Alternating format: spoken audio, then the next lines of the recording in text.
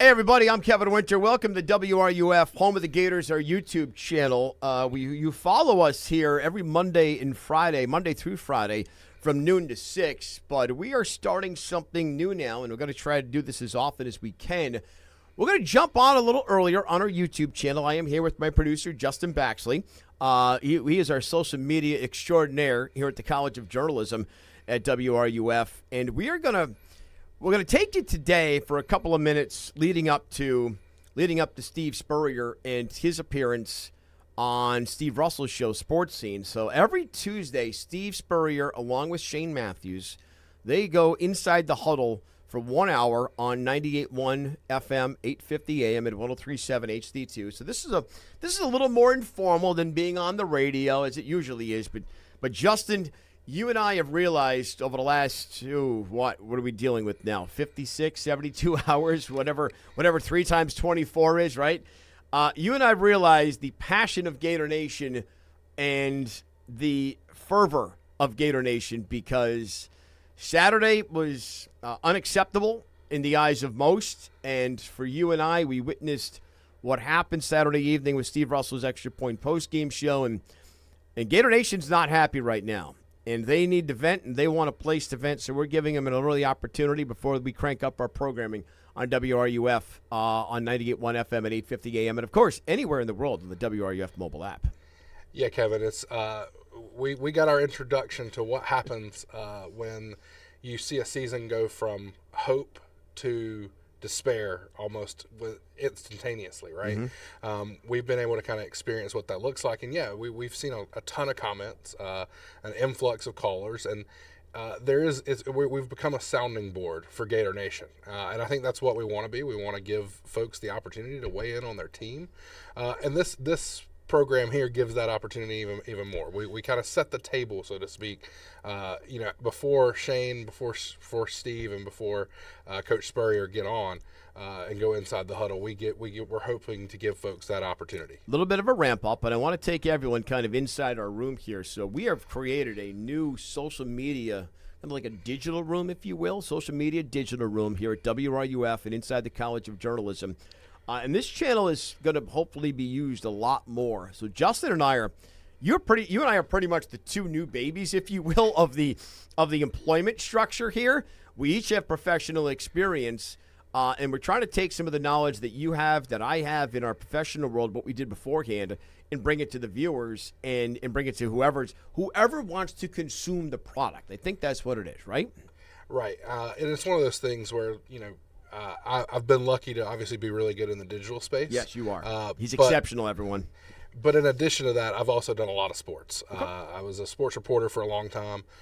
That's kind of where I got my start in this whole journalism world. And so I kind of bring that to the table. And look, I've been watching, Gator football my whole life. Maybe from a different point of view. From a different angle and different colors, but it's okay because he's got a Gator shirt on today, everyone. Look, he's got the Gator shirt. We flipped them. It's okay. So I am from the state of Georgia. I won't give away any allegiances on this program here today to get me run out of town. We flipped them. It's all right. You're good, brother. You're good. But I've had experience with these calls for coaches, their job and whatever. Look, there was a guy up there in Athens, Georgia. Mark Richt? Mark Richt. And everybody in the state loved him as a human being. Thought he was the most wonderful person to ever walk this earth. I mean, if there was ever a person that you could nominate for sainthood as a college football coach, it might be Mark Richt. Yes. Won a lot of games, 10 wins every season. You could pretty much lock it in for the most part. But eventually that got to be not good enough when you're watching all of your rivals, Florida included, win multiple national championships, win multiple SEC championships, and they're clinging to 2003, 2005, the close calls in 2012 and things of that nature. And so I think, I have experience with a fan base that is pent up for a very long time and then finally breaking through. Let me ask you a question. Justin Baxley, I'm Kevin Winter. You hear me each and every afternoon from 2 to 3, really, on WRUF. I host the Sports Lab. I teach students here at the University of Florida at the College of Journalism. I spent 20 years at ESPN Radio. I am also now part of the Gator Sports Network from Learfield. So all of you out there, wherever you may be, Gator Nation, Gator Country, wherever you are, you hear me with Sean Kelly and Shane Matthews and Jeff Cardozo and Tate Casey every Saturday for games. I'm also going to be part of the Gator Sports Network for basketball. So this is I've always had an opportunity. I've always done big events. Did 9 NBA Finals, a bunch of World Series, some 10 of them, in terms of being on the national broadcast. But now I'm in a community, and I'm with Gator Nation. I've always loved SEC football. I love Gator football. Look, I came from Boston. We don't have college teams. I have Boston College. Like their stadium had like 35,000 when I was growing up. What the hell wants to play there? There are high school teams here. There are high school schools in Florida, and I know where you're from in Georgia, who have bigger attendance figures. When you watch what has transpired over the last few weeks, and I saw this from afar last year, Justin, the calls for Billy Napier. We actually broadcast on ESPN Radio last year the Texas A&M debacle. And then you start reading about all the buyouts and stuff, and the Gators finished strong. I almost feel like Gator Nation was waiting for the slip-up to happen, and I hate to say that but that's the pessimistic world we live in. We don't live in an optimistic world. We live in a world where there's hope, but you expect the rug to be pulled out from underneath you. And I feel like Gator Nation thought it was going to happen at some point. It just happened in week 2, and it really set everyone on fire because of who it came against and how big of a favorite that they were. Look, I went to the game with my best friend, and he is a diehard Gator. Been a Gator his whole life, loves the Gators. We were walking out to the parking lot after the game, and he told me, he said, I expected the losses to come. I didn't expect it this early, but I expected them to come. He said, but this one feels like the hope has been extinguished from the season. The hope has been extinguished from the season? That's what he said? It was something along those lines where sure. It felt like, he said it feels like the life's been sucked out because it's, you come into the season and all the talk is one of the top receiving corps in the SEC. Mm-hmm.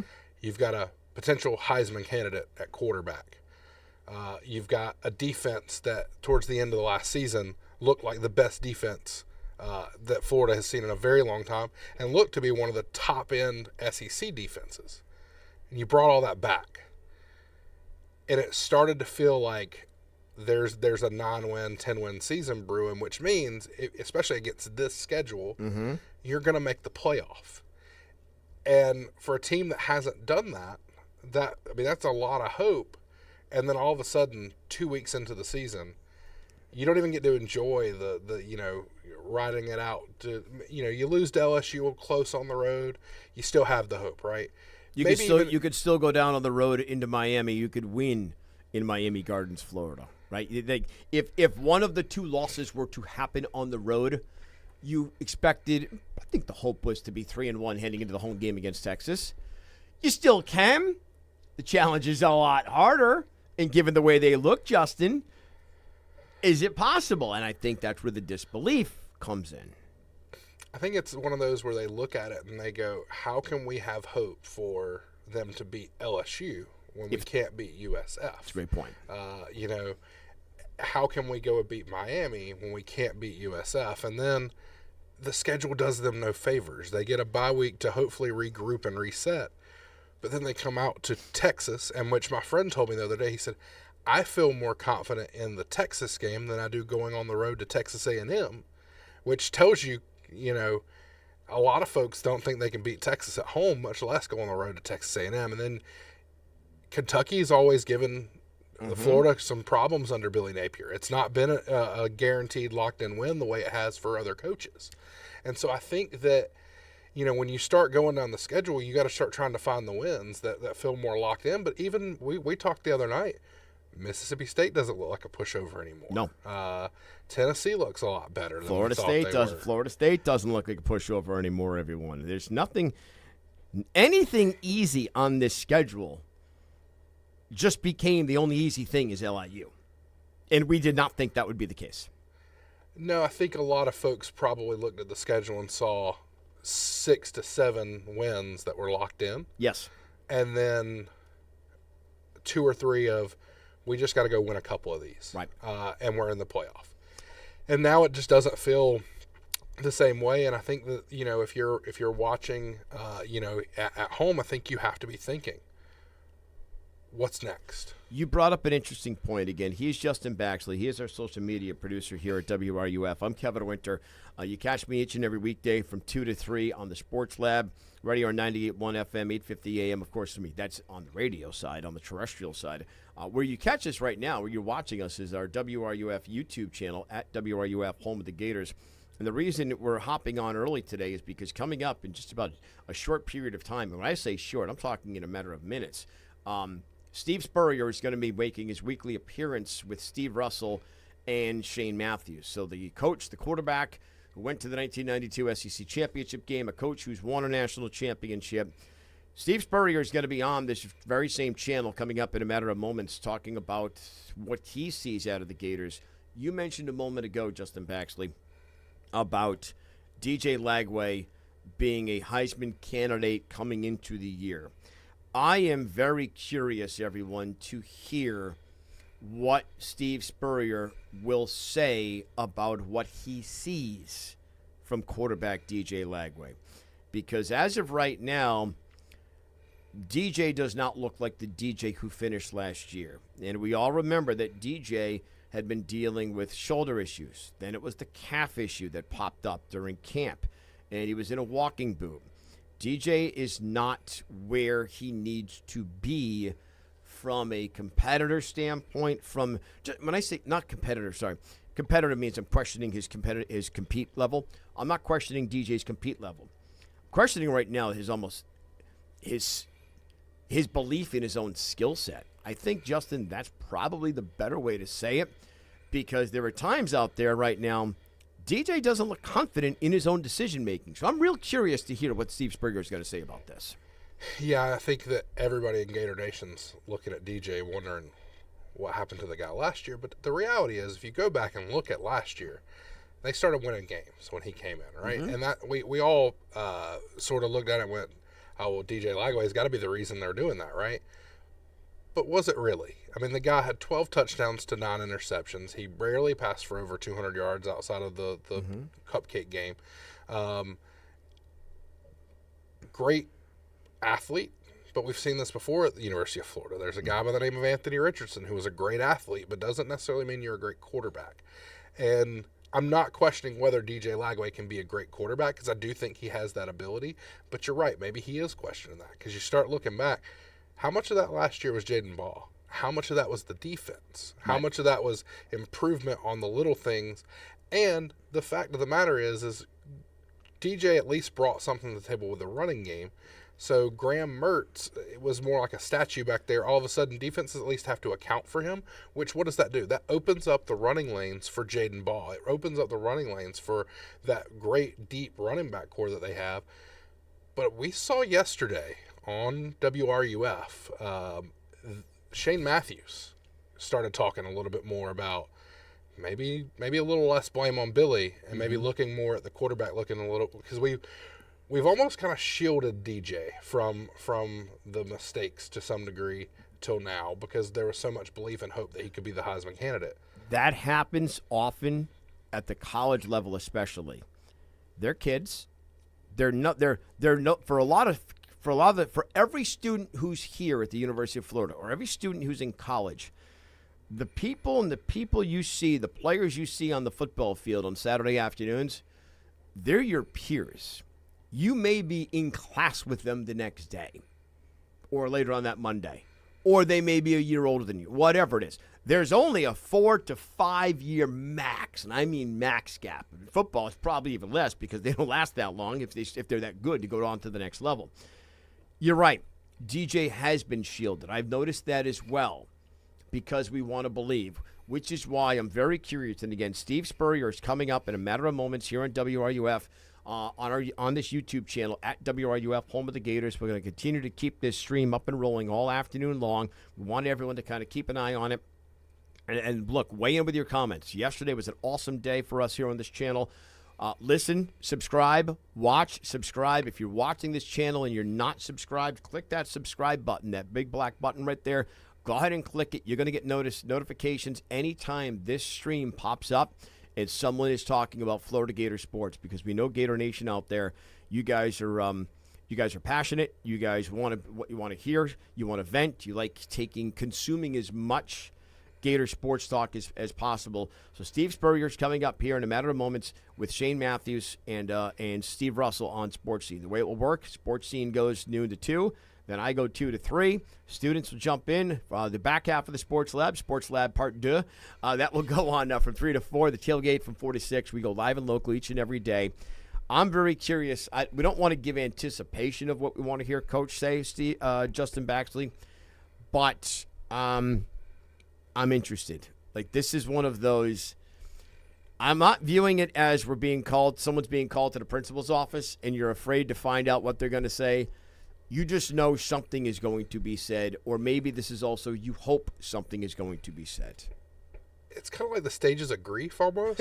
Like, you've been processing it for, I mean, I didn't get into journalism to do math, but somewhere in that 72-hour range, we've been processing this. And now we're just kind of hoping that, like, it's kind of like when you're having a rough time in your life, maybe you start heading to church. Yep.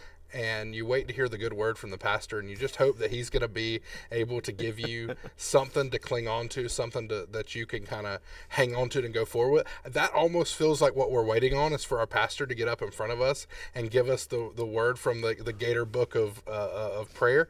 And, in a lot of ways, I mean, I talked about earlier with Mark Richt awesome. as sainthood. I mean, if there was a God for Gator country, it feels like it's Steve Spurrier, right? And so I feel like he gives that opportunity to sit back, and maybe it's just it allows us to take that step back. Maybe there is more involved in this. I mean, watching that game on Saturday, there were multiple moments where it felt like there were receivers running open, that the concepts were working, but DJ wasn't being able to get to the read because the offensive line wasn't giving him time, or because DJ looked at a different read, maybe it already locked in on a receiver. And so I think that there are other things involved. Look, clock management was an issue.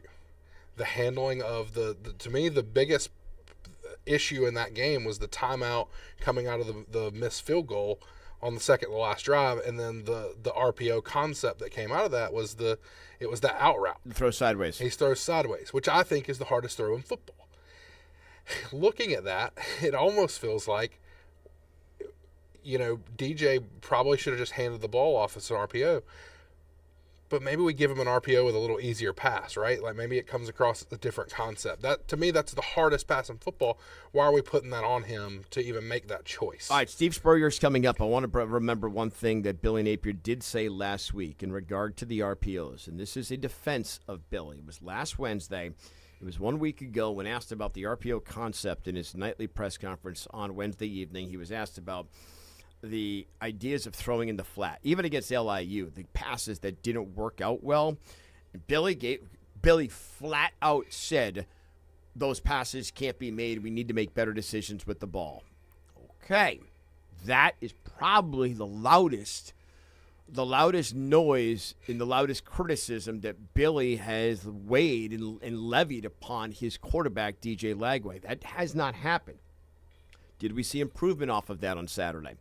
Jeff Cardozo even mentioned it. Catch Cardozo and Dooley beginning at 4 right here on WRUF. Jeff Cardozo mentioned it yesterday. DJ wasn't seeing the field well. This is why I'm curious to hear what Steve Spurrier is going to say coming up in a matter of moments here on WRUF with regards to what is he seeing out of the quarterback. The interception that DJ threw down the middle, intended for Sturdivant. Sturdivant was behind him. He didn't have the step in front. The defender was like this. Played that whole game. The defender's here. Before he dropped the interception. Huh? Before he dropped the interception. Before he dropped yes. A different story. But anyway, yes, before he dropped the interception. But underneath is VB3. And he's running about 20 yards downfield, running across the field, and he's all wide open. And he's got nothing but space. And DJ missed him. And those are the plays that can't happen. All right, tell you what. He's Justin Baxley. I'm Kevin Winter. We're going to do this as much as possible. From here on out, anytime going forward, we may do it every day. We'll figure it out, but we want to get everyone up and running here on the WRUF stream at WRUF, home of the Gators, right here on YouTube. That's where you're watching. For the next 6 hours, Gator Nation, keep it here. You're going to have Steve Russell, Sports Scene, but it's up first is Inside the Huddle. Spurrier, Shane Matthews, Steve Russell. We go noon to 6 on WRUF right here on this stream. You want to catch us on the AM or FM dial, 850 AM, 98.1 FM. Keep it right here. We have Sports Scene. We have Inside the Huddle, myself, and then we have Jeff Cardozo with the Tailgate wrapping us up. That's all coming up today. WRUF, home of the Gators, Steve Spurrier, and Shane Matthews coming your way next here on this stream. HD2 and on the WRUF radio. Looking deep with a man wide open downfield on a touchdown for the Gators. Inside the Huddle is on the air. Former Gators quarterback Shane Matthews and the Dean of Gator Sports Talk, Steve Russell, are joined in studio by Hall of Famer Steve Spurrier, breaking down what has happened and what's on the horizon. Inside the Huddle, fueled by Southeast Car Agency, is presented by Titan MRI and Imaging, Silverback Concrete, Spurrier's Gridiron Grill, and brought to you in part by Campus USA Credit Union, Chick-fil-A, Quality Plumbing, Ruse Ogra State Farm, Fairlife Milk, Miapa Latin Cafe, Meldon Law, and by Alma Mater. Now, let's go Inside the Huddle with Shane, Steve, and the HBC, right here on WRUF. Welcome into another edition of Inside the Huddle on WRUF. I'm Steve Russell alongside the Gator QB, Shane Matthews, the head ball coach, Steve Spurrier. Tyler's our producer today, and obviously we have a lot to discuss, lots of questions, and you can certainly understand, why that is. If you want to get a call in, talk to the guys, that's the Campus USA phone line, 392-8255. And don't forget, you can check us out on the WRUF app, Facebook, and YouTube at WRUF, home of the Gators. Well, guys, obviously, Gator Nation is not happy, but the good news is you have a chance to make things right by going to LSU, but that's not easy either, but that's what the schedule presents. Coach, when you watched Saturday, what were some of your thoughts on the game? Well, obviously, 11 penalties when we had 0 the first week. So how'd that happen? But one play particularly, I don't know if I've ever seen it. When they threw their touchdown pass, our two defensive backs ran into each other. And actually, did one of them hit the ground, I think? And then their guy ran down the field and caught it for a touchdown. And the two guys were looking for the play from the sideline. And they got it late or something, and then they ran into each other. I don't know if I've ever seen that before. Have you? Not that I can remember, no. So that was sort of how the day ended up going. And then, of course, that last drive they had and our last drive that we had a chance to put it away, we have that run-pass option. So DJ, if he'd hit the pass, that would have been a good decision, but he didn't hit the pass, so it's not a good decision. And and they had the ball, and then we made some stupid plays there with the spit. I don't know why that's popular now. NFL did it, so I guess twice in the same week. Yeah, I don't know, but that was sad. The ending, yeah. Shane, I know doing your podcast and here. A lot of people in Gator Nation are upset, don't want the coach around, want them to hire an offensive coordinator. I understand, but I'm hoping everybody kind of regroups here because you beat LSU, the ship gets right, at least temporarily. Yeah, I mean, it's tough to swallow the way you lost that game. I mean, it was execution was the number one thing, right? You can bitch and complain about play calling all you want, but we had some wide open dudes that we didn't hit. We had some bad ones as well. We couldn't get pressure on their quarterback to affect him. We had a bad snap for a safety. A lot of things in all areas of football happened poorly in that game. But look, I mean, we're not going to close shop and cancel the season. You got to go out and play, and it's a hard loss to take, but you got to forget about it and move forward. All right, play of the week. Oh, go ahead, Coach. Well, you got to learn from your mistakes and hope like hell you don't do that stupid thing again. Hopefully, Coach Napier and his coaches can really emphasize those mistakes. It got to be some punishment or something, or you're going to the bench. John Wooden said the bench is the coach's best discipline area. So anyway. All right. Play of the week brought to you by Campus USA Credit Union. Put some star power to work in your financial life with Campus USA Credit Union. Play of the week. Well, I have 2 plays of the week. One's really not a play of the week, but kind of what Coach said here. Fran Brown, who won Coach's Award last year, his team stunk it up. They found a way to win at home in overtime. He made them run sprints in full gear in their uniforms after the game. Yeah. I don't know if I've ever seen that, but I loved it.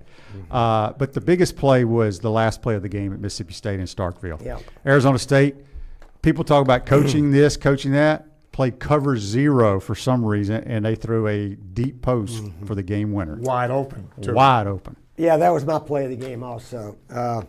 You could leave a safety back there and rush all those guys, and he doesn't have to come cover the guy in the flat, but they left the whole middle of the field, and I think the guy blitzing fell down or something. Yeah, he tripped over one of the Mississippi somebody, State guys. And they throw a 60, 65-yard touchdown, whatever. How much time was left? 15, 20 seconds. It was about 10 or 12 because Arizona State had one play, and then the game was over. Yeah. All right. Questions of the week, and boy, we got a lot of them. Brought to you by Chick-fil-A. Chick-fil-A on both sides of Archer Road. Enjoy juicy chicken, waffle fries, and more. Eat more chicken. You can send your questions to questions@gatorshows.com. Here we go. Coach, I knew this was coming. It's from Ryan in Gainesville. Coach, you probably won't answer this directly, but I'll ask anyway.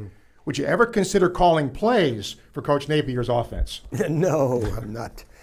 I'm the ambassador at Florida. He's got plenty of guys there. They study the tape all week long. I mean, they're in there sun up to sundown or after sundown for sure. So no, I don't think play calling is our problem right now. Mike in Gainesville, for both of you, on a scale of 1 to 10, how would you grade the Gators' time management and play calling this past Saturday? The time management, I got so discombobulated there towards the end of the game. I really didn't pay attention. I usually do to the time management. But again, it's always so easy after the fact. They were giving Ben Johnson a lot of crap last night in the NFL game because of his time management. What was the other question, Steve? Time management and play calling. Look, people don't like plays when they don't work. I thought we schemed up some really good plays against man coverage. We just missed the throws. But it still comes down to execution. Whether you like the play or not, the players need to go out and execute. We're not blocking real well up front either. Yeah, you would think with a running back like Jaden Ball, I just got to give it to him 3 or 4 times and see if they can stop him. I don't know. I guess I'm old school. I would love to see him in the I formation with a big dude blocking in front of him. Running the blast play, Coach? Run the blast, run the sweep. But nobody does that. So No. I'm not criticizing our coaches. Nobody does that hardly anymore. But the NFL, they get under center some and get in the I formation. But Hayden Ball, he's such a good back. Gosh, he runs through guys, over them, and so forth. And Jacoby's a good one also. It's interesting. Ball had 51 yards in the first drive. 51, only got 45 the rest of the game, but he had 18 carries. So, I think if you, before the game, if you said he's got 18 carries, that's not bad. That's not bad at all, right? Yeah. But it just, after the 51 yards, for some reason, it just didn't work out. That's true. Bill in Alachua, did the media overhype this team all summer, making Gator fans expect 9 or 10 wins? I mean, I was excited about the team, I'll be honest, but I was also very leery of how we won those games at the end of last year. I'm telling you, man, you go back and look at them, we were fortunate because LSU and Ole Miss went up and down the field, and Lane had dumb decisions going, he was 1 for 5 on 4th down. And Jackson Dart probably played his worst game, as Nussmeier did too. So, but that's part of football. You got to get breaks to win them, but time will tell. Time will tell. Yeah, that's true. We did finish very good, strongly, and we returned 8 starters on both sides. So we should be, preseason, 13, 15, something like that. Val in Gainesville, Coach and Shane, both of you said watch out for South Florida. What'd you see in them that others might have missed? It's just their style of play. I mean, they don't have any pressure on them when they're playing the big teams, right? Alex Golish, he ran the fake punt the previous week. I thought they had a good little plan, and usually those up-tempo teams go 100 miles an hour. They did, but they also controlled the football. Yeah. We had one possession the entire first quarter. Yeah, that was interesting. Yeah, it was the first time they've ever won in the Swamp, correct? South Yes. Florida. A lot of fans don't realize the inspiration that gives a team that you can do something for the first time in school history, first time ever. So they came up here and said, what the heck, let's see if we can beat these Florida Gators. And they hung in there, and drove about, 75 or 80 yards, kicked a short field goal to win it. But that's why a year or so ago, when we had that little rumor about storming the field, because it's never happened before, players get a kick out of that. I'm telling you. Shane heard me say it. If we do this, fellas, it'd be the first time in school history. Heck, our first year here in 1990, we won 6 conference games, SEC games. Never happened in school history. Do you know that, Steve? No, I didn't. So these guys wanted to do it, and they went and did it. And won the SEC also. Travis, special day with celebrations for the 2000 SEC champs, basketball championship, 89,000 in the stands. Gators lost a game they should have won. How embarrassing was the loss? I think we kind of talked about that. Justin, did Alex Golish out-coach Billy Napier? You can say that. They won the game. I think he's a really good coach. They only have about 5 or 6 offensive plays that they run. It's that Art Briles that Heupel runs now version offense. But look, you got to give them credit. The thing that surprised me the most about the entire football game was how we could not win the line of scrimmage on offense and defense. Yep. And that's the biggest thing. And the other thing is, I'm anxious to see, Coach and I were talking about this before we came on the air, is Lagway going to be part of the run game? Because their quarterback certainly was. Yeah. And that was a big thing in that game, where their quarterback was able to run effectively in that game. So I think down the road here, it's going to be interesting to see what Florida does. Yeah, I don't think DJ. I said all summer long, I think he's too big. I don't think he's not as shifty as he was last year to me. And I know he's hurt. He's got multiple injuries. But it's too late now. But he needs to be like 225, 230. Yeah, it's pretty much a fact all over college football. A quarterback that can run adds that extra dimension to the offense on the other team. South Carolina, Denor Sellers, he may be the best running quarterback in the country. And that's a big part of their offense is certainly the quarterback who can run. Okay, Stan in Gainesville, why don't our coaches ride the hot hand more often? Baugh and Mizell made plays, then disappeared to the sideline. We kind of talked about that. Uncle Bob, did either of you watch the Bills-Ravens Classic? Is this finally the year the Bills win a Super Bowl? I went to bed at half. But, yeah, Josh Allen's a heck of a player, man. It's both those teams. Lamar Jackson's outstanding. Those are 2 of the best teams in the league. Yeah, but that was what was amazing. Derrick Henry's just running right through those guys as if they're not even trying. At his age, too. And then all of a sudden he ran in there and fumbled. Yeah. And he never fumbles. No, he doesn't. That was surprising, but Buffalo hung in there and found a way to win it. Brad in Gainesville, the officiating wasn't great. Did it cost the Gators the game? Oh, I don't know.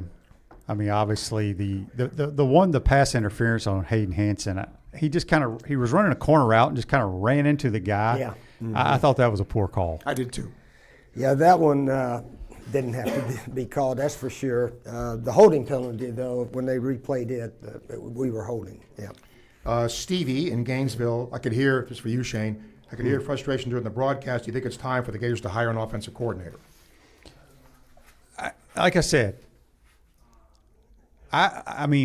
this guy right here is maybe one of the greatest play callers of all time. Yeah. Coach had some bad calls at times too, though. They were bad because we made them look bad, right? When you throw an interception, it's a bad call. Yep, that's true. But this is a full team effort. We lost this game the other day because of all 3 phases of football. Yeah. Allie in Gainesville, Coach, you scored 50-plus points in 25 games as the HBC. What was your strategy? Was it always score when you can?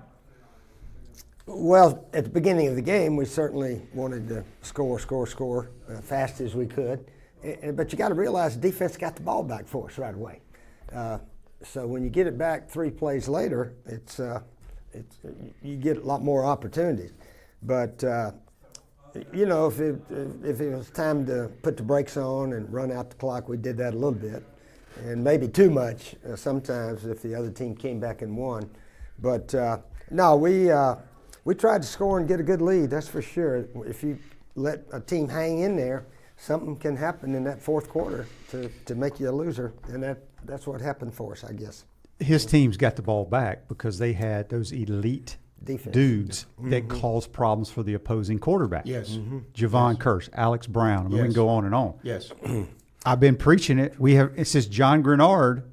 When was that? Mullins' first year? Yeah. Played last night. We have not had anybody affect the quarterback. Yeah. Our first year in 90, Georgia punted the ball 12 times that day. Do you know that? And then Auburn came to the Swamp. You know how many times they punted? They punted 13. Yeah. Well, I that's mean, that's easy to three and score out, points three and in. out, three It and is. out. You get That's the how ball. good our defense was Yep. in 1990. And that's we had a lot of opportunities. We didn't score all the time, but if we could just score half of them, we'd score 40 or 50. And that's why Coach is who he is, because, I mean, as great a play caller and offensive guy he is, he also understands his defense helped in that process. Heck yeah. Kenny in Gainesville, with 2:30 on the clock, Gators ran a series, only took 13 seconds off the clock. Were those play calling blunders the turning point that cost the game? Well, it was a crucial. The first play of that drive, you know, we're about on our own 45-ish, somewhere around there, because they missed the long field goal. We had like outside zone called to Jaden Ball, but it was obviously an RPO, and they had a lot of guys in the box. It was one-on-one coverage, but to the wide field, a 5-yard out route. That's hard to throw on air. Bad decision. Now, I don't know if we told the quarterback, look, we are handing this ball off no matter if all 11 guys are in the box, and he threw it. I don't know that because I'm not on the headset, but we got to hand that off and run the clock and make them use their timeouts. I'm with you. Exactly. Jake in Gainesville, we bought into too much hype around DJ Lagway. I mean, look, he played well last year, threw the deep ball out. It was very, very well. He's got a lot of injuries. He missed some throws. His feet aren't real good right now. That's the biggest thing. Coach will tell you the most important thing in playing quarterback are your feet, your lower body. I mean, I don't know what they're going to do. Hopefully he plays well this week against LSU. Allen in Gainesville, Pete and Micanopy have kind of the same questions. Play calling ultra conservative. We look flat. Energy on the sideline anemic. Discipline execution just average. Is that on the coaching staff? Well, the outcome of the game is on the coaching staff and the players, and I guess everybody else that's on the bench over there. I mean, we got 1,000 people around the field, and the other teams do also. So it is. It's on everybody on the team when you lose. Simple as that. But the head coach gets all the blame. Yep. That's the way it happens. Also. Yeah, yep. Mitch in Gainesville, NIL, coaching, salaries, facilities, recruiting. You have classes, USF across the board. Why do the Gators lose? We kind of talked about that. Last one, John in Gainesville for you, Coach. I believe I saw you on the field with the 2000 team. How good was that team? Yeah, I'm going to talk about that team in the story here in a little bit. Yep. But the 2000 team, of the 7 SECs we won, we had 3 games that we easily could have lost. But something happened. We made a play at the end and so forth. Jesse Palmer hit Jabari Gaffney at Tennessee and the other games. So I'll go over that a little bit more. But that was special because that team probably overall was not as good as our 97, our 98, and the 2001 team afterwards. And but we lost a game here or there, and Tennessee usually ended up winning the Eastern Division and then going to try to win the SEC, which I think they won 2 out of 3 of those. Yeah. All right, those are our questions of the week brought to you by Chick-fil-A. Don't forget you can send your questions to questions@gatorshows.com. Much more to come here on Inside the Huddle. We'll come back. Stay with us as you listen to Inside the Huddle on WRUF, powered by ESPN. WRUF Sports Center. I'm David Lopez, and Florida Gators soccer went down 2-1 to Georgia State last night, despite having 18 shots on goal and 14 corner attempts. Head coach Samantha Bohan spoke on the team's performance despite their loss. You look at this, obviously we're in the results business, so we have to be disappointed with that. This is definitely a missed opportunity for us. And I think we certainly played well enough to not only win, but I thought we played well enough to win comfortably, and it just was one of those nights. Next up, Florida opens up SEC play against the SEC preseason favorite Arkansas Razorbacks. And in some more sour news for Gator fans, a major injury adds to Florida football's woes this past weekend. Edge defender L.J. McCray, the former 5-star recruit, is officially going to undergo surgery for a foot injury which will keep him out indefinitely.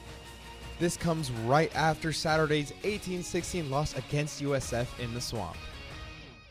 It's football season, touchdowns and celebrations, and unfortunately, injuries. If you're injured, call Titan MRI and Imaging. No need to deal with long wait times and high costs to get your scans done. Titan MRI and Imaging will save you time and money. And the experience at Titan MRI and Imaging, much more personal than the sterile atmosphere of a hospital. Joe and his team are personally involved and will guide you through the entire process at any of their 3 convenient locations. So if you need a scan, call Titan MRI and Imaging. Learn more at TitanMRI.com. Hey Gators, are you ready to rep your team in style? Head over to Alma Mater, the ultimate Florida Gator store right here in Gainesville, where you'll find everything you need to show off your Gator pride. From one-of-a-kind Gator tees and hats to NIL gear, we've got the perfect Gator swag for every fan. Whether you're gearing up for game day or just want to add some orange and blue to your wardrobe, we've got you covered. Everything designed and produced right here in the Swamp. Visit us today at Alma Mater on the corner of 34th and University or almamaterdesign.com. Go Gators!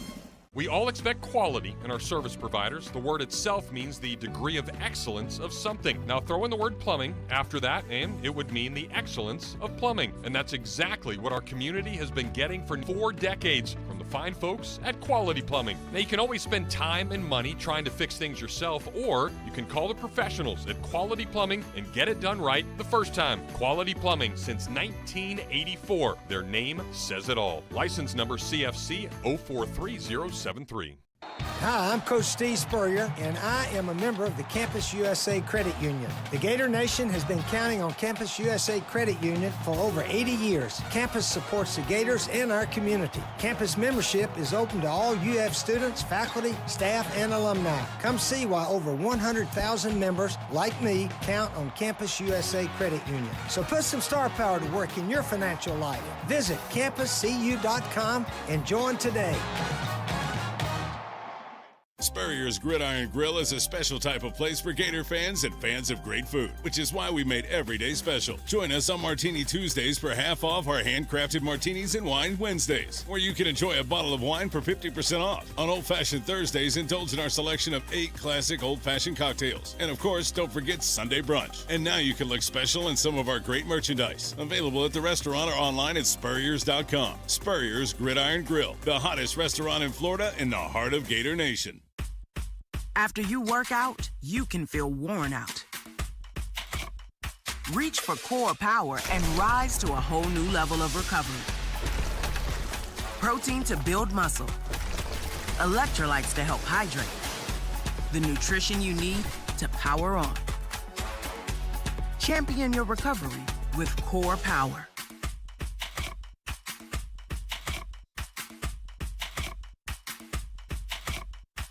When the unexpected happens, you need a legal team that's ready to fight for you, just like the Florida Gators. At Meldon Law, we're proud to partner with the Florida Gators to deliver winning results for those who have been injured at no fault of their own. With a strong record of success and a team that won't back down, Meldon Law is your trusted partner in tough times. Call Meldon Law at 352-373-8000 or visit us at meldonlaw.com. The Hard Rock Bet Party is live, and consider this your official invite. Steve Russell here. Sign up and bet $5 on any game. If it wins, you also score $150 in bonus bets. A winning bet and a boosted bankroll. That's how you kick off the season in style. And fantasy football fans, you're deep in the stats, injury reports, and matchups on Hard Rock Bet.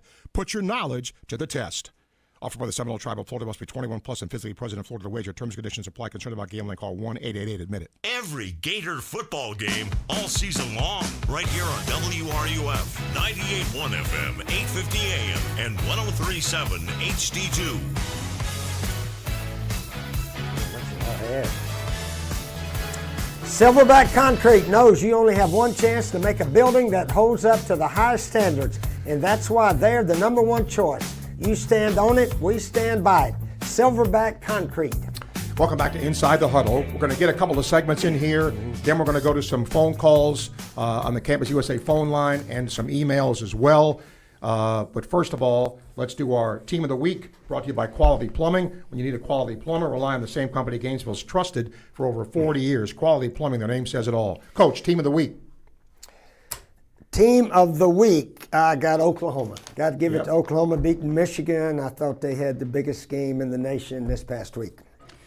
I have 3 teams of the week. Okay. I have Oklahoma as well because I thought that was a huge win for Brent Venables and his team. Mississippi State, huge win. That's mine. And Army. Yeah, they came back and Army won. came from behind at K-State after losing to Tarleton State last week.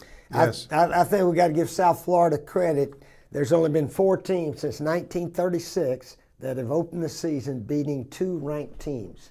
And South Florida is one of those 4. Yeah. How about that? And I wonder if they win next week, If Coach. they do Oh, my it, gosh. they may be the only one to beat That's 3 in a history, row. probably. Yeah. And I guarantee you, their coach is telling them, we can beat You Miami. better believe it. We got to just and you play. can make history in doing it. Yep. Time for Spurrier Stories, brought to you by Miapa Latin Cafe, serving the best Cuban food north of Miami, now with 6 locations in Alachua County. Their new drive-through location in the city of Alachua. Visit Miapa Latin Cafe today. What do you got, Coach? Well, I'm going back to my 2000 team that won the SEC. We went to Mississippi State, and they ran the ball close to 400 yards against us. Beat us like 49-35 or something like that. But the week before that, we actually had gone to Tennessee and beat them 27-23. Jesse Palmer had the best end-of-the-game drive of all my 12 years here. We went 91 yards, and he hit Jabari Gaffney on that ball that sort of scooted through him. But fortunately, they didn't have a replay back in 2000, 25 years ago. So we got the win there. But we already had 1 loss, and we'd already beaten Tennessee. And during those years, Tennessee, we'd beat them a lot, but we'd lose somewhere else, so we couldn't lose anymore. And so we had our 1 win on Tennessee, so we need to win the rest of them to win the division. And so we had a close game with Georgia. Georgia actually had a little bit of a lead, and I had to take Rex out. He was struggling. He'd gone back to Indiana. We were open the week before. Somebody said he had too much fun in Indiana, his hometown. But no, he was just struggling, and Jesse went in there and bailed us out. So Lito Shepard had interceptions and did some big plays. Lito made more plays for a defensive back than you'd ever see. So we beat Georgia. Now we come back, we got to beat South Carolina. And they're decent. They weren't playing for the division. They blocked 2 punts for touchdowns. We're down 21-3 in the first quarter. And Rex was struggling again. Jesse, you're in the game. He throws a hitch pass that the guy dropped the interception. He drops it, and it hits the ground. We got 3rd, about 10 on our own 20-yard line. I asked Jim Collins, I said, do we have a fake punt? He said, yeah, Coach, the punter just runs around left end. I said, call it. They ain't going to block 3 punts on me in 1 quarter. So he snaps it to our punter. He goes around left end for about 20 yards. We go down and score. Now it's just 21-10. We're in a ball game. We throw a ball that's deflected somehow, and our lineman got it. I think their guy deflected it so he could catch it in midair and run with it, I think. And we scored that way. And then there's 5 seconds left in the half, and we got them punting from their own 20-yard line. And why? Our stadium, our fans, I think the student section, started chanting Lito. Lito Shepard was our punt return guy. So Lito's back there, and we don't know if they're going to punt or try to run out the clock or anything. But sure enough, they punted it right to him. And the whole stadium was chanting Lito. You were there. Yeah, they were all chanting Lito. I said, dang, wonder what's going to happen here. And sure enough, Lito takes it all the way to the house. The half was over when he was on about 20-yard line. And he took it the last 10, and we kicked the extra point and went in and turned the whole game around. So, and then we were able to play Auburn and beat them for the SEC. So we had some wins that easily could have been losses that year. So that was fun to look back on that experience right there. Okay, we got to roll through some calls here. And we beat Auburn pretty good, by the way. Beat them 28-6. And Rex was the MVP of the SEC championship game. Okay. Adam, you're up. How are you? Adam, go ahead. Is his volume up there, Tyler? Can you hear me, Steve? I got you now. Okay. Okay. Yeah, it's an honor to speak with you guys, and I want to ask the coach a specific question. You're famous for like they say, drawing up plays on the sideline and making things happen when things aren't going proper or what have you. And I know you coached your team up like there's nobody's business, but being that, I guess, cognizant or fluent with the game to change as things are changing during the game, Coach, is it possible that Billy just is so process-oriented and in his ways of running his system that he's not aware of that? And can that get in the way of coaching or any other coaches that you've known with your experience? Thank you, Coach. Go Gators. Well, most coaches don't make up ball plays on the sideline the way we used to do it. So that's, they say if you don't practice a play 5 or 10 times, you shouldn't try to run it. But sometimes if you could see something and your players can understand, you go here, and throw it to him. I mean, it never did backfire much when we made up some plays on the sideline. But no, we're doing what, 95% of the teams do as far as game plan and all that. These guys spend a lot of time on it. So I really don't think that's our biggest problem right now. It's sort of execution and playing smart and these kind of things, offense, defense, and so forth. So, Billy and those guys, they had a good game plan. We just didn't execute it as well as we could have. All right, Campus USA phone line. Joe, hello. Good morning or good afternoon. Yes, sir. I was at that game with what the coach was talking about in the student section, and it was wild. But my question is, I never seen it where they've taken the cameras off the field, but they don't take the student players off the field. That doesn't make for lightning. That's an ESPN thing. I was told, Joe, they have a policy when it's, however close. It's not the same as it is for players and coaches. So that's their policy. It affects, those cameras affect the replay. And so we're not having the angles we should have for replays, and they need to have a uniform policy. They do have a uniform policy. It is their policy. That is their uniform policy. No, I mean, both the camera guys and the students need to have a uniform policy. If it's not safe for one, it's not safe for the other. It's not. I don't think it's a question of safety per se. I think it's just a question of them getting off the field, doing what they need to do. I get it. It's a small inconvenience, Joe, to be honest, but I see what you're saying. All right, thank you for your call. Let's go to an email here. John says, felt like Gator should have handed the ball off more in the fourth quarter. Your thoughts? I agree. Jim says, finally figured out what I don't like about Napier. It appears he doesn't hate losing. I can't think of two people who hate losing as much as Steve Spurrier and Urban Meyer. That's what helped them win. Okay. Daryl, why can't we just stay with one back? If Ball's the hot back, leave him in there. Do you think players are getting rotated in and out because of their NIL obligations? That I don't know. That we used to rotate more in the last few years than we do now.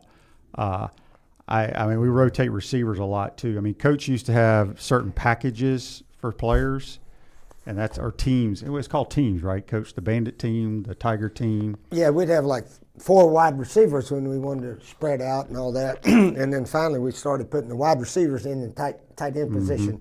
And that's what made Doring so famous. Art says, question for Coach. Is Steve Jr. able and ready to call plays for Napier? Oh, that's their business, not mine right there.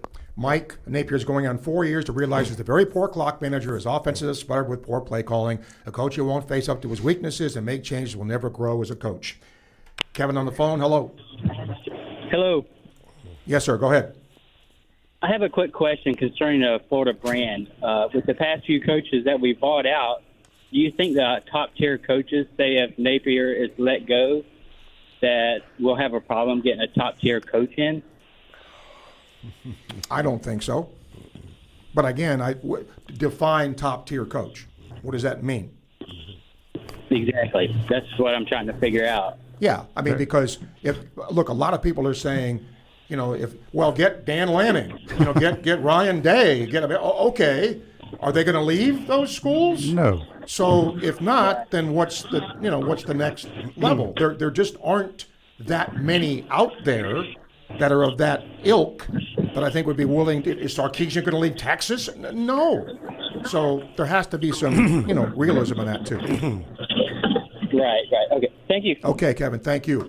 We'll take a break. We'll come back, and much more to come inside the huddle as you listen on WRUF, powered by ESPN.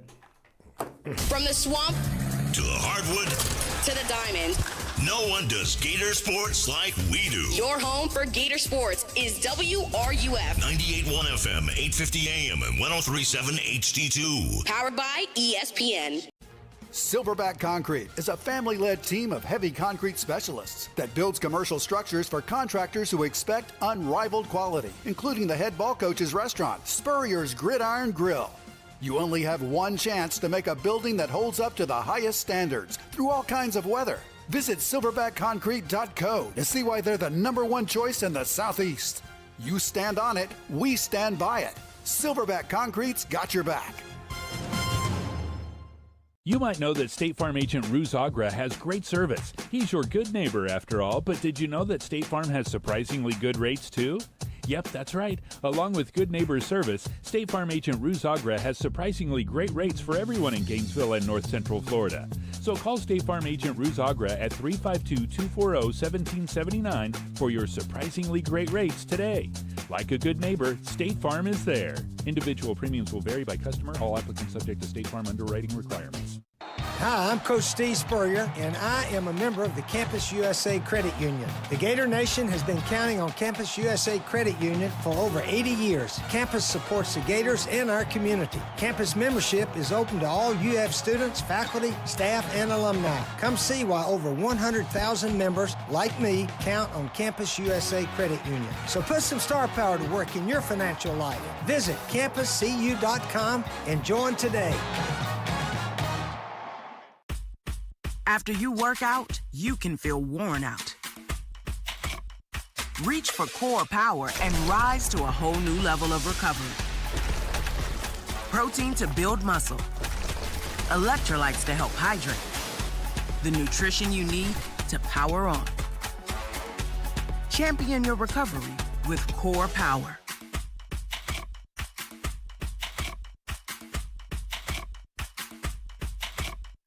For over 2 decades, Miapa has been a staple in Alachua County. Start your day right at Miapa, where fast and affordable authentic cuisine awaits. We're known for serving the best Cuban coffee. Our secret is in every sip and every bite, bringing the flavor of our culture straight to your palate. Everyone is welcome at Miapa Latin Cafe. Visit us at one of our locations and let us take you on a journey full of flavor. Miapa Latin Cafe, where every bite is a taste of tradition. When the unexpected happens, you need a legal team that's ready to fight for you, just like the Florida Gators. At Meldon Law, we're proud to partner with the Florida Gators to deliver winning results for those who have been injured at no fault of their own. With a strong record of success and a team that won't back down, Meldon Law is your trusted partner in tough times. Call Meldon Law at 352-373-8000 or visit us at meldonlaw.com. Hey, it's Jeff Cardozo. And Pat Dooley. Join us today at 4 for the Tailgate. Right here on WRUF 98.1 FM and 850 AM, your home for Gator Sports.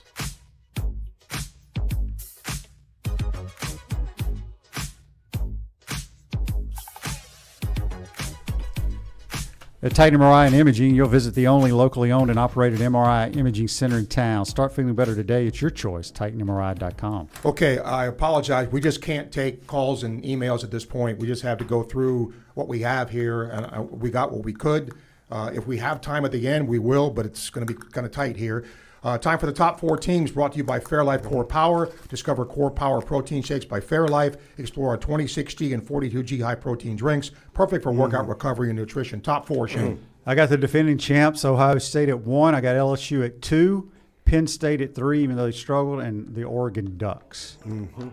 I'm picking those teams that have beaten a good team, okay? So I'm going to pick Oklahoma first. LSU beat Clemson when they were considered a good team. That's right. They barely beat, who was it? Troy.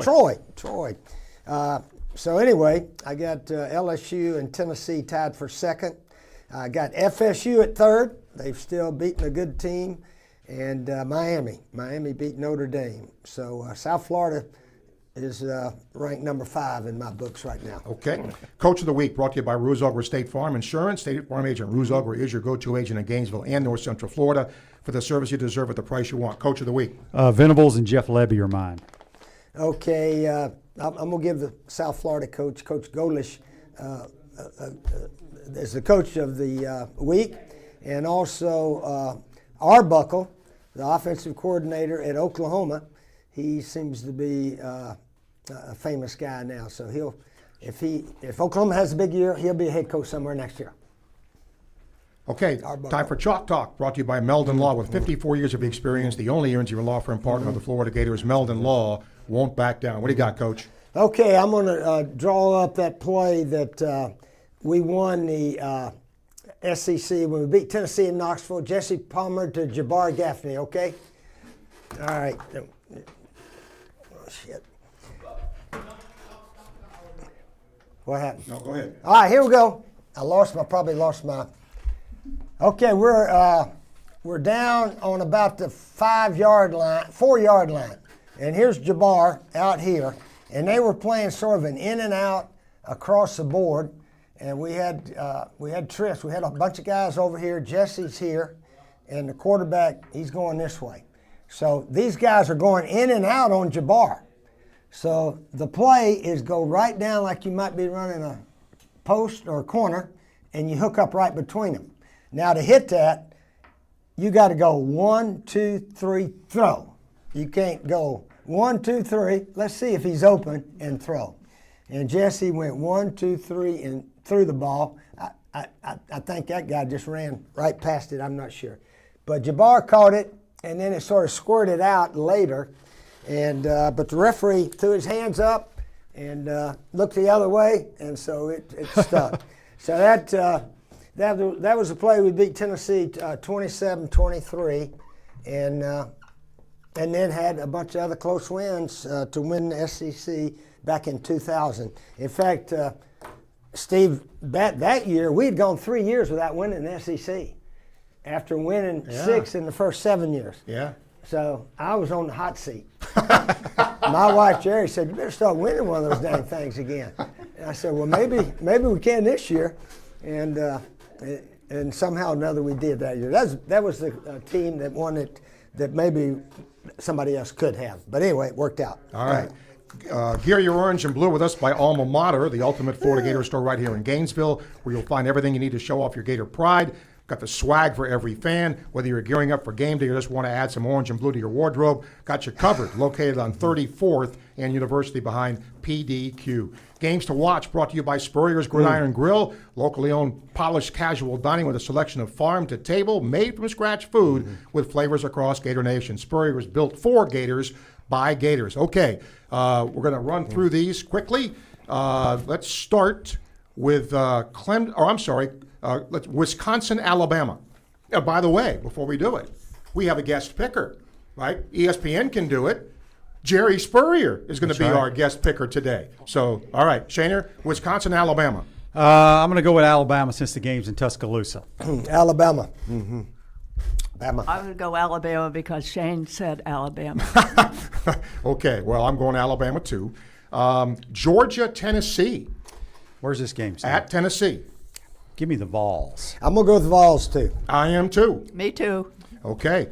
And Tennessee's actually played a lot better than I thought they were. They're going to better play. with the quarterback. Yes, they are.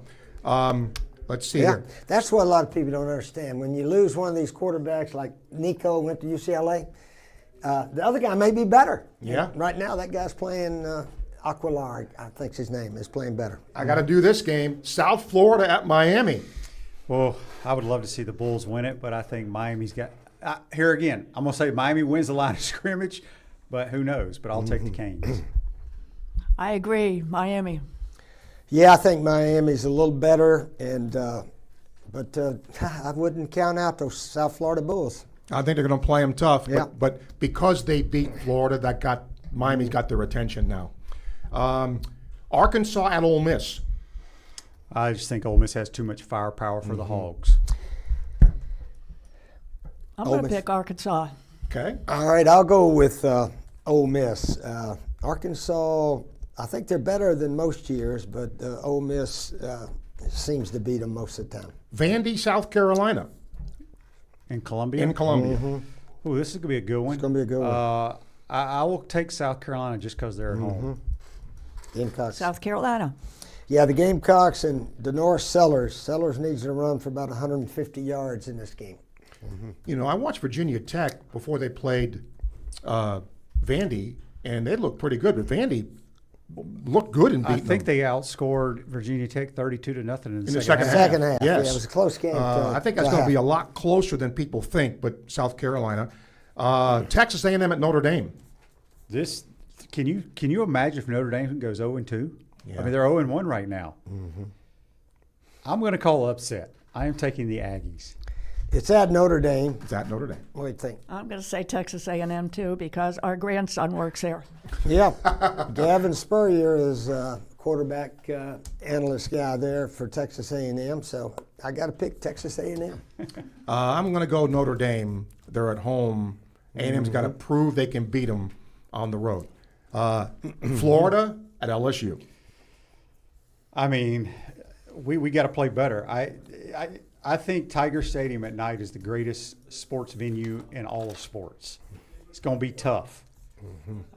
We got to play better. I'm going to let our guest picker pick this one. I'm going to pick Florida, but playing them at night is no fun. Yeah, we got our backs to the wall, so I think the Gators are going to come out with some extra fire this week. Okay, we will see what happens. We'll take a break. We will come back, and we'll close out our Inside the Huddle for today as you listen on WRUF, powered by ESPN. WRUF Sports Center. I'm Matt Montalto. High school football in the Gainesville area is ramping up, especially when it comes to rivalries. U-Holes beat Eastside 29-19 last Friday, and Eastside quarterback Nelson Tambling had nothing but respect for his opponent, especially when he was waiting all season for this game. As a competitor that has fought against them and bled for everything here, coming off a broken leg, obviously I very much wanted to win this game. I mean, I fought through all that rehab thinking, oh, well, I get to play U-Holes this year. I respect that football team a lot. Both teams are on the road next week. The Gators football head coach Billy Napier said that sophomore edge LJ McCray suffered a broken foot during Saturday's loss to USF. He will be out indefinitely and require surgery. And to Gators volleyball, they beat Ohio State yesterday in 3 sets. The team is on a 4-game heater and will play UNC in Chapel Hill tomorrow. He's got the 1966 Heisman Trophy, the 1996 National Championship Trophy, and 7 SEC trophies. Now he's got a new trophy, a can of beer. Steve Spurrier was the head ball coach. Now you can call him the head beer coach. Head Beer Coach 1966 Lager is available in 16-ounce cans at Gator games and stores all across Gainesville. You can also get it in the can or on draft at Spurrier's Gridiron Grill. Refreshing in all kinds of weather, Head Beer Coach 1966 Lager, a legend in a can. It's no fun being injured. The last thing you want to deal with is long wait times or high costs. Well, guess what? You don't have to thanks to Titan MRI and Imaging. The experience at Titan MRI and Imaging is much more personal than the sterile atmosphere of a hospital. Joe and his team are personally involved and will guide you through the entire process at any of their 3 convenient locations. And they accept insurance. So if you need a scan, save time and money and call Titan MRI and Imaging. Learn more at TitanMRI.com. We all expect quality in our service providers. The word itself means the degree of excellence of something. Now throw in the word plumbing after that, and it would mean the excellence of plumbing. And that's exactly what our community has been getting for 4 decades. From the fine folks at Quality Plumbing. Now, you can always spend time and money trying to fix things yourself, or you can call the professionals at Quality Plumbing and get it done right the first time. Quality Plumbing since 1984. Their name says it all. License number CFC 043073. Why did the Chick-fil-A cross Archer Road? So you don't have to. Chick-fil-A now has the pleasure to serve you from both sides of Archer Road. Both locations include drive-through and carry-out options, or dine in at the Chick-fil-A on the north side of Archer Road. Breakfast, lunch, or dinner, we're open at 6 a.m. with drive-through open until 10 p.m. Monday through Saturday. Chick-fil-A also caters. We'll bring our original chicken sandwich, delicious dipping sauces, and famous Chick-fil-A lemonade to you. Chick-fil-A, eat more chicken.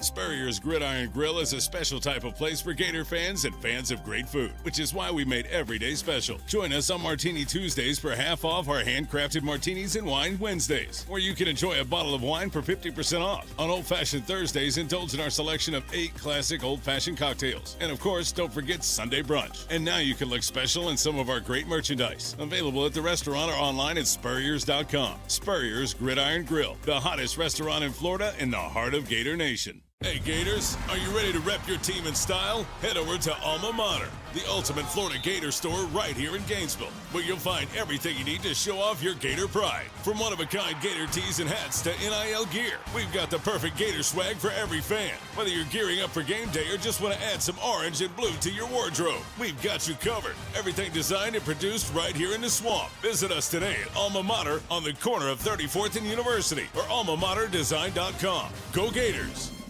When the unexpected happens, you need a legal team that's ready to fight for you, just like the Florida Gators. At Meldon Law, we're proud to partner with the Florida Gators to deliver winning results for those who have been injured at no fault of their own. With a strong record of success and a team that won't back down, Meldon Law is your trusted partner in tough times. Call Meldon Law at 352-373-8000 or visit us at meldonlaw.com. The Hard Rock Bet Party is live, and consider this your official invite. Steve Russell here. Sign up and bet $5 on any game. If it wins, you also score $150 in bonus bets. A winning bet and a boosted bankroll. That's how you kick off the season in style. And fantasy football fans, you're deep in the stats, injury reports, and matchups on Hard Rock Bet. Put your knowledge to the test. Offered by the Seminole Tribe of Florida. Must be 21 plus and physically present in Florida to wager. Terms and conditions apply. Concerned about gambling? Call 1-888-ADMIT-IT. From the UF Weather Center, here is your WRUF weather update.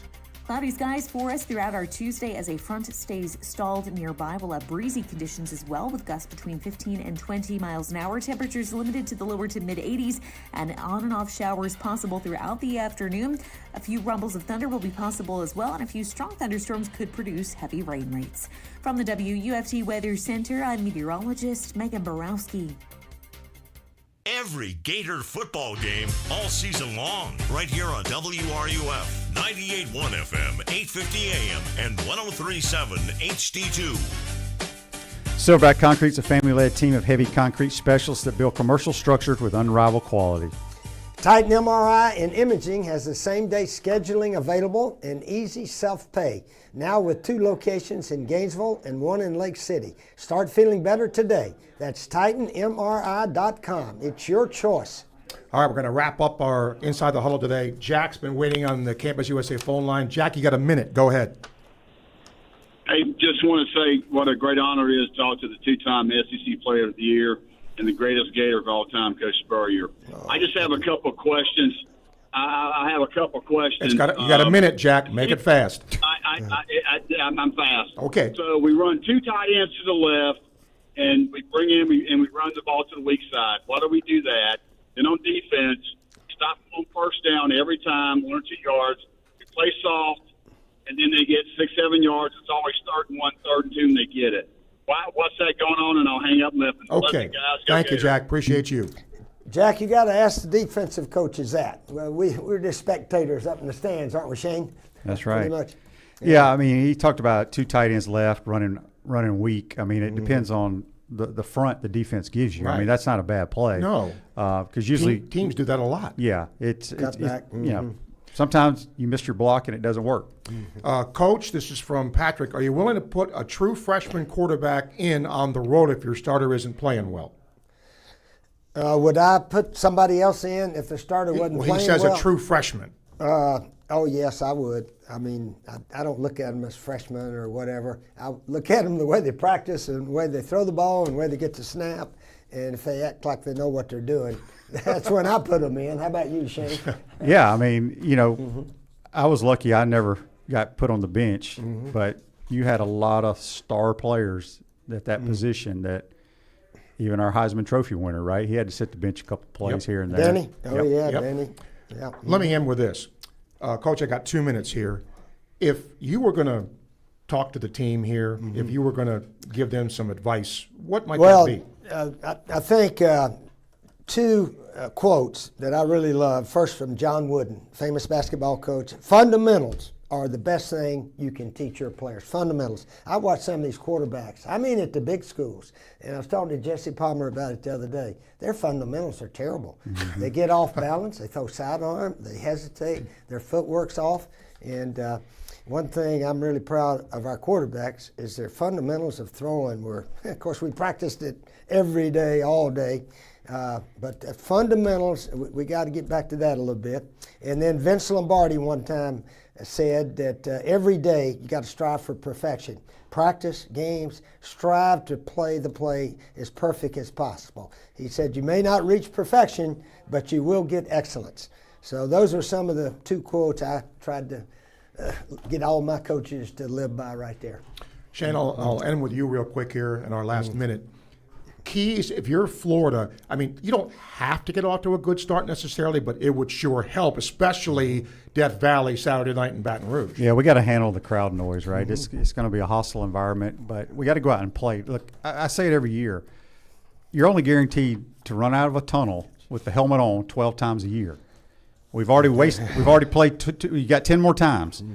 And, I don't know if these guys care because, they can move around to school, but they need to come out ready to play because I think LSU's a heck of a football team, and we have to somehow affect Garrett Nussmeier. All right. Just a quick reminder, if you want to advertise on the show, you can contact Freddie at 352-284-3733. Want to thank our guest picker today, Jerry Spurrier, for being here. And, of course, thanks to Shane and Coach for being here. Really enjoy Inside the Huddle. I know you all do, too. And we'll be back here next week to look at this game and then look ahead to another. This is the gauntlet now. This is where it starts. We all talked about it at the start of the year. Well, LSU starts it, and then Miami on the road is going to be game number 2 of that gauntlet. So we will see what happens. And Tyler, thank you for producing Inside the Huddle today. Don't go anywhere. Sports Scene is next, and then we'll continue to talk here with you about what's going to happen this week. Get your thoughts. We have so many emails left over from yesterday. I'm going to try to get to those today, and you can also call and talk as well. All right. We will do that coming up next, and then going to talk a little NIL in the second hour here, so make sure you stay tuned to Sports Scene. I'm Steve Russell. This is Inside the Huddle on WRUF, powered by ESPN. No one brings you the NFL like we do. WRUF. Silverback Concrete is a family-led team of heavy concrete specialists that builds commercial structures for contractors who expect unrivaled quality, including the head ball coach's restaurant, Spurrier's Gridiron Grill. You only have one chance to make a building that holds up to the highest standards through all kinds of weather. Visit silverbackconcrete.co to see why they're the #1 choice in the Southeast. You stand on it, we stand by it. Silverback Concrete's got your back. Why did the Chick-fil-A cross Archer Road? So you don't have to. Chick-fil-A now has the pleasure to serve you from both sides of Archer Road. Both locations include drive-through and carry-out options, or dine in at the Chick-fil-A on the north side of Archer Road. Breakfast, lunch, or dinner, we're open at 6 a.m. with drive-through open until 10 p.m. Monday through Saturday. Chick-fil-A also caters. We'll bring our original chicken sandwich, delicious dipping sauces, and famous Chick-fil-A lemonade to you. Chick-fil-A, eat more chicken. You might know that State Farm agent Ruz Agra has great service. He's your good neighbor after all, but did you know that State Farm has surprisingly good rates too? Yep, that's right. Along with good neighbor service, State Farm agent Ruth Agra has surprisingly great rates for everyone in Gainesville and North Central Florida. So call State Farm agent Ruth Agra at 352-240-1779 for your surprisingly great rates today. Like a good neighbor, State Farm is there. Individual premiums will vary by customer. All applicants subject to State Farm underwriting requirements. He's got the 1966 Heisman Trophy, the 1996 National Championship Trophy, and 7 SEC trophies. Now he's got a new trophy, a can of beer. Steve Spurrier was the head ball coach. Now you can call him the head beer coach. Head Beer Coach 1966 Lager is available in 16-ounce cans at Gator games and stores all across Gainesville. You can also get it in the can or on draft at Spurrier's Gridiron Grill. Refreshing in all kinds of weather, Head Beer Coach 1966 Lager, a legend in a can. For over 2 decades, Miapa has been a staple in Alachua County. Start your day right at Miapa, where fast and affordable authentic cuisine awaits. We're known for serving the best Cuban coffee. Our secret is in every sip and every bite, bringing the flavor of our culture straight to your palate. Everyone is welcome at Miapa Latin Cafe. Visit us at one of our locations and let us take you on a journey full of flavor. Miapa Latin Cafe, where every bite is a taste of tradition. He's back! The godfather of Gator Sports Talk Radio has returned. I'm going to make him an offer he can't refuse. It's Sports Scene with Steve Russell. Time to eat some lunch and talk some Gator sports. Sports Scene with Steve Russell is fueled by Southeast Car Agency and brought to you in part by Titan MRI and Imaging, Gator Trim Lights, Meldon Law, Campus USA Credit Union, Pomodoro Cafe, Silverback Concrete, Quality Plumbing, Crystal Air, Ruse Ogra Insurance, Fairlife Milk, Radware, Comfort Temp, Miapa Latin Cafe, International Diamond Center, Los Senderos Tequila, Doreen Weeby Realtor, Caldwell Banker, and the Head Beer Coach. Now, here's Steve Russell, right here on WRUF. We welcome you into a Tuesday edition of Sports Scene as you listen on WRUF. I'm Steve Russell. Time to eat some lunch and talk some sports. Sports Scene is powered by our friends at Southeast Car Agency in Gainesville, 310 Northeast 39th Avenue. If you're looking for the best in late model, low mileage vehicles, this is the place to go. Southeast Car Agency here in Gainesville. The door, Tyler? Thank you. Okay. We got a little echo there. Now we'll get it right.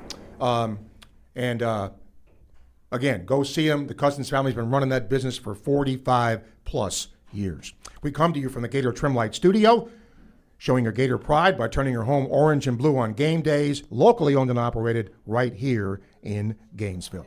All right, I know all of you are still going to want to talk about the game and look ahead to LSU and whatever, and we're going to do that. But it's interesting that in doing the post-game show the other night, and even a couple of questions on Inside the Huddle today, fans were asking about the effect of NIL. In other words, do fans now boo a player if they know he's making or she's making a whole lot of NIL money? So I'm going to bring in somebody who, first of all, was one of my former students, which I always like to have on. But Robert Juden is in our college. I'm going to let him introduce himself and what he does. And if you have a question about NIL, he's an expert in it. So, my friend, it's good to have you here. It feels kind of crazy, Steve. Like, it seems like just yesterday that I was taking your class and learning how to be on the radio. Now here I am to, talk about this crazy world that is name, image, and likeness. So pretty much I teach sports branding and visual branding and all things name, image, and likeness in the College of Journalism here. We actually just started a new program. It's a sports creative agency called 2 Bits Creative. And the 30,000-foot short answer is essentially we have partnered with Florida Victorious to help student athletes build their brands, build their NIL value. That can be as simple as creating a social media calendar. It could be fulfilling deliverables with graphics and videos and all of that to help them build their profile, and then helping Florida Victorious as well, filling the different sponsorship assets that they have to execute, while also giving the students here at the CJC the ability to add to their resume and their portfolio so that they're industry ready when they graduate. If you have a question about NIL, Robert will certainly answer it here, and you can call us up on the Titan MRI and Imaging phone line, 392-8255, and he will answer. Or you can also email, and it's the International Diamond Center email, srussell@wruf.com. Robert, there's no question NIL has changed, is a game changer. Sure. It's changed a lot of things. What do you think are the biggest changes in this? And is this going to keep spiraling? Is it going to be, okay, School X has this much, well, now School X has to go that much? Where's this going to go? It's crazy because I feel like we didn't have to be here, right, Steve? Like, if the NCAA had tried to steer into the skid rather than fighting the entire time, we probably would have been a little bit further ahead, a little bit further along than where we are now. Now we're at this point where it feels like we're trending toward peeling back some of the quote-unquote wild, wild west that has been the term to summarize where NIL has been. I kind of see this going more toward the pro model from many different perspectives and angles, right? Like when you talk about what NIL was supposed to be, it was supposed to be organic athlete marketing, right? It's you have an athlete with a following and an organic brand, and they partner with a company to help them move product, to help them improve their bottom line, right? And early on, that's not what we got. And I think now that we're entering this share this era with revenue sharing and collectives are not going to go away anytime soon, right? They're probably here for the long haul. I think we're heading toward an era of stability, which is good for everyone involved. And as we get more guardrails, I think that'll start to clear up a little bit. People, I think, I get confused sometimes when you hear all these buzzwords, NIL, collectives, revenue sharing, right. All of that. Isn't the bottom line here, though, Coach Gundy sort of threw a jab at Dan Lanning in Oregon, right, because of the Nike money that they have there. But isn't this also where this is going? I mean, you have to raise money to compete now. That's why you have general managers and such. But isn't this where the sport is going, at least in the short term? 100%, right? I think that's why you see these colleges hiring general managers and taking that NFL front office type model, which obviously there's more to this than just football, right? But you're talking about roughly 70% of a college's budget being allocated for football because that's what drives the revenue, right? And so I think with this era of revenue sharing, we are starting to get a clear picture of, okay, you have a $20.5 million cap, and you need to split that as you see fit amongst the sports. I mean, I know Bubba Cunningham at North Carolina came out and said if your sport is not driving revenue, then you're not going to see any sharing from said revenue, right? Yep. And so and there's lots of legal aspects to all this with Title IX, and some of that I'm not as qualified to talk on how that happens in the courtroom. But where this is going, I think, is this pro model of you get paid to be an athlete at the university, and then if you have some marketability to your brand, that's where the collective gets involved, right? That's where you have them holding the rights. If you've signed with the collective, they can match you with the brand. They can have you go to an autograph signing and have that be one of your deliverables that are in your contract. You can post a graphic or a video for a corporate sponsor or partner on your Instagram. That's where the fair market value to all of this comes into play. Let's go back to what Cunningham said. Yeah. Right? In essence, if your sport doesn't generate revenue, right, you're not getting any NIL. So if that's the case, then what does a sport that doesn't generate it, where does the money then come from to be competitive? I think that's the challenge, right? I think that's where universities are going to have to get creative, because the number one sport that is most sought after in name, image, and likeness is gymnastics, right? I mean, I am a huge fan. I would not have known that. A great program here, right? But obviously, there's a different conversation with gymnastics or tennis than there is with football, sure, right? Yep. And so that is part of the challenge is figuring out how to offset those things for the sports that are not driving revenue. I mean, even baseball at a lot of schools, is in the red, right? Unless you're at up a marquee program, you're probably not driving much, or you're not going to be in the black or drive a profit with too many sports at most universities. So that's part of the challenge. Okay, if you have a question or comment for Robert on this, you can call us on the Titan MRI phone line, 392-8255. Titan MRI and Imaging, 3 locations in Gainesville, 1 in Lake City to serve you better. Same-day scheduling, always available. Call them up, start feeling better today, TitanMRI.com. Here is a call from Steve. Steve, hello. Hi, Steve. So all this is done with contracts, right, with the athletes? Correct. There are contracts between the collective and the student athletes, but not every student athlete is signed by the collective that is partnered with their school.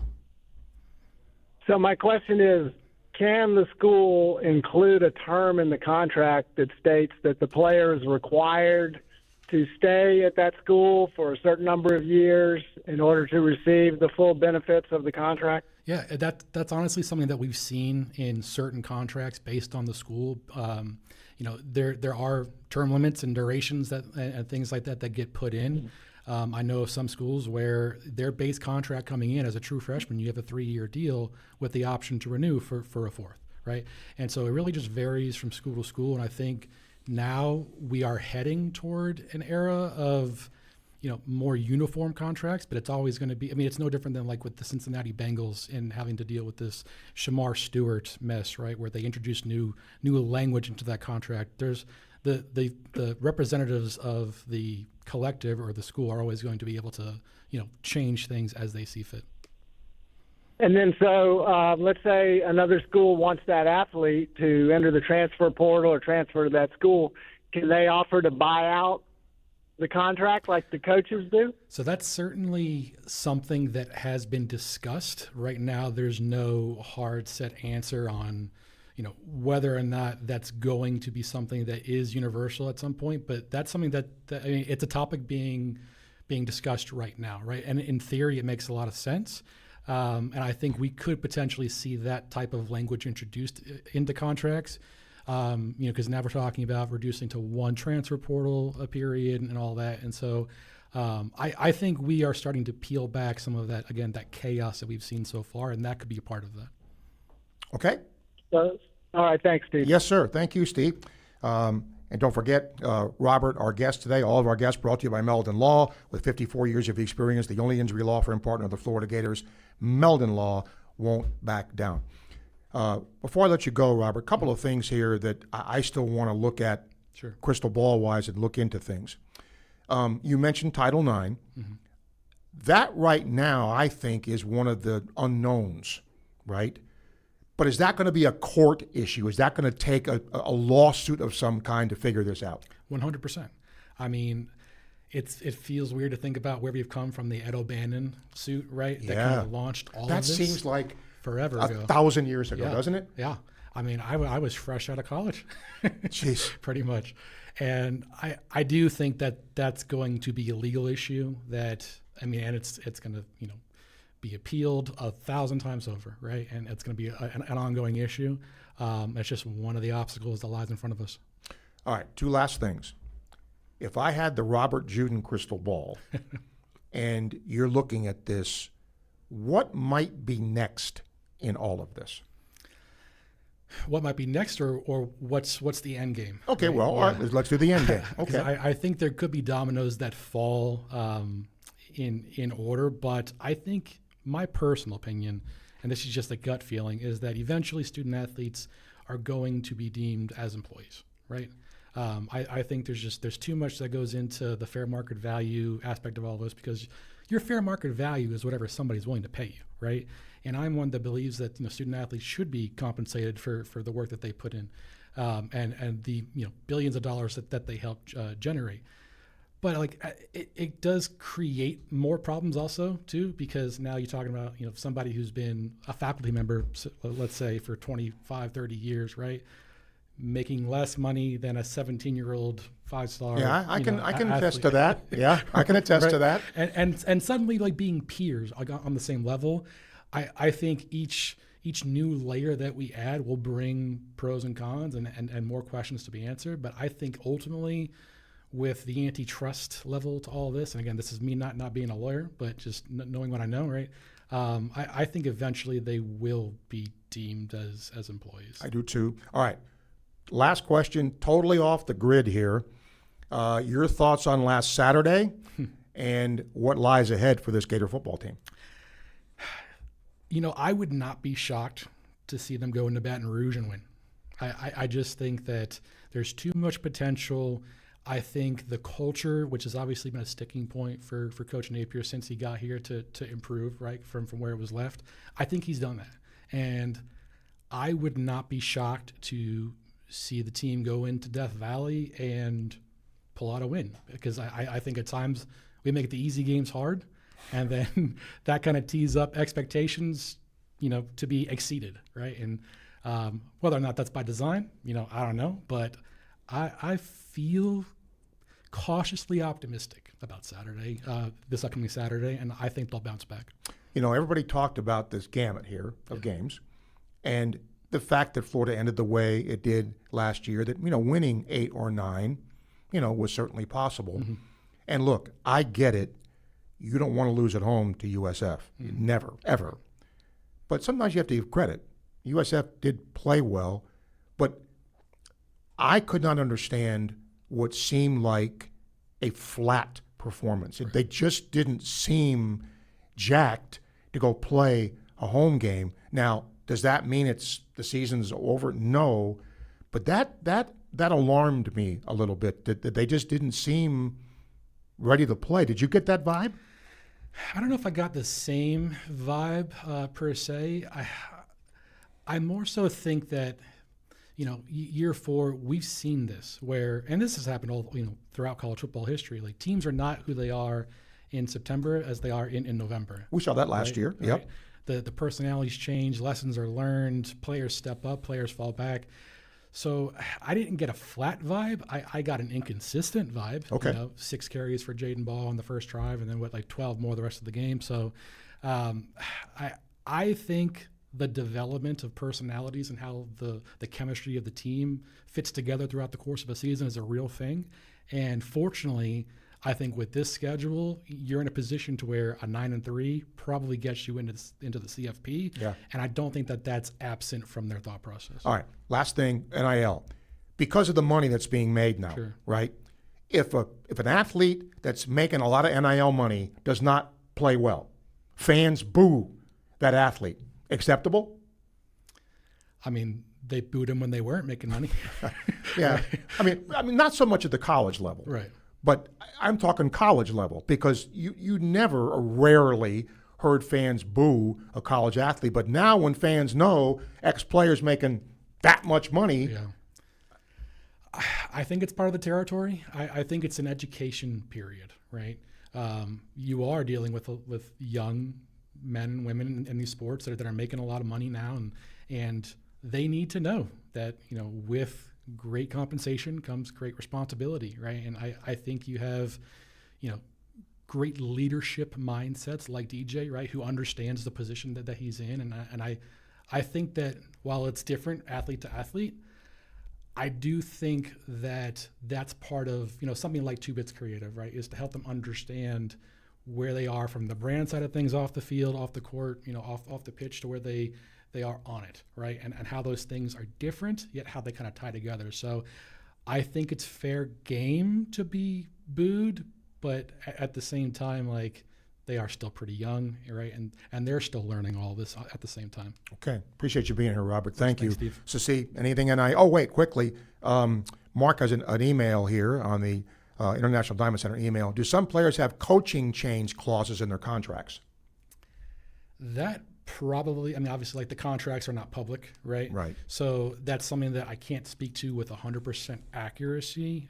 Obviously, the higher profile, especially coming from the transfer portal, there's always going to be some language that's different or dictated from their representation. But I personally, where I see this going to is if your coach, if you have like a Saban, right, where he steps down, that should open a window for you to be able to transfer without penalty. Okay. I think the same goes for your position coach and all that, and I think that ultimately we'll have that be a universal thing. Okay. All right. Appreciate you, Robert. Thank you. It's good to have him here. He knows, I'm glad he's here because he knows way more about this than me and most of us. We'll come back, open the phone lines, take emails as well as you listen to Sports Scene on WRUF, powered by ESPN. WRUF Sports Center. I'm Nick Abreu. Number 11 Gators volleyball is on the road tonight to face number 25 North Carolina in Chapel Hill. They'll play in the SEC ACC Challenge. They're coming off a win in straight sets against Ohio State on Sunday. First service set for 7 p.m. Gators defensive end LJ McCray had foot surgery for his injury sustained in the game against USF on Saturday. He will miss a few weeks as he gets back to health. The Gators will play number 3 LSU after the upset loss to USF at home and dropping out of the AP poll entirely. Even with their backs against the wall, Coach Billy Napier thinks the team is ready to go into Death Valley. There's something about being a competitor and going into somebody else's house and it being you versus them. And I think we're building momentum towards that. We're excited about the challenge of playing this team. So. Hey, it's Steve Russell for Southeast Car Agency in Gainesville, 310 Northeast 39th Avenue. Friends, they've been in business for 45-plus years, and the Cousins family has done just one thing, but, man, they've done it right. They give you the best alternative you have to purchasing a new vehicle, the best in late-model, low-mileage vehicles. I'm driving one right now, have been for a very long time. They've treated me right. They'll do the same thing for you. Go see them today, Southeast Car Agency in Gainesville. It's football season, touchdowns and celebrations, and unfortunately, injuries. If you're injured, call Titan MRI and Imaging. No need to deal with long wait times and high costs to get your scans done. Titan MRI and Imaging will save you time and money. And the experience at Titan MRI and Imaging, much more personal than the sterile atmosphere of a hospital. Joe and his team are personally involved and will guide you through the entire process at any of their 3 convenient locations. So if you need a scan, call Titan MRI and Imaging. Learn more at TitanMRI.com. Hi, I'm Coach Steve Spurrier, and I am a member of the Campus USA Credit Union. The Gator Nation has been counting on Campus USA Credit Union for over 80 years. Campus supports the Gators and our community. Campus membership is open to all UF students, faculty, staff, and alumni. Come see why over 100,000 members, like me, count on Campus USA Credit Union. So put some star power to work in your financial life. Visit campuscu.com and join today. The most important thing I learned from my father was work ethic and integrity. Never veer away from integrity, even if it costs you money. International Diamond Center owner Keith LeClaire. The core value for IDC is to protect the customer. That means offering the largest selection, uncompromising quality, the strongest warranties, and honest guidance from experts who are not paid on commission. International Diamond Center at Celebration Point. Online, shopidc.com.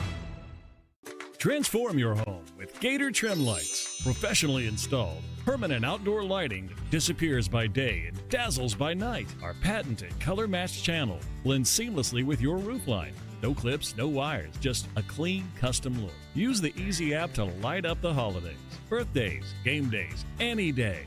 Energy efficient, built to last, and backed by a lifetime product warranty.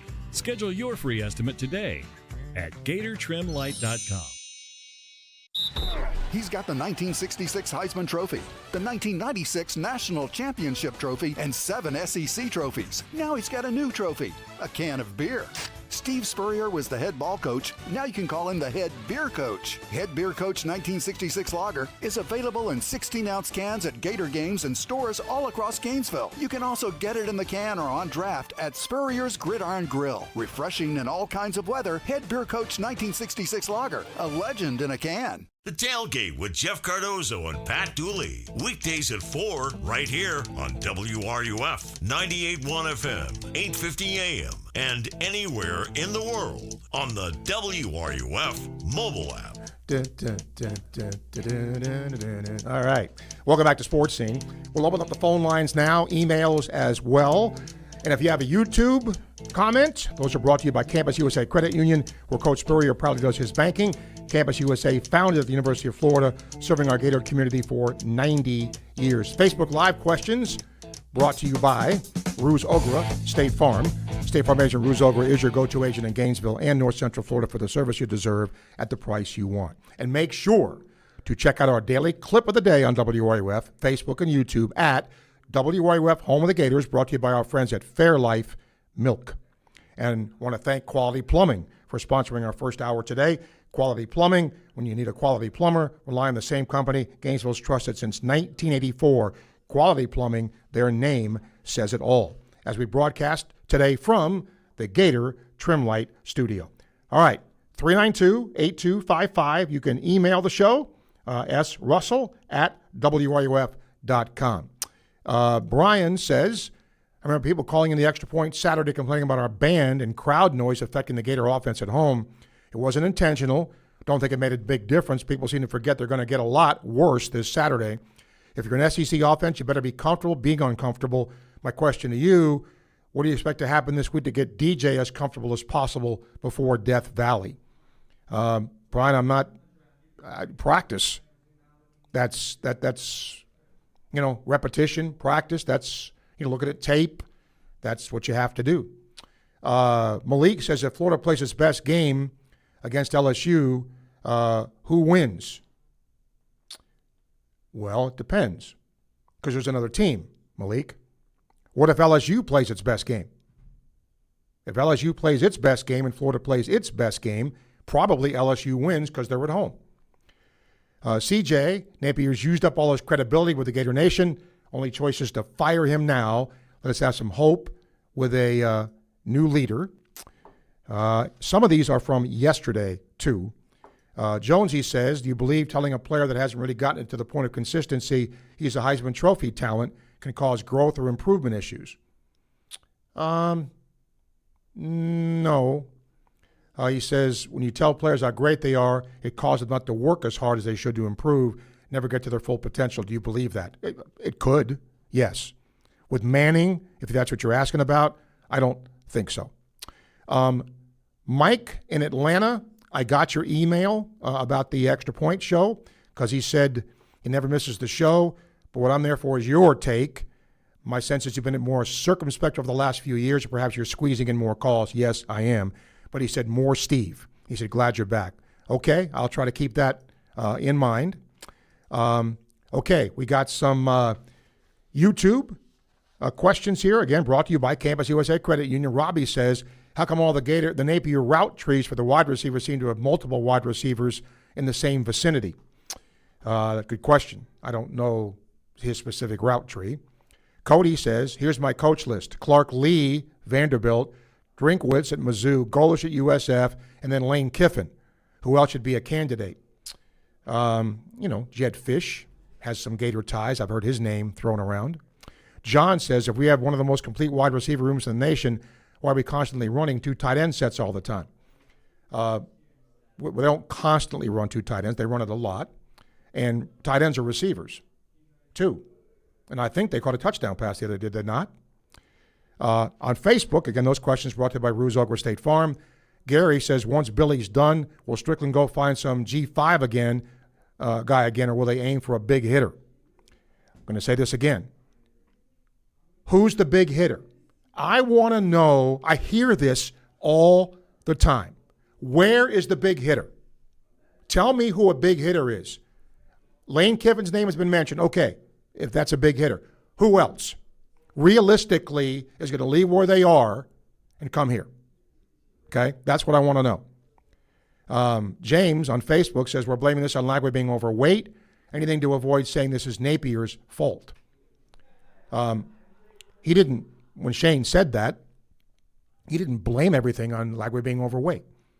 So, James, that's not what he said. He said that he thinks he is. Doesn't mean that he's blaming on what happened is his fault. Marcus says, do you think DJ's 100%? No, I do not. And then, okay, that's it. So thank you for those Facebook Live questions and those YouTube questions. We'll break. We'll come back. More to come. Your questions, calls, and comments here on Sports Scene as you listen on WRUF, powered by ESPN. WRUF. Your front row seat to all Gator sports. 98.1 FM, 8:50 AM. 103.7 HD2. And anywhere in the world on the WRUF mobile app. This is Gator Country. We all expect quality in our service providers. The word itself means the degree of excellence of something. Now throw in the word plumbing after that, and it would mean the excellence of plumbing. And that's exactly what our community has been getting for 4 decades from the fine folks at Quality Plumbing. Now you can always spend time and money trying to fix things yourself, or you can call the professionals at Quality Plumbing and get it done right the first time. Quality Plumbing since 1984. Their name says it all. License number CFC 043073. For over 2 decades, Miapa has been a staple in Alachua County. Start your day right at Miapa, where fast and affordable authentic cuisine awaits. We're known for serving the best Cuban coffee.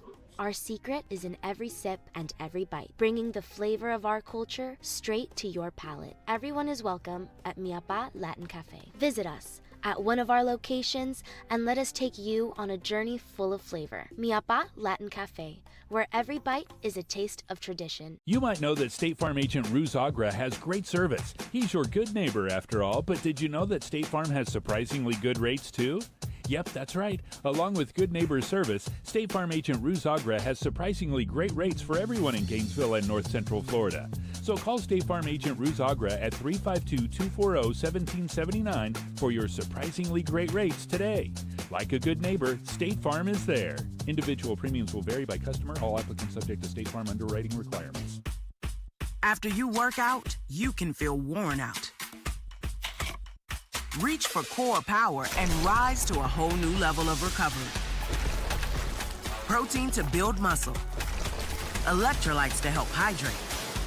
The nutrition you need to power on. Champion your recovery with Core Power.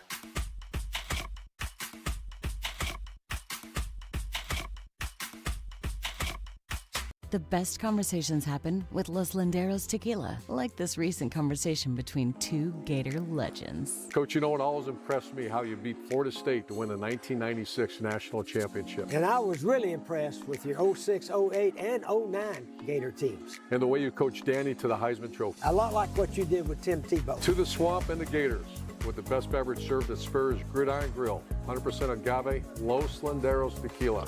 Aged in bourbon barrels for a smoother taste. It's lunchtime and nobody does lunch like Pomodoro Cafe. From Italian dishes to subs and salads, and favorites like their pressed ciabatta pesto chicken with fries, grilled chicken, assorted roast peppers, mushrooms, mozzarella, and pesto aioli. This is Steve Russell sharing with you one of my favorite lunch spots, Pomodoro Cafe, located in the Spring Hill Publix complex on 39th Avenue near I-75. Enjoy Pomodoro Cafe today. And don't forget, they cater online at pomodorocafe.com. Thankfully, we haven't had any strong rains or winds this storm season, but it's not over yet. Daughtry Tree Service reminds you that an ounce of prevention is worth a pound of cure, meaning fix it now before it's a problem. If you have broken, dead, or compromising limbs, shallow roots, or deceased trunks, call Daughtry Tree for a free risk assessment. Now that just makes sense. Local, trusted, and fully insured. Be safe and make your appointment today. Visit DaughtryTree.com. Daughtry Tree, your tree service people. Every Gator football game all season long, right here on WRUF, 98.1 FM, 850 AM, and 103.7 HD2. Welcome back to Sports Scene, as we are powered by our friends at Southeast Car Agency in Gainesville, 310 Northeast 39th Avenue. Go see the Cousins family. I've been driving a vehicle from them for years, 45 plus years in business, and they do one thing exceptionally well: the best in late model, low mileage vehicles. Check them out today. Southeast Car Agency. All right, call us up on the Titan MRI and Imaging phone line, 392-8255. You can email on the International Diamond Center email at srussell@wruf.com. And we want to thank our friends at International Diamond Center. Don't settle for a knockoff diamond when you can get the best diamonds at the best prices for quality, selection, and value. International Diamond Center, the official jeweler of the Florida Gators. Some of these are from yesterday. Tony says, how about those undefeated Jaguars? Yep, true. Daniel, it's simple. DJ isn't all that. Just point blank, never thought so. But I'll support this team every Saturday. Stephen, what should happen to the player who spit? I would suspend him, at least for a half or something. But he's not announced that yet. He has apologized. He's apologized to the player from USF involved. That may be enough. Pat, Napier's going to stubborn himself out of a job. The powers that be should demand that he hire an offensive coordinator. It's the same old game plan every year with very little change. I think we have a bit more talent than people are saying, but it isn't being coached properly. Cody in Tennessee, thankful the show's in podcast form so I can listen after work. Okay. Are we seriously talking about Trey Wilson's back plate? Would it be different if it said John 3:16? Who cares what it says? He was our best receiver Saturday night. Well, what does that have? So he's the best receiver? So you're allowed to do something? That doesn't wash with me, Cody. It's unbelievable what people will point out after a loss. I would point that out after a win. I just don't think that's, I'm old school. I admit it, but I just don't think that's, particularly the right thing here. Okay. And then Pat says, I have a dumb question. When that play was called, I think she meant the pass on first down. Why did it include a run-pass option in that circumstance? Should have been at least made clear it was a run play all the way. I would have done that, Pat. I would have taken the option out of it. And as Billy said, there were certainly RPOs that were done well. I just think there, though, given the time of the game and all that, you just run the ball. All right, let's go to our Titan MRI phone line. John, hello. Hey, Steve. I didn't really watch the game. I listened to it on the radio. Okay, John, you got to call back. You got to call back, John, because your phone is like doing something. I can't understand you. Who is this, Tyler? Is it Kinsley? Is that the name? Okay.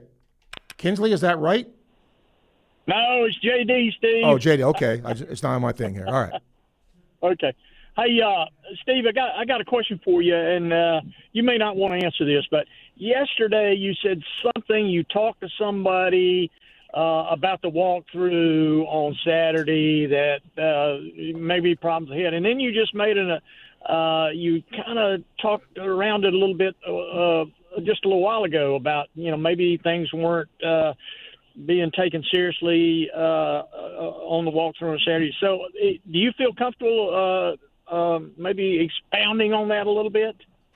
I don't need to expand on it because it's what I said was what I was told, that it wasn't a great walkthrough, seemed flat, the sideline seemed flat. That's what I said, and there's no reason to expand on it. That about says it all. Okay. Okay. All right. Yeah. Okay. That's what I was going to say. That's what I was curious about, just being flat. And then the other thing is, Stephen, I think I know your answer before you answer, but I'm going to ask it anyway. What is your opinion on playing a quarterback who may not be at 100%? And I know you're going to say, well, he's going to play whoever he thinks can win. But how do you feel about that? Well, I know that's people. That is true. And I think what you have to take a look at, JD, is, okay, Tramel Jones looked great against LIU. And I'm not saying he wouldn't look great playing against USF. But, not seeing practice, you're going to put a guy in a game like that. Now, he would have to go in the game if Lagway got hurt, right? I mean, that's the other thing, right? If he's the backup quarterback, Lagway goes down, guess who's coming in the game, like it or not?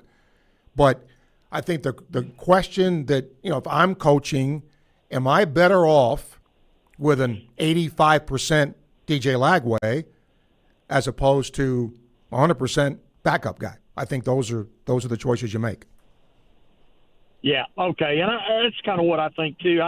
Everybody you talk to, and you just answered somebody else's question about that, whether the kids at 100%, and then it's always that question in your back of your mind. Well, at what point do you say, okay, we're going to have to pull the plug. I mean, are you harming him to put him out there to play? Or are you harming the team? You put him out to play, and he's not 100%. So, No. I guess that's the $64,000 question. No, and here's why I think the answer to that is no. Because if he, and let's use this in parentheses, okay? There's a difference between being hurt, injured, and not 100%. There's a vast difference in that terminology. I think he's not 100%. I don't think he's hurt. So, again, if you're going to look at his run and say, well, he's not running, well, are you protecting him? Maybe, okay. But I don't think, I could be wrong, I don't think he's hurt. I don't think he's 100%, though. Yeah. Okay. All right. Thanks, Steve. Much appreciated. Yes, sir, JD. Thank you. All right, John, let's try it again. Okay. Steve, That's thanks better. for my call again. That's better. Okay. Thanks. I didn't really watch the game. I listened to it on the radio. Did they call any huddles on the last 2.5 minutes before they snap those plays off or not? Who are you talking about? Yeah, that was on Florida, USF in Florida. Did Florida have any huddles on the last 2.5 minutes before they had those last 3 plays? My knowledge, yes. If I can recall, yes. I wonder what was going through the players' minds when DJ called these bonehead pass plays and they knew they had to run time off the Well, clock. DJ probably didn't call them. The coaching staff did, but okay. Oh, my God. Okay. Well, I guess we're now, handcuffed. let me rephrase this. Let me rephrase this. I just checked to make sure I was right. If you're talking about the drive where Florida got the ball back with like 2:50 left in the game, and they threw that RPO on first down, they went no huddle. Damn. I don't know. I just don't understand it. I just thought there were some bonehead plays called. No discipline on the field. I don't know if it's DJ or the coach. It looks like they're handcuffed together because DJ says the coach goes, I'm leaving too. So be it. This is ridiculous. I hope they start Jones against LSU. I know Jones is a young player, but good God, you got to start him sometime sooner or later, and hopefully he can move around better than DJ did. Thank you. All right, thank you, John. You're certainly entitled to your opinion, but DJ, quote, not moving around a lot did not cost Florida this game. Just telling you. Andrew, hello. Hey, I have a question. With the NIL, is there a new element where, like, these kids' jobs on the line, kind of? Like, they can't really milk in the season because they want to get NIL deals and their job's kind of on the line. Do you agree with that? No. No? No. No, I don't think a coach is going to say, you didn't play well, so we're going to take away your NIL deal. No. Well, no, I'm saying more like if they got to play to keep Napier around, you know what I mean? Like, so they have stability next year. Andrew, you have put me down the yellow brick road here. I have no idea what you're driving at here. If Napier stays, they have a job. Like, if Napier goes, the new coaching staff will come in and they might not be around. That's not true? But that's been like that since they started football, right? And then where you can transfer.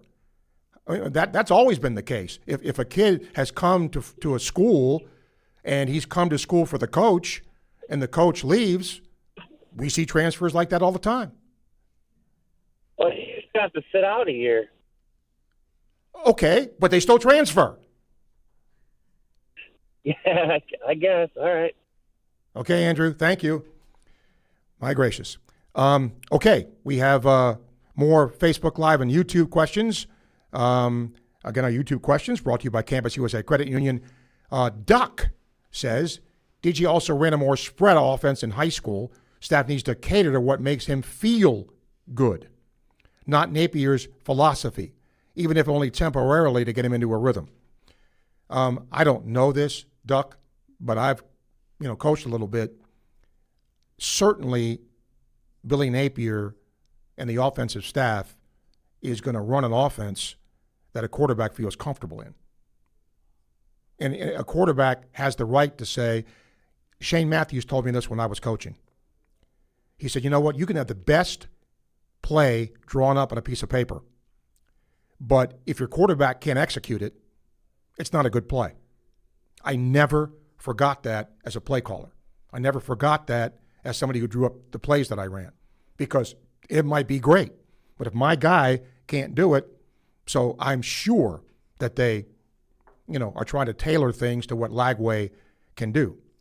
RJ on Facebook, brought to you by Ruzogra State Farm. After the loss, I can't blame the coaching staff. They made some questionable calls. Our penalties in the red zone and the safety on special teams did us in. We're moving the ball, just not putting up points. Time to also start holding the players accountable and not just pointing fingers to the coaches. And he's talking to the fan base there. And I don't disagree with that. I mean, let me ask a question. If I'm an offensive lineman and I have a false start, is that on the coach? It's not. There's player accountability too. And I've said that a lot, and I've caught a lot of heat for that. But do you think a coach teaches somebody to go off sides? They don't. So it's now you can say, okay, maybe the coach didn't have them mentally ready to play. Maybe. But yes, there is player accountability. James on YouTube, Wilson's backplate said yak. You're right. That's so ridiculous. Well, again, that's just how it is today. We'll take a final break. We'll come back and wrap up today's sports scene as you listen on WRUF, powered by ESPN. WRUF Sports Center. I'm Nick Brew. Gators volleyball is competing in the SEC-ACC Challenge against number 25 North Carolina tonight.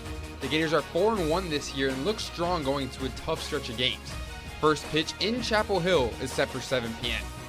Gators softball revealed its slate of fall exhibition matches. There will be 8 games starting October 12th and ending on November 13th. Notable matchups include UCF, Florida State, and USF. Florida football's had it pretty rough since Saturday's loss to USF in the Swamp. Coach Billy Napier knows there needs to be improvements to get the team where they should be. We got work to do to get better. Our fans know it. You guys know it. I know it. Our players know it. So we got to do better. They play next against number 3 LSU in Baton Rouge on Saturday with a lot left to prove. Kickoff is set for 7:30 p.m. Silverback Concrete is a family-led team of heavy concrete specialists that builds commercial structures for contractors who expect unrivaled quality, including the head ball coach's restaurant, Spurrier's Gridiron Grill.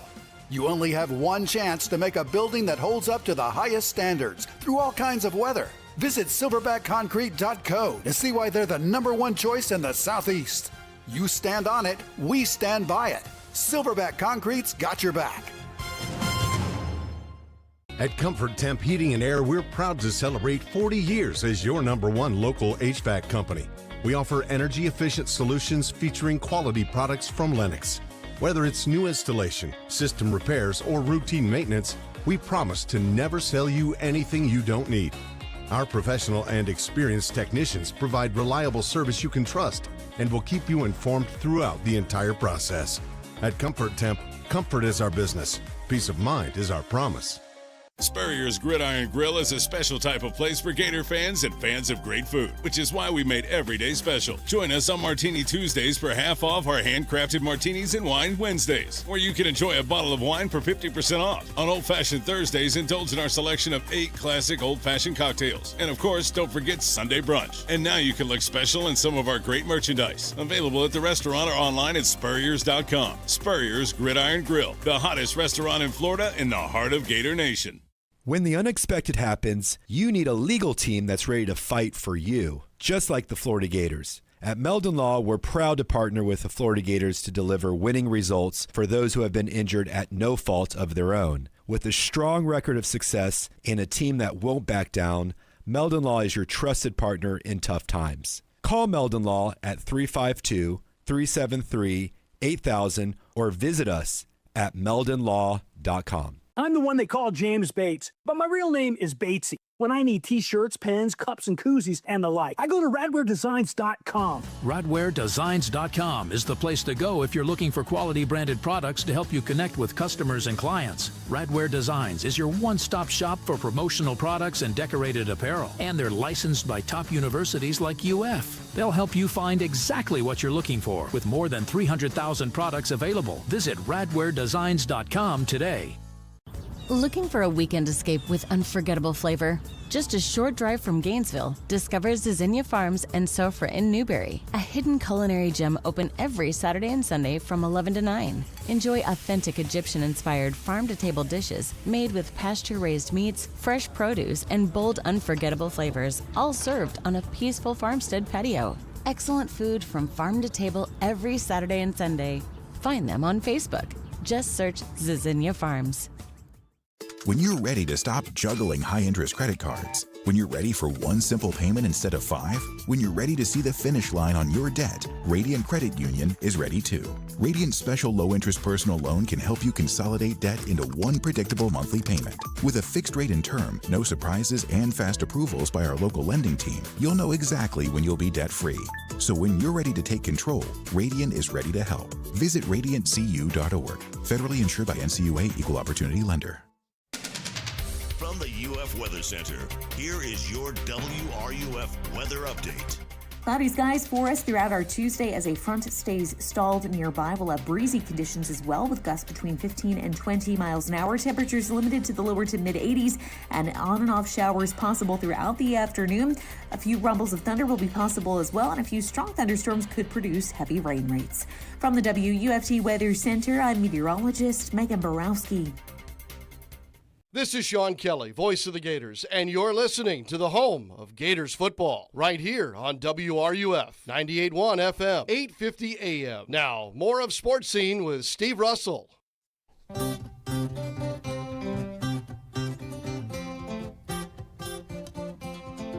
Welcome back to Sports Scene, powered by Southeast Car Agency in Gainesville, 310 Northeast 39th Avenue. Really appreciate them being with us. Again, if you want to be a sponsor of the show, we love you and thank you for sponsoring and being with us. If you want to be part of the team, you can call Freddie, 352-284-3733, and we will get you hooked up.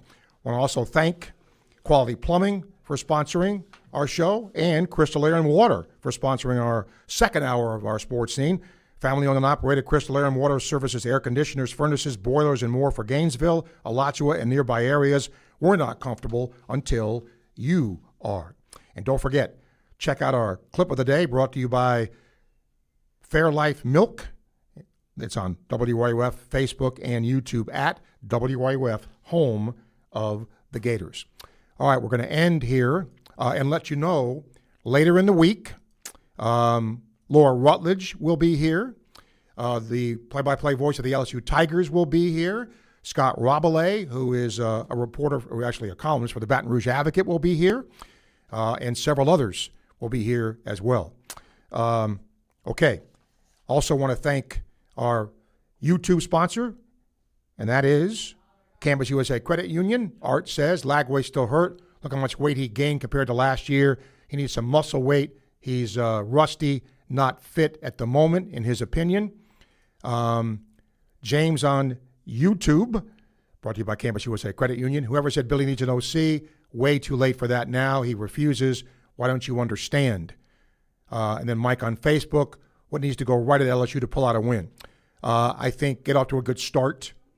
You don't want to get down, 10-0, 17-0 in Death Valley. That doesn't help. Rod on YouTube, since Betts is already suspended for the first half, will Caleb Banks be available? We'll know that tomorrow, because finally an SEC injury report comes out, and we'll be able to see exactly who's available and who isn't, because they're not done on non-SEC games. Kevin on YouTube, do you think DJ's injuries will be Napier's scapegoat to get another year? No, I do not. If he does not do well, that won't matter. Zach on YouTube, how are we selling HBCB for $17 for a 16-ounce can? Out of my realm. Jeff on Facebook, where's the determination that they showed at the end of the season last year? Looks like a bunch of freshmen in high school learning how to play. Saturday's game was pathetic.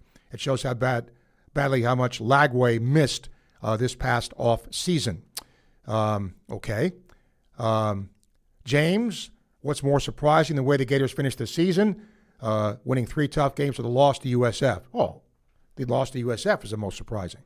At home? Yeah. I processed this loss quickly. Really wasn't too surprised what I saw on the field. To me, it's the bigger surprise when the Gators actually outplay and outcoach another SEC team, especially on the road.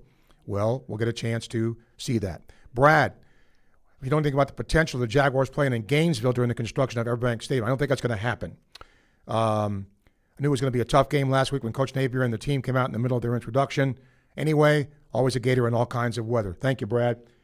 David's our final phone caller today on the Titan MRI Imaging phone line. David, hello. Hey, Steve. A couple of things. First, I want to send congratulations. I guess it all lies in the lap of Hub Brown, because he's put together what I consider a stellar radio lineup for Gator sports on the day with you and the lab and the tailgate and the other programming. It's really, really deserving of top-notch J School, but now I think we're going to earn this national reputation as a sports journalism J School because of the kind of things that you do. I'm going to guess you probably were part of that, so congrats to you too. Well, I mean, look, working here and teaching here for 27 plus years, and seeing a lot of our kids go on and be successful in the business. That's what I got paid for, but it's also the thing I look. I love doing this, but I loved even more seeing those kids succeed. If I had something to do with it, that makes me float, man. That's good. It absolutely did. Let me talk a little football too. You got like a minute and a half. Okay, we can do this. So, I didn't want to call you. I listened to you Saturday night. Bless your heart. Oh man. And then I'm listening, and the whining and the gnashing is all expected. Some of it's reasonable, most of it's unreasonable. But it's just sort of like, to me, when I watched DJ, he's 22 for 33. He had a critical drop by a hero that we all love, but it was a critical drop that our rookie made. And he won't. Hopefully, Brown won't do that again. But a little harsh on him. He may not be perfect, but I think he was improved over week one overall.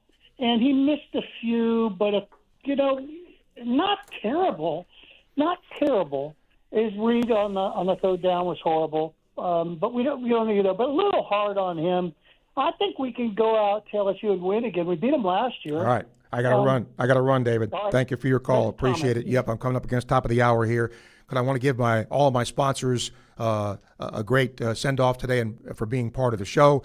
We broadcast, of course, from the Gator Trim Light studio here, powered by Southeast Car Agency here in Gainesville. Facebook Live questions brought to you by Ruzover State Farm. Campus USA doing our YouTube questions, and we really appreciate those. Titan MRI and Imaging is our phone line sponsor. Our email sponsor, International Diamond Center, the official jeweler of the Florida Gators. All of our guests, courtesy of Meldon Law. 54 years of experience, won't back down. Quality Plumbing, Crystal Air and Water, sponsoring our Hours of Sports Scene. Really appreciate them doing it, and we appreciate you for being here. Thanks to Tyler for producing today. Sports Lab's up next. Stay with us with Kevin. I'm Steve Russell. See you later. You're home for Thursday Night Football, right here on WRUF. Attention local and regional CDL-A drivers in the North Florida area. Pritchett Trucking is currently looking for local and regional drivers. Are you looking for a driver-friendly environment? Pritchett Trucking offers more home time, great pay, and great benefits, including health insurance and paid time off. And they also offer a quarterly performance and safety program, plus a sign-on bonus. Pritchett Trucking's regional drivers are home weekends and local drivers are home daily. If you're at least 23 years old and want a rewarding career with great pay, don't let the opportunity pass you by. Apply online at PritchettTrucking.com. Need a new AC and wondering who to call? I'm Kirk Smith, owner of Crystal Air and Water. Our team of professionals are strongly committed to responsiveness, problem resolution, customer satisfaction, and service excellence. We promise to meet the heating and cooling needs of your home with the most effective and energy-efficient products available. Maybe that's why we're the most liked AC company on Facebook. Follow us today. Crystal Air and Water, online at acpenguin.com. License number CMC 1249384. Yes, I'm calling Crystal Air and Water. Call Crystal. Hey Gators, are you ready to rep your team in style? Head over to Alma Mater, the ultimate Florida Gator store right here in Gainesville, where you'll find everything you need to show off your Gator pride. From one-of-a-kind Gator tees and hats to NIL gear, we've got the perfect Gator swag for every fan. Whether you're gearing up for game day or just want to add some orange and blue to your wardrobe, we've got you covered. Everything designed and produced right here in the swamp. Visit us today at Alma Mater on the corner of 34th and University or almamaterdesign.com. Go Gators! Silverback Concrete is a family-led team of heavy concrete specialists that builds commercial structures for contractors who expect unrivaled quality, including the head ball coach's restaurant, Spurrier's Gridiron Grill. You only have one chance to make a building that holds up to the highest standards through all kinds of weather. Visit silverbackconcrete.co to see why they're the #1 choice in the Southeast. You stand on it, we stand by it. Silverback Concrete's got your back. It's lunchtime and nobody does lunch like Pomodoro Cafe. From Italian dishes to subs and salads, and favorites like their Philly sub with fries, thinly sliced beef cooked to perfection and topped with peppers, onions and mushrooms, and provolone cheese on a baguette. This is Steve Russell sharing with you one of my favorite lunch spots, Pomodoro Cafe, located in the Spring Hill Publix complex on 39th Avenue near I-75. Enjoy Pomodoro Cafe today. And don't forget, they cater online at pomodorocafe.com. Spurrier's Gridiron Grill is a special type of place for Gator fans and fans of great food, which is why we made every day special. Join us on Martini Tuesdays for half off our handcrafted martinis and wine Wednesdays, where you can enjoy a bottle of wine for 50% off. On Old-Fashioned Thursdays, indulge in our selection of 8 classic old-fashioned cocktails. And of course, don't forget Sunday brunch. And now you can look special in some of our great merchandise. Available at the restaurant or online at spurriers.com. Spurrier's Gridiron Grill, the hottest restaurant in Florida in the heart of Gator Nation. From the Spurrier's Gridiron Grill Studio, WRUF Gainesville, W251CG Gainesville, WRUF FM HD2, and on the WRUF radio app. You've heard his voice for more than 2 decades. Out of the shotgun, pistol formation, pulls it back. Here comes the ball, near side, wide open. It is caught. Is he in bounds? Yes, he was. Second TD pass of the game. Now, winter has come to Gainesville and joined Gator Nation. Telvin Smith of the Jaguars joins us here on Football Sunday on ESPN Radio. It's the Sports Lab with Kevin Winter, right here on WRUF 98.1 FM, 850 AM. Flushed out of the pocket, throws back in the end zone. It is knocked away. Now, here's Kevin Winter. And we continue live and local on a Tuesday. 98.1 FM, 850 AM. Can I just tell everyone something, please? I am sick and tired of falling asleep thinking I might have won an NFL wager, only to wake up the next morning and realize I didn't. I had the under.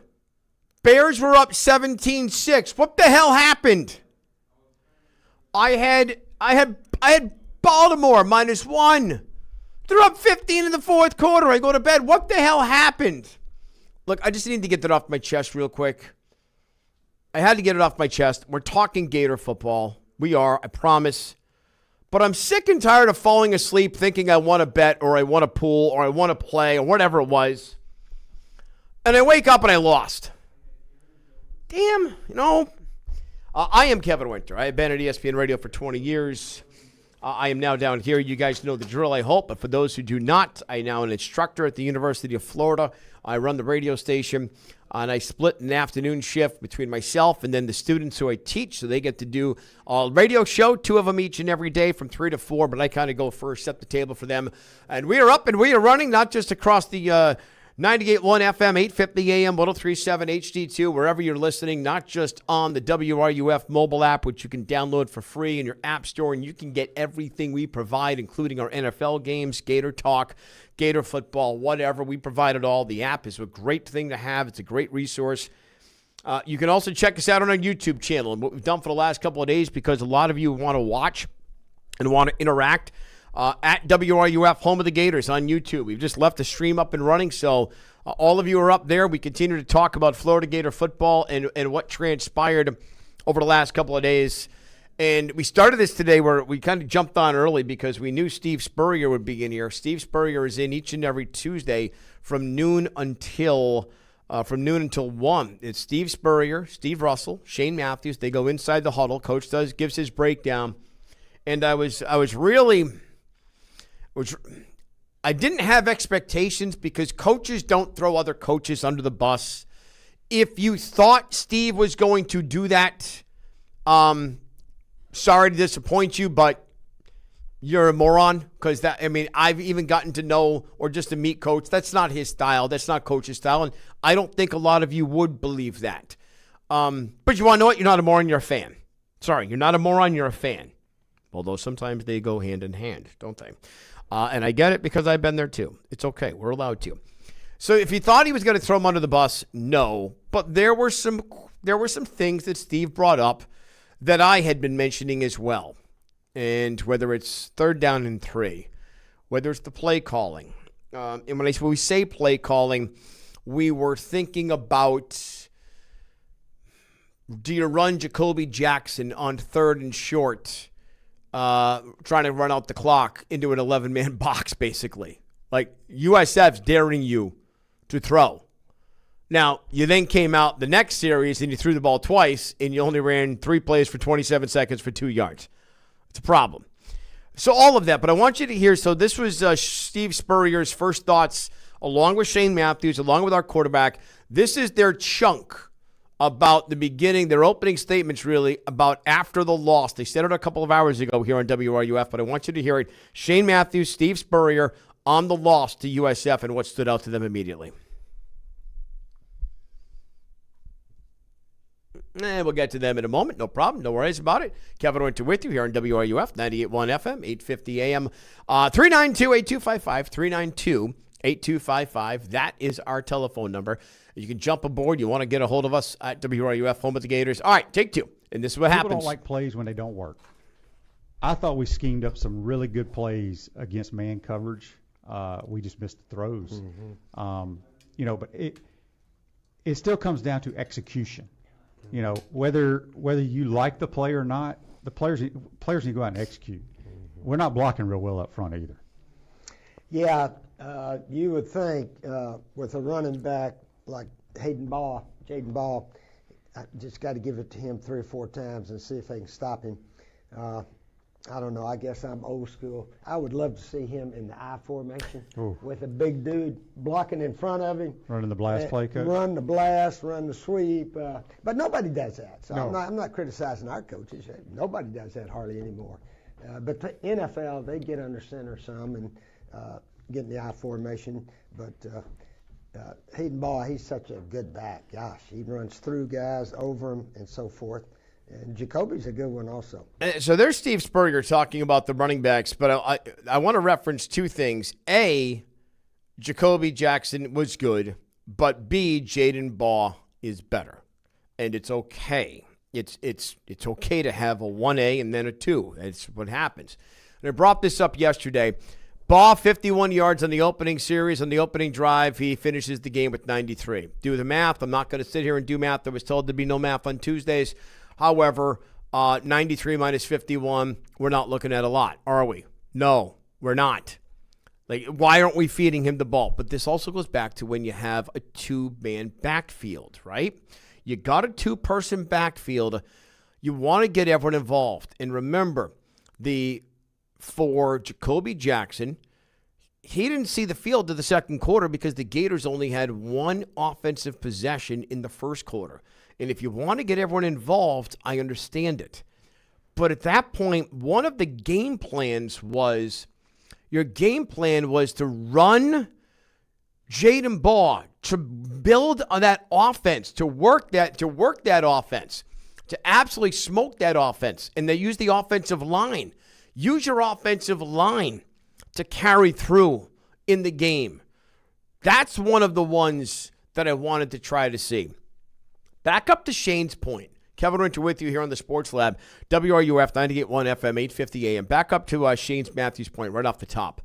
We schemed up and we drew up some great plays, some very good plays. I can't remember what it was. I know we said we schemed them up and we missed them. You want to know what? He did. And for those of you who are on our social media channels talking about no one's ever been open in Billy's offense, guys, I want you to go back I'm not going to pull an NFL scout rule or an NFL analyst on the ESPN network. My buddies who always say, oh, go back and look at the All-22. I get it, okay? All right, fine. Go back and watch a shot of the interception, whether you want to call it an interception that wasn't or the interception that was called. It was called an interception. It happened.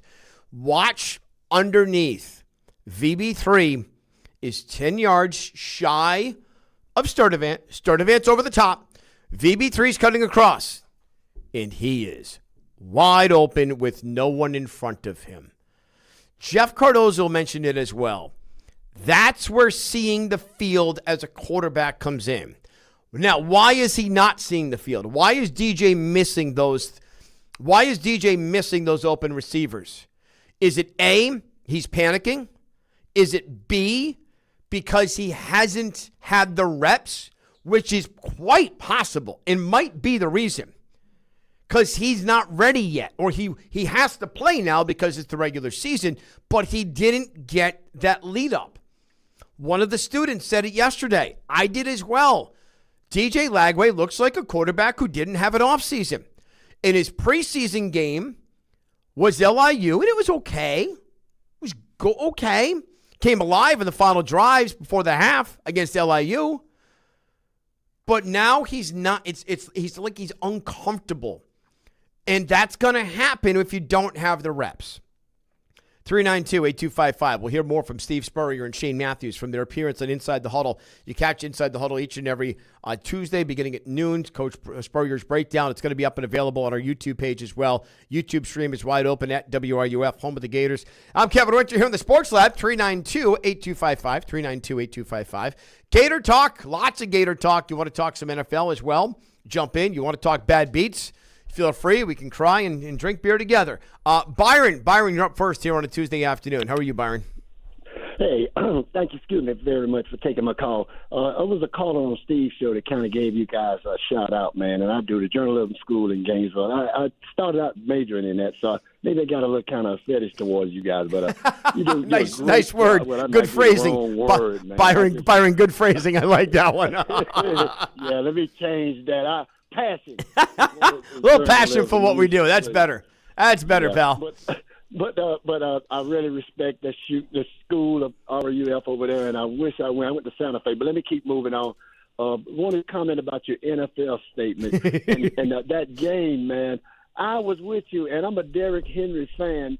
First of all, shout out to coaching them with that bad blast play. Yep. It's amazing how little the college game runs the ball compared to the NFL. And Travis to ETN had 143 yards, almost more than he rushed for the whole last year. So you can change a player season and career with the way you scheme a play. But I want to just mention this also about coaching, my friend. I think Miami need to get rid of the hole there in Shebang and Boodle down there with that McDaniels and two in them. But I'm going to say this again.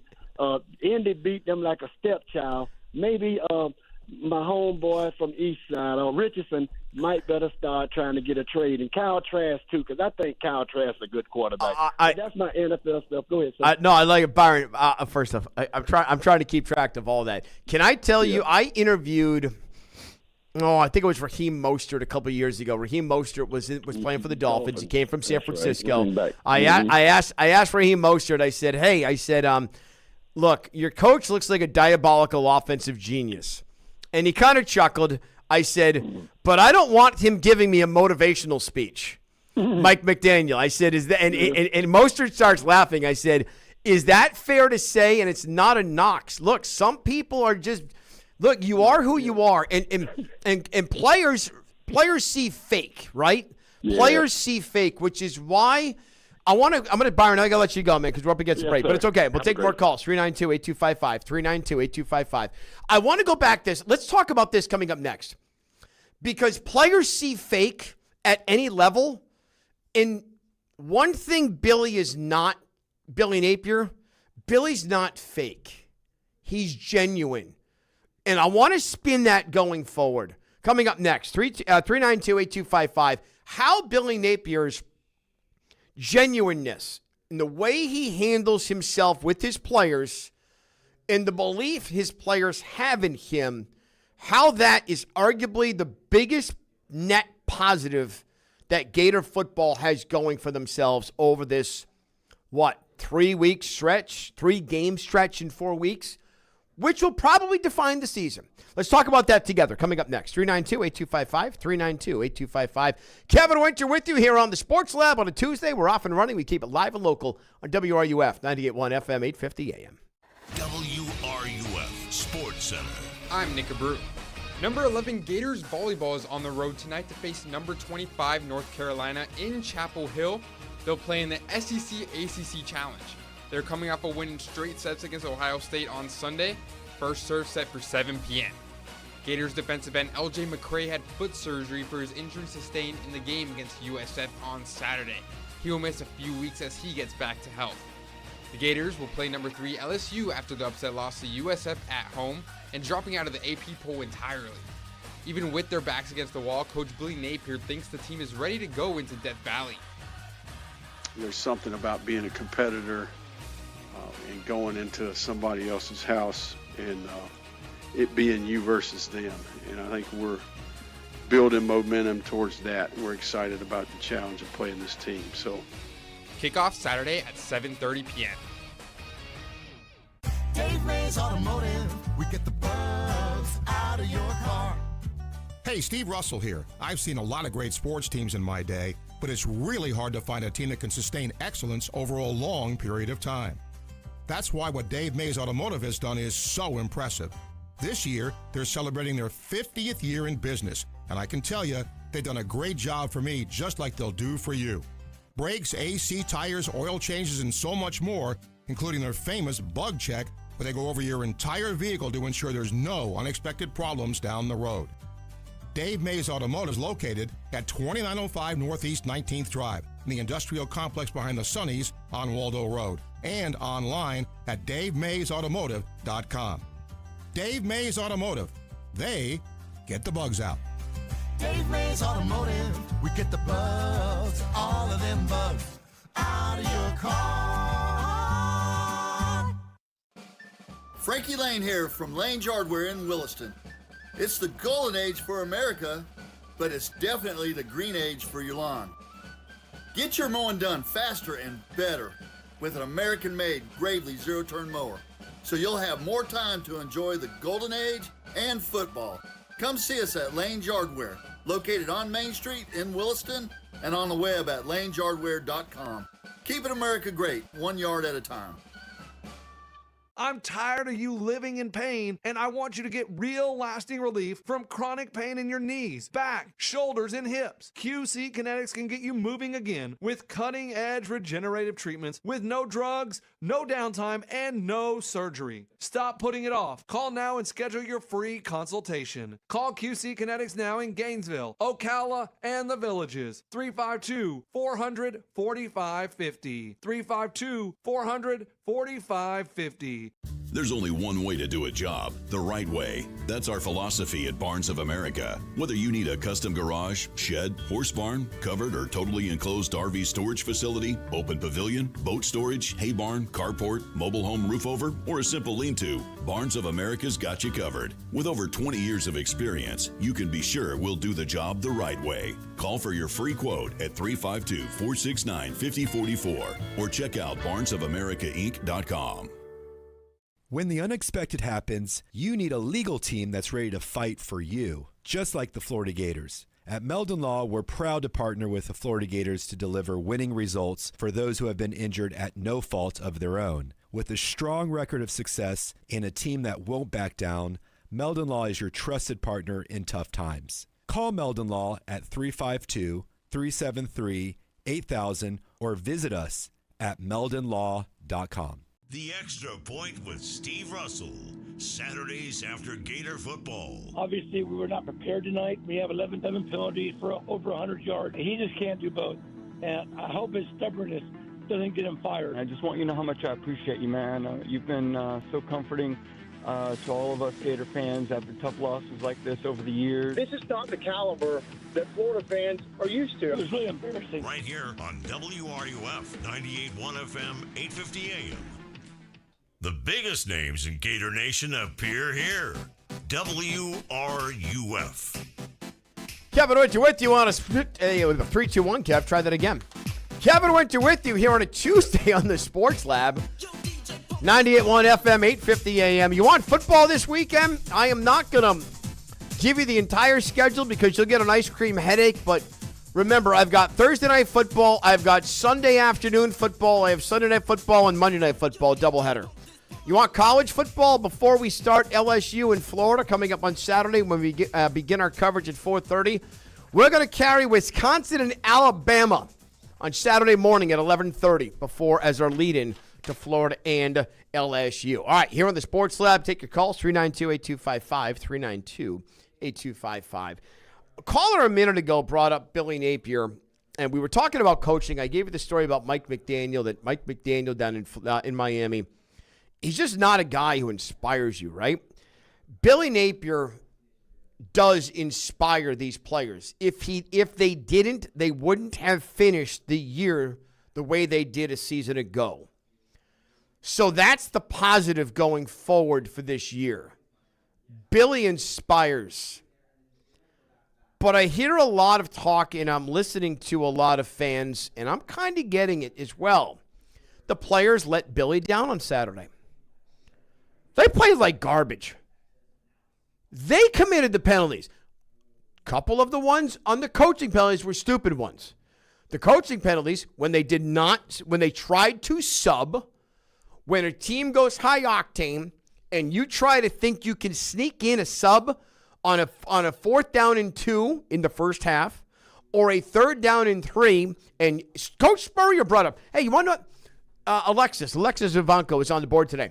3rd down and 3 on the board. Steve Spurrier on 3rd down and 3. This is Coach this afternoon on Inside the Huddle on that play. One play particularly, I don't know if I've ever seen it, when they threw their touchdown pass, our two defensive backs ran into each other. And actually, did one of them hit the ground, I think?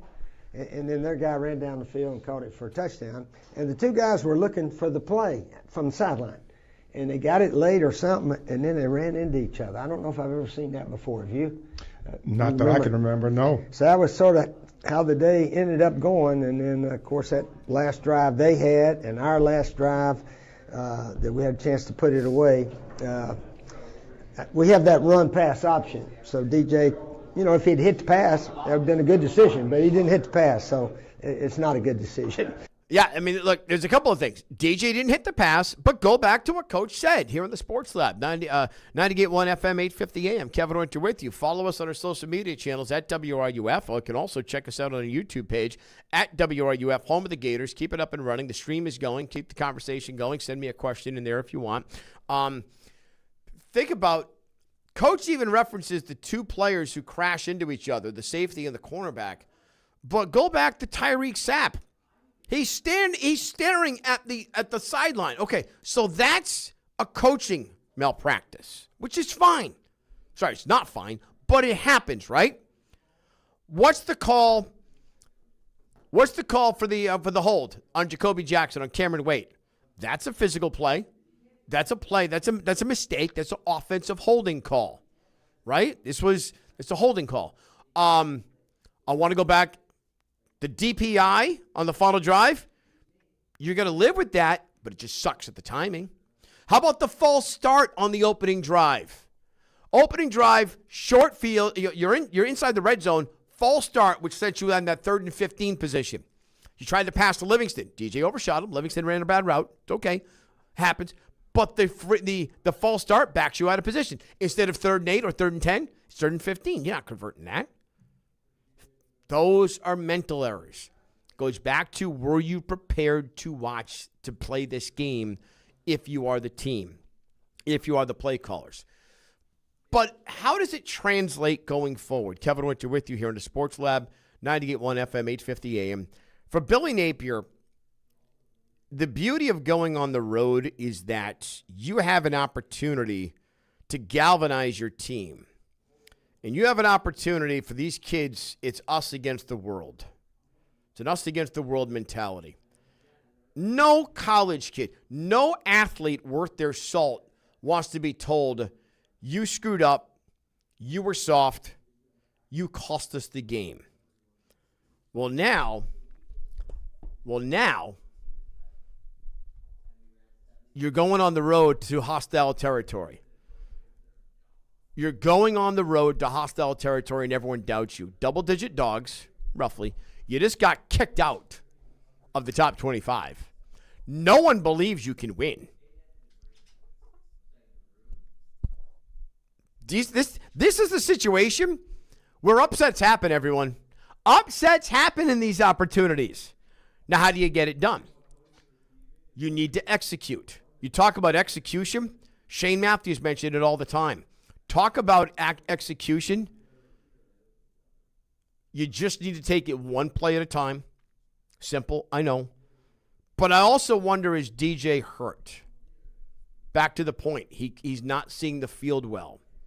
What is DJ now? DJ needs to run the ball. I almost want to see everyone out there. I want to see DJ Lagway one time, tuck it and run. Do we set up a design scramble call for DJ? Even a rollout. Design rollout. Get him on the move. Let him see the field. Find out what he's comfortable with. There's a great scene that I remember back in the day from when Tom Brady was started as the backup quarterback with the Patriots. And Drew Bledsoe was calling plays for him during a preseason game. And he says to Brady, he says, what plays do you like? What plays are you comfortable with? And Brady says, I like sticks. I like post. I hate inseam or whatever it was, right? It's a tremendous clip. Someone needs to go up to DJ right now, if it's Billy as the offensive coordinator or head coach and OC calling the plays. Hey, give me 5 play calls you really like in our offense. Get them comfortable with those 5. I'm talking pass calls. Then you got to mix in how do you do it, because you cannot neglect Jaden Ball on Saturday night. Jaden Ball better go over 20 carries on Saturday night. That, I'm telling you, everyone, that needs to be a must. If you want to win this game Saturday night, Jaden Ball needs to go over 20 carries. If he's at 25, you can start booking it that you're going to win. Because the offensive line is going to be playing ticked off as well. They're not going to be happy with how they've played at times. Also, offensive linemen love to run block more than they love to pass block. You're running forward with all that big meat and muscle behind you. I'm serious. You're driving the defender back. Pass blocking, you're on your heels and you're hoping you'll get clipped. Kevin Winter with you, 392-8255, 392-8255. Take your calls.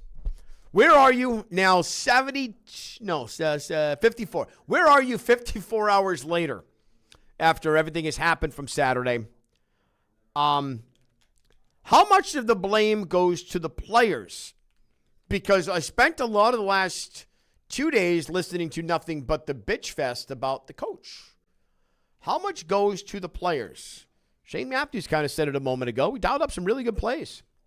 But it's not all done. Reminder, you want to hear Billy Napier again? Billy Napier will be on Gator Talk with Sean Kelly coming up Thursday night. Oh, yeah. Billy Napier on Gator Talk Thursday night, 7 o'clock. You can go to Miller's Ale House. You can go to Miller's Ale House, and you can ask questions from the audience. You can. Miller's Ale House, 7 o'clock.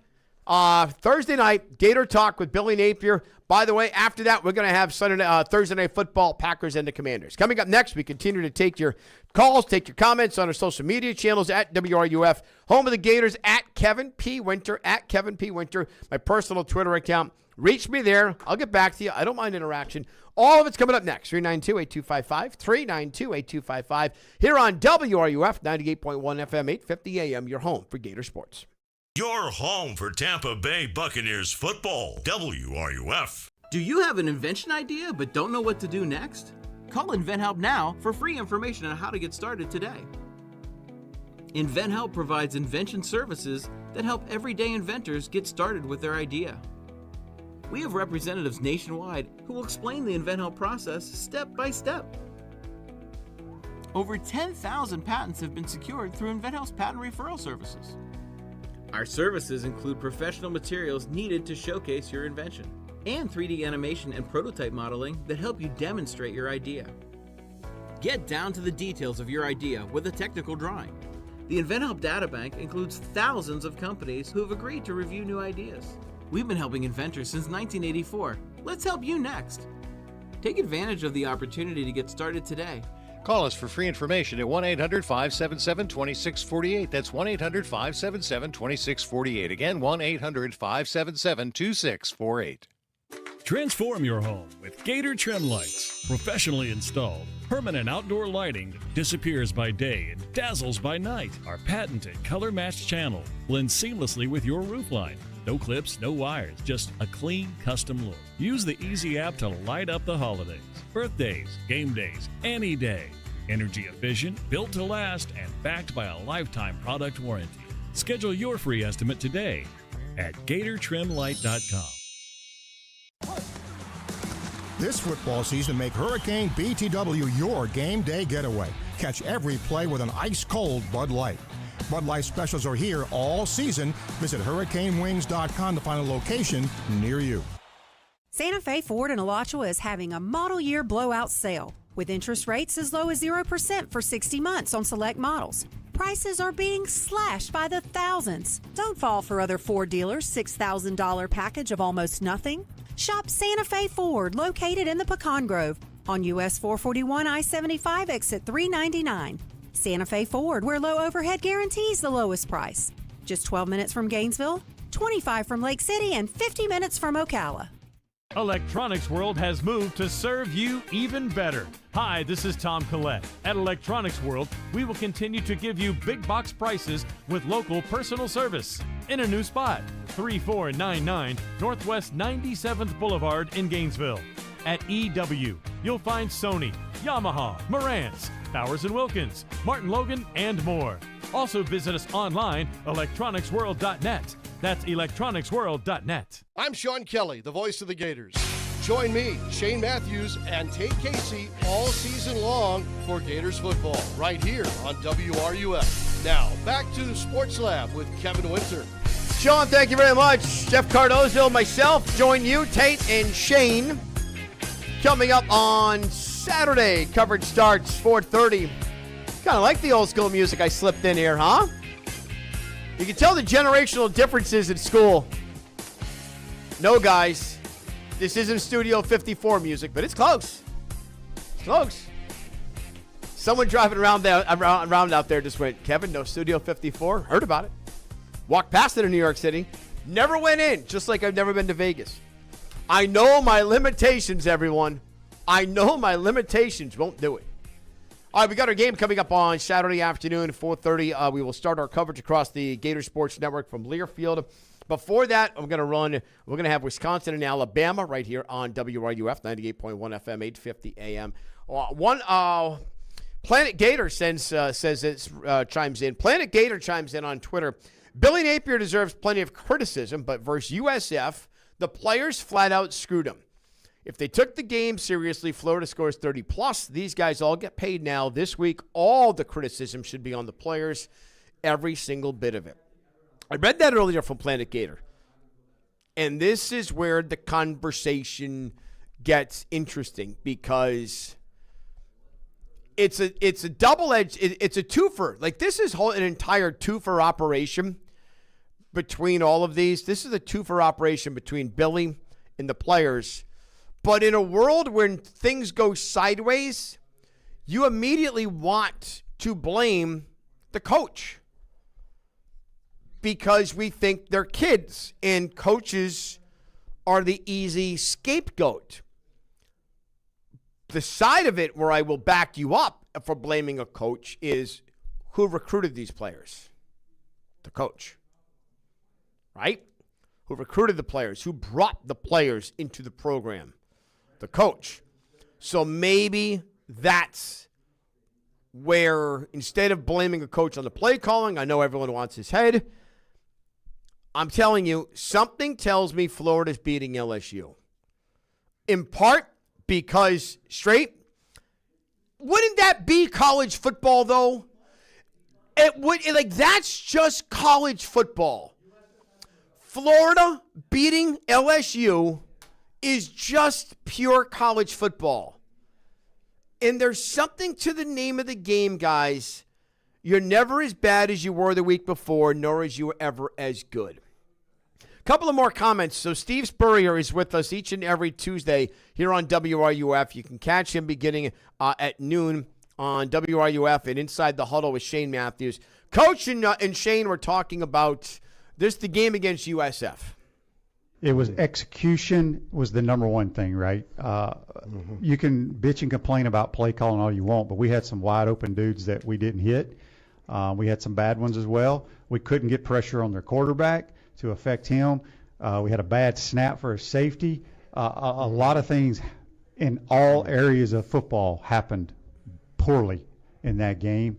But look, I mean, we're not going to close shop and cancel the season. You got to go out and play, and you know it's a hard loss to take, but you got to forget about it and move forward. Well, you got to learn from your mistakes and hope like hell you don't do that stupid thing again. Hopefully, Coach Napier and his coaches can really emphasize those mistakes. It got to be some punishment or something, or you're going to the bench. John Wooden said the bench is the coach's best discipline area. So anyway. Well, I mean, one of the things that's going to happen this week, I have no certainty on this, but I am of the belief we're getting Caleb Banks back, which is going to be monstrous. That's going to help provide your difference on the other side and on the defensive line. That will allow, hopefully, Tyreek Sapp to break loose. He had the massive sack against USF when we needed it on the missed field goal part of the drive on that one. He took him out of field goal range. He's the one who knocked it back. But I would love to see Sapp be able to get to the quarterback more, but right now he's drawing all the attention. Shane mentioned execution. Coach mentioned the stupid penalties. Every one of you out there are looking for the next guy. I've heard a lot of people mention this as well. Billy needs an offensive coordinator. There's something to be said for that, about trying to do too much. If you think Steve Spurrier is coming, how about this question? Alexis, play this one. This is Steve Russell asking and reading a reader's email to Coach Spurrier. Would you ever consider calling plays for Coach Napier's offense? No, I'm not. I'm the ambassador at Florida. He's got plenty of guys there. They study the tape all week long. I mean, they're in there sun up to sundown, or after sundown for sure. So no, I don't think play calling is our problem right now. All right, hang on. So as much as we laugh at the beginning, we laugh at Steve Spurrier going, no, right? Did you catch the back end? I want to isolate the back end later on. Steve Spurrier says, I don't think play calling is a problem. Doesn't that go back to execution then? If it's not the play calls, goes back to execution because something isn't right. You scored 16 points against USF. You should score more. You should score a lot more. Brandon chimes in on our social media account at WRUF, home of the Gators. I've heard several people talk about the pick that was dropped and the fact that VB3 was open 10 yards underneath. That's not always how the quarterback position works. If you're reading high to low, you let it rip. As soon as you think the higher guy has a chance, you don't come off of him and look for others and then go back to him. Leave that VB3 was open convo alone. Okay? No, I won't leave it alone. I'm not going to. Because you had a player open. I understand where you're looking, but a good quarterback will also know that if I've got a guy, and by the way, can we discuss something for a moment? Was Sturdivant, did Sturdivant have the defender beat? Did he?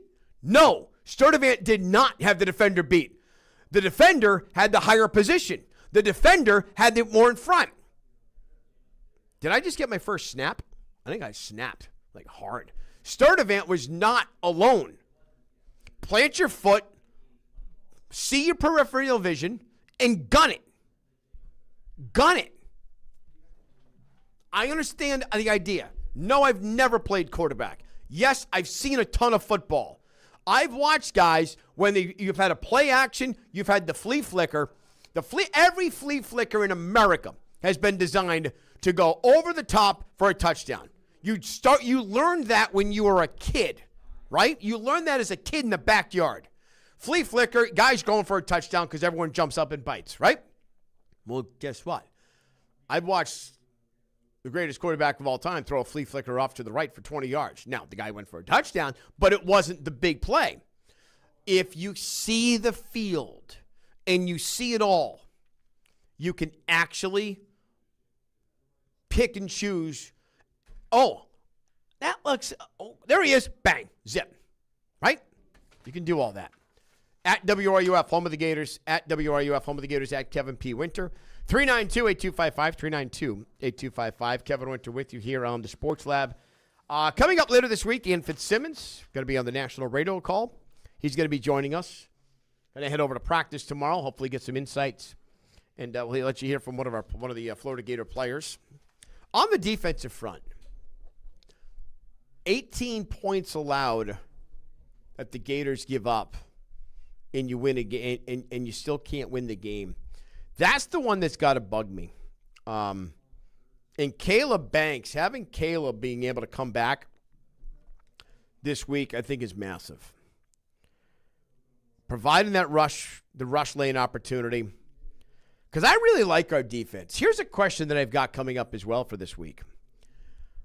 How many points do we expect Saturday night in Death Valley? These two defenses, this could be like one of those. This could be one of those. Remember LSU and Alabama years ago? Look, I know you guys down here in Gainesville probably hated the game because it's two teams you hate. I get it. I just liked it because it was a good college football game. 9-6. That was like one of those games of the century that the first time CBS decided to put a game in primetime. They had that package. They're like, hey, let's put this game in primetime. Like 1 versus 2, 1 versus 3. I could see something Saturday night where the offense struggles. Both offenses struggle. But also, let's remember, that's how you win a game on the road in the SEC. You win it with your defense. Your defense goes into enemy territory, into hostile territory, and you shut them down. Back to the point about Jaden Baugh. Give me 20 carries for Jaden Baugh this week. Give me 20 carries for Jaden Baugh. Do that, you got a very good chance to win. Baugh goes 25 carries for 120 yards. You're absolutely winning this football game. Again, we're back to play calling. How is it? What is it? I mentioned a moment ago. I would love to be a fly on the wall of Billy Napier and DJ Lagway talking about the best routes that DJ likes. What routes are your favorite? What plays are your favorite? Where do we want to put someone?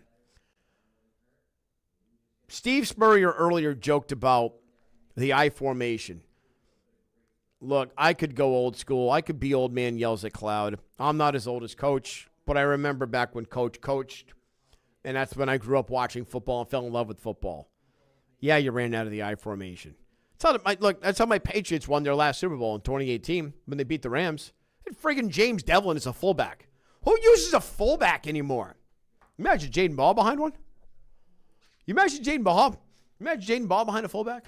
All right, continue to take your phone calls, 392-8255, 392-8255. Want to remind you, Cardozo and Dooley coming up later on this afternoon. Tailgate will continue at 3. This afternoon is the Rousseau Bilgeray Show. We go live and local on WRUF, 98.1 FM, 850 AM each and every weekday from noon until 6. Lots of football, lots of talk, lots of Gator conversation with you. Coming up next, put a bow on the show. Kevin Winter with you here on WRUF, 98.1 FM, 850 AM. WRUF Sports Center. I'm David Lopez, and after the team's devastating 18-16 loss against USF on Saturday in the Swamp, Florida football head coach Billy Napier spoke in his weekly press conference on Florida Gators' Brendan Betts' ejection from the game after he spat on a USF player. You said obviously he was suspended. You mean ejected? Yeah, he didn't play, right. But he's not suspended for this game. We haven't made that decision yet. The Gators hope to bounce back this Saturday as they play against LSU in their first away game of the season. Also, Gators volleyball beat Ohio State yesterday in 3 sets. The team is on a 4-game heater and will play UNC in Chapel Hill tomorrow in the SEC ACC Challenge. Finally, Gators men's golf kicked off their season in less than ideal fashion, turning in a 10th place finish in the Sahali Players Championship. The women's team looks for a better result beginning their season at the Cougar Classic, which teed off at 8:30 a.m. today and concludes tomorrow afternoon. Hi, this is Dr. Art Mowry of Exceptional Dentistry. Listen to what our clients have to say about their experience at Exceptional Dentistry. Well, we discussed dentures and implants, and I could not afford the implants, but I was still treated like an implant person that was going to put out buku bucks, even though I didn't have it. And I thought, well, if I don't go with implants, they're going to put me on the back burner, sort of, and shun me away, but they didn't. They did not. I have 4 dentures, top and bottom. Top and bottom dentures? Right. IV sedation they did, and I don't remember a thing. It was wonderful. Yeah, go there because they care. This is Dr. Kim Mowry, and if you think you have dental problems that are too big to overcome, we're here for you. Please visit us at exceptionaldentistry.com. That's exceptionaldentistry.com. Overheard at the Hard Rock Bet Party. No, you see, you get $150 in bonus bets after your first $5 bet hits. Did somebody say hit? Whoa, Ray Lewis? We were just saying if your bet hits. Huh. You know I love a good form tackle. We know, Ray. We know. Hard Rock Bet Sportsbook. Roll with us. New players bet $5, get $150 in bonus bets if you win. Payable in bonus bets, not a cash offer. Offered by the Seminole Tribe of Florida. Must be 21 and up and physically present in Florida to wager. Terms and conditions apply. Concerned about gambling? Please call 1-888-ADMIT-IT. The Florida Bright Futures Scholarship isn't just about covering tuition. It can help you pursue your dreams at any Florida State University, community college, or eligible trade school. Whether you want to become a teacher, study engineering, learn a skilled trade, or start your own business, Bright Futures can help you achieve your goals.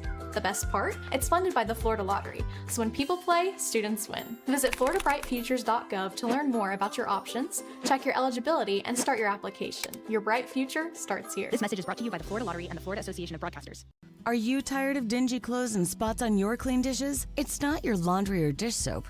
It's your water. Perry's Pump Repair in Alachua is our area's trusted water quality and mechanical experts. From water softeners, water treatment, water pressure issues, to well pump repair and installation. Call Perry's Pump Repair for a free water analysis. You have nothing to lose. Providing courteous, accountable, and life-changing water solutions for you and your family.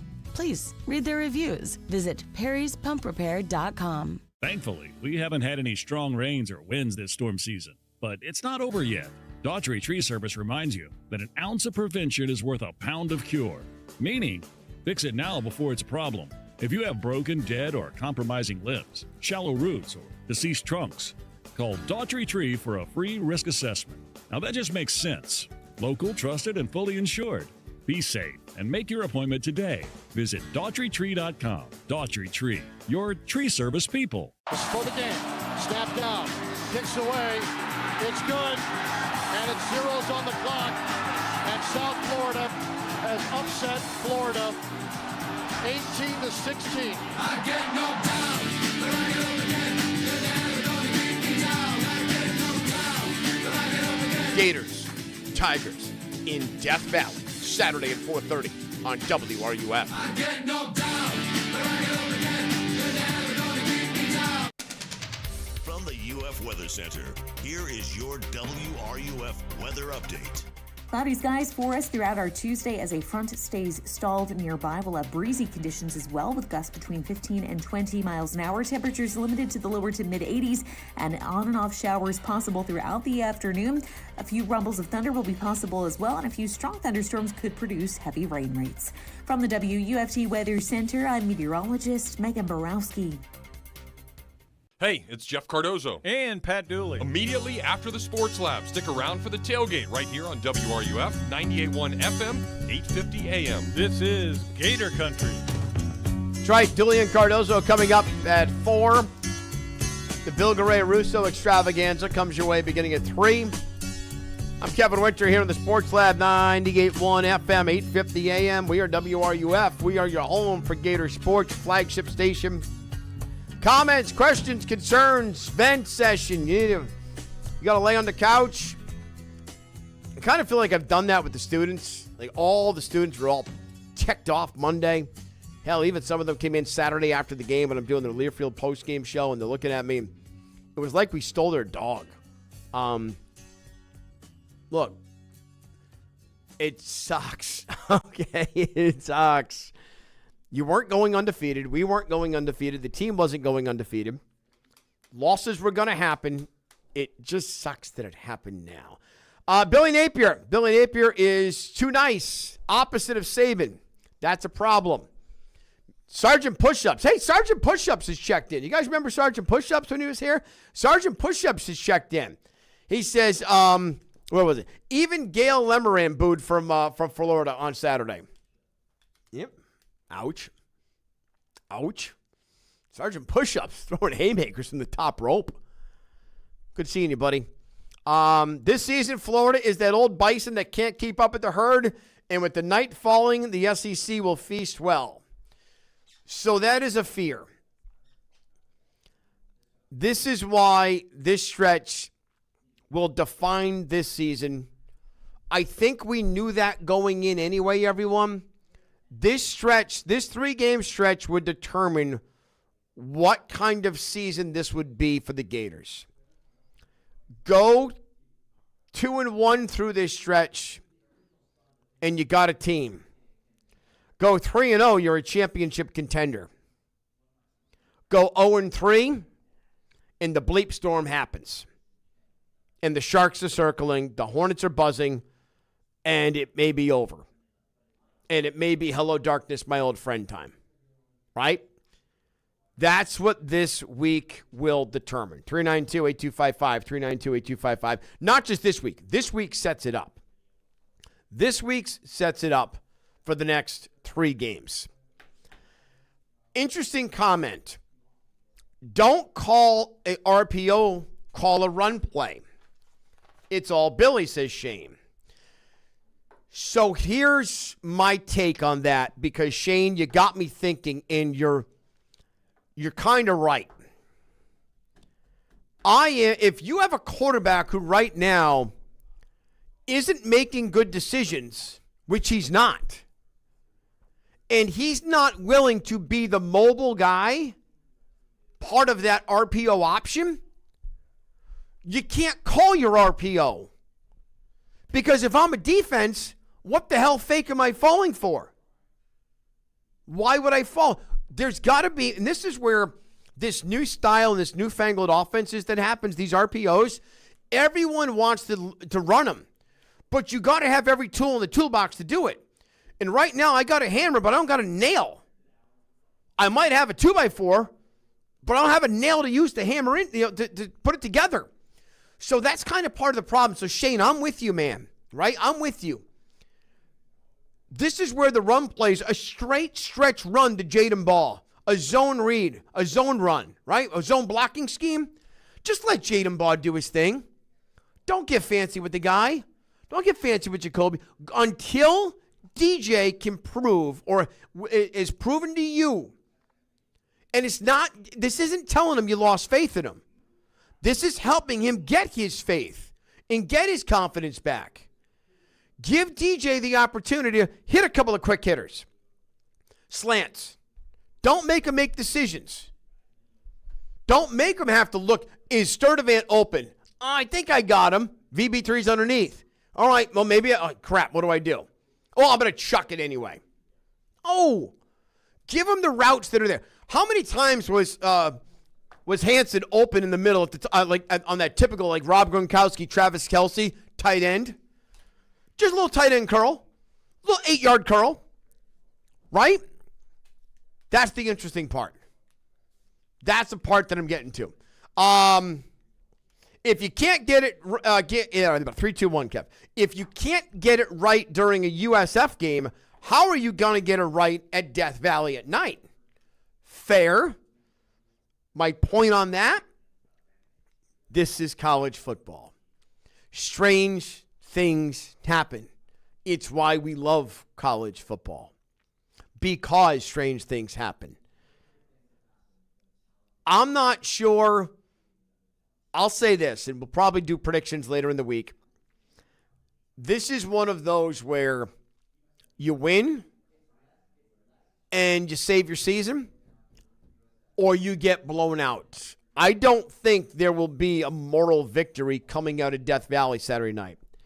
Because I know this, Gator Nation, Gator fans, you guys won't accept a moral victory Saturday night. Those days are done. Those are over. You want results, and I don't blame you.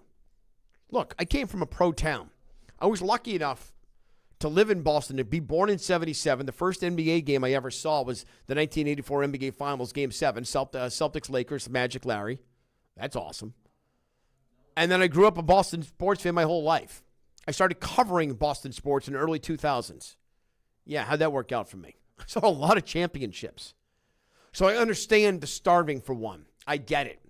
I watch it from afar. There are no moral victories. That's what I love about Gator fans. You have a high bar. You have a high threshold of what we're supposed to be. I love that stuff. That's what I love. That's where I love your passion. Now, the thing sometimes is we send it two different ways and we go askew. It just gets a little tricky.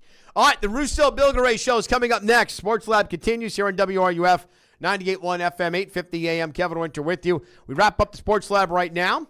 Coming up next, Russo Bilgeray. Hi, how you doing? There it is.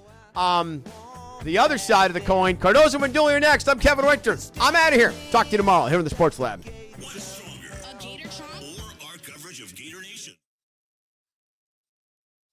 WRUF 98.1 FM, 850 AM, and 103.7 HD2. Keeping you connected to Gator Nation. ESPN Gainesville is WRUF. The wait is over. Miapa Latin Cafe is now open in the heart of Alachua. For over 13 years, Miapa has been serving up authentic Cuban flavor to the greater Alachua area. And now we're moving into a bigger, better space right across the street from our previous Alachua location. That means a bigger parking lot, more seating, and yes, a drive-thru for your cafecito fix on the go. We couldn't have done it without you. Miapa is deeply grateful to the community for years of support, love, and loyalty. This move is a celebration of you, our customers, neighbors, and friends. Miapa has been a part of Alachua County since 2003, and with 6 locations strong in Gainesville, Jonesville, and Alachua, we're proud to bring you the ultimate Cuban culinary experience. Miapa Latin Cafe. Authentic Cuban food, real community flavor.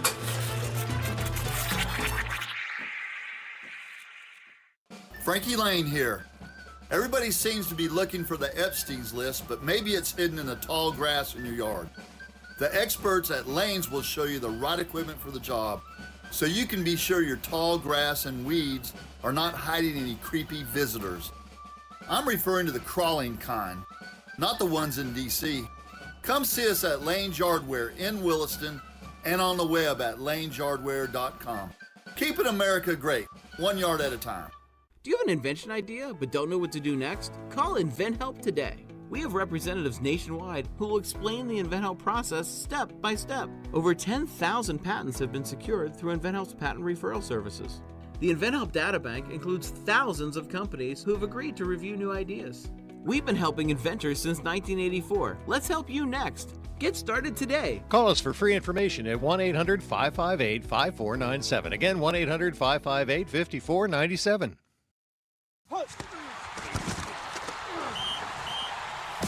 This football season, Hurricane BTW is your game day getaway. Catch every play with an ice-cold Bud Light in hand. Pair it with fan favorites like our wings and apps while you catch every touchdown, tackle, and highlight. Our Bud Light specials are here all season long on Hurricane BTW, so bring the crew and make it a game day tradition. Visit hurricanewings.com to find a restaurant near you.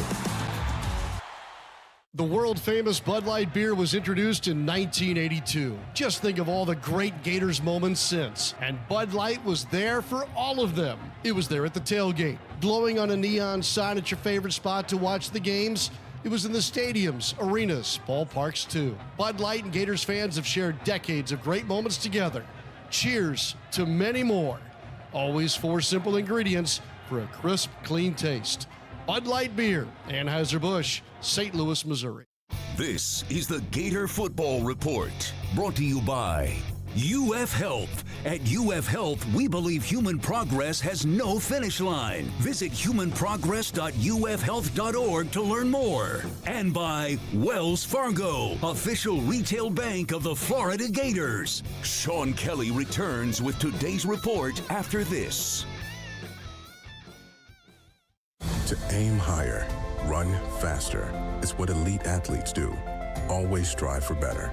At UF Health, we have that same DNA to not just treat a stroke, but to create a fleet of mobile stroke treatment units, to not just do research, but to use AI to save lives with one of the most powerful supercomputers in academia. We believe, like athletes, that human progress has no finish line. UF Health, National Medical Center for Team USA. They're not just the Gators, they're your Gators.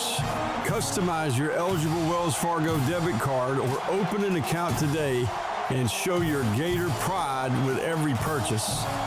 Get started at wellsfargo.com/Gators. Wells Fargo is proud to be the official retail bank of the Florida Gators. Copyright 2025 Wells Fargo Bank, N.A., member FDIC.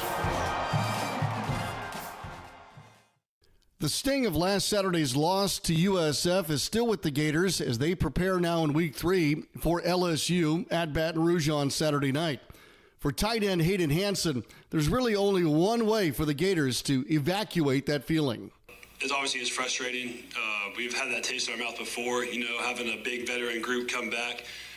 One of the bright spots is, though, that we know how to handle it and we know how to respond. Obviously, you saw last year how we flipped that narrative down that last 4-game stretch. And basically what it comes down to now is we got to do it a whole lot sooner. We got to go to Death Valley, beat the number 3 team at their place, and then keep going. We got to get this taste out of our mouth. Albeit later in the season, it was the LSU game last year that the Gators saw their season turn around, defeating the Tigers 27-16 inside the Swamp. The Gators then reeled off 4 straight wins to finish the season. Sean Kelly reporting for the Gator Sports Network from Learfield. The preceding has been a Learfield presentation of the Gator Sports Network. From the Spurrier's Gridiron Grill Studio, WRUF Gainesville, W251CG Gainesville, WRUF FM HD2, and on the WRUF radio app. It's the Sports Lab, right here on WRUF 98.1 FM, 850 AM.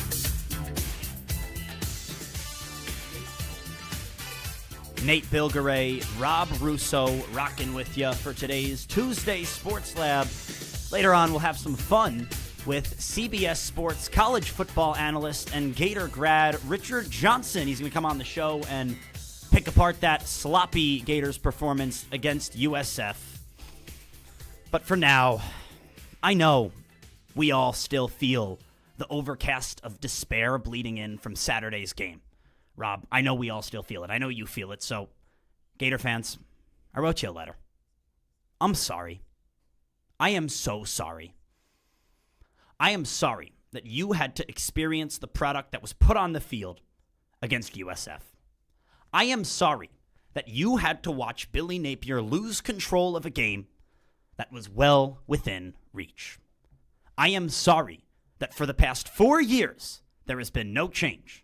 Because what we saw on the field on Saturday was a mirror image of the mistakes Billy Napier-led teams have made for 4 years in a row now. I'm a senior here at UF, Rob a junior, so we only know Billy Napier. We are, in theory, baby Gators in terms of our fandom. Today, I call on you, our audience, to inform us. Call in, please. Call in. The phone lines are open. Remind us of a time where you were satisfied with the product Florida football put on the field. Because to be frank with you, I can't remember the last time I was. Nate Bilgeray, Rob Russo with you on the Sports Lab, WRUF 98.1 FM, 850 AM. Phone lines are open at 392-8255. Again, that's 392-8255. Later on in the show, we've got Richard Johnson, college football CBS Sports analyst and Gator grad, hopping on to break down that USF loss. But for now, Rob, I just want to set the scene, and then I'm going to open this thing. I'm going to blow it wide open. Billy Napier is under contract until January 1st of 2029. If Florida decides to terminate right now, the Gators would owe him 85% of his total contract. After 26, the buyout drops to $13 million. $13 million. After 27, it drops to just a little over $6 million. Then you can let him go, no consequences, in 2028. Rob, I'm not asking you if Billy Napier should lose this job. I'm not, like that reporter in the press conference, asking if he's the right guy to lead this team. I'm asking you if you think there's a world where he does lose his job during the season.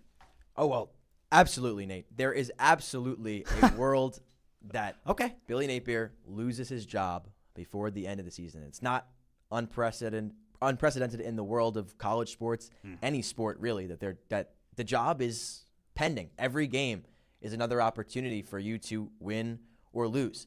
Billy Napier is now 20-20 as the head ball coach here at the University of Florida. It's not the record that you want, and losing to a Group of 5 team in year 4 in week 2 of the season with the best roster assembled that you've had as head coach of this team, it's not the step in the right direction that you're looking for. Now, you said, is it possible that he can get fired? Absolutely, because if you look at the slate of games ahead of you. Talk to me. You march into Death Valley this weekend. You follow that up with a trip to Coral Gables. You play Miami next weekend. 2 top 10 games inside the top 7, I believe. Yep. Top 3, LSU. Then you go on a bye. Then you come home. Great, you're home. You just lost to USF at home. You face Texas October 4th at home. Yeah. Okay. Breathe. No breathing time. No. Week after no time that, to recover. You're going to College Station. You're playing Texas A&M. Yep. And then you come home for homecoming against Mississippi State, and maybe, just maybe, you can take a breath then, because that's a team that just beat the number 12 team in the country, Arizona State, that's not a pushover whatsoever. It's not. So there is a world where the rest of your season, besides likely Kentucky, every team you face could be ranked in the top 25. Now, that's a lot of opportunities for a lot of good wins, but there is also a world in which the Florida Gators go 0-4 in their next 4 games. It's tough. There's also a world where the Florida Gators still make the college football playoffs. Absolutely. Because of the strength of schedule. But on the total flip side from that, you talked about the difficulty of schedule coming up. I think the bye week going into Texas at home is so interesting because it is very possible that the Gators go to Death Valley, lose to LSU, then they drop one to Miami in South Florida.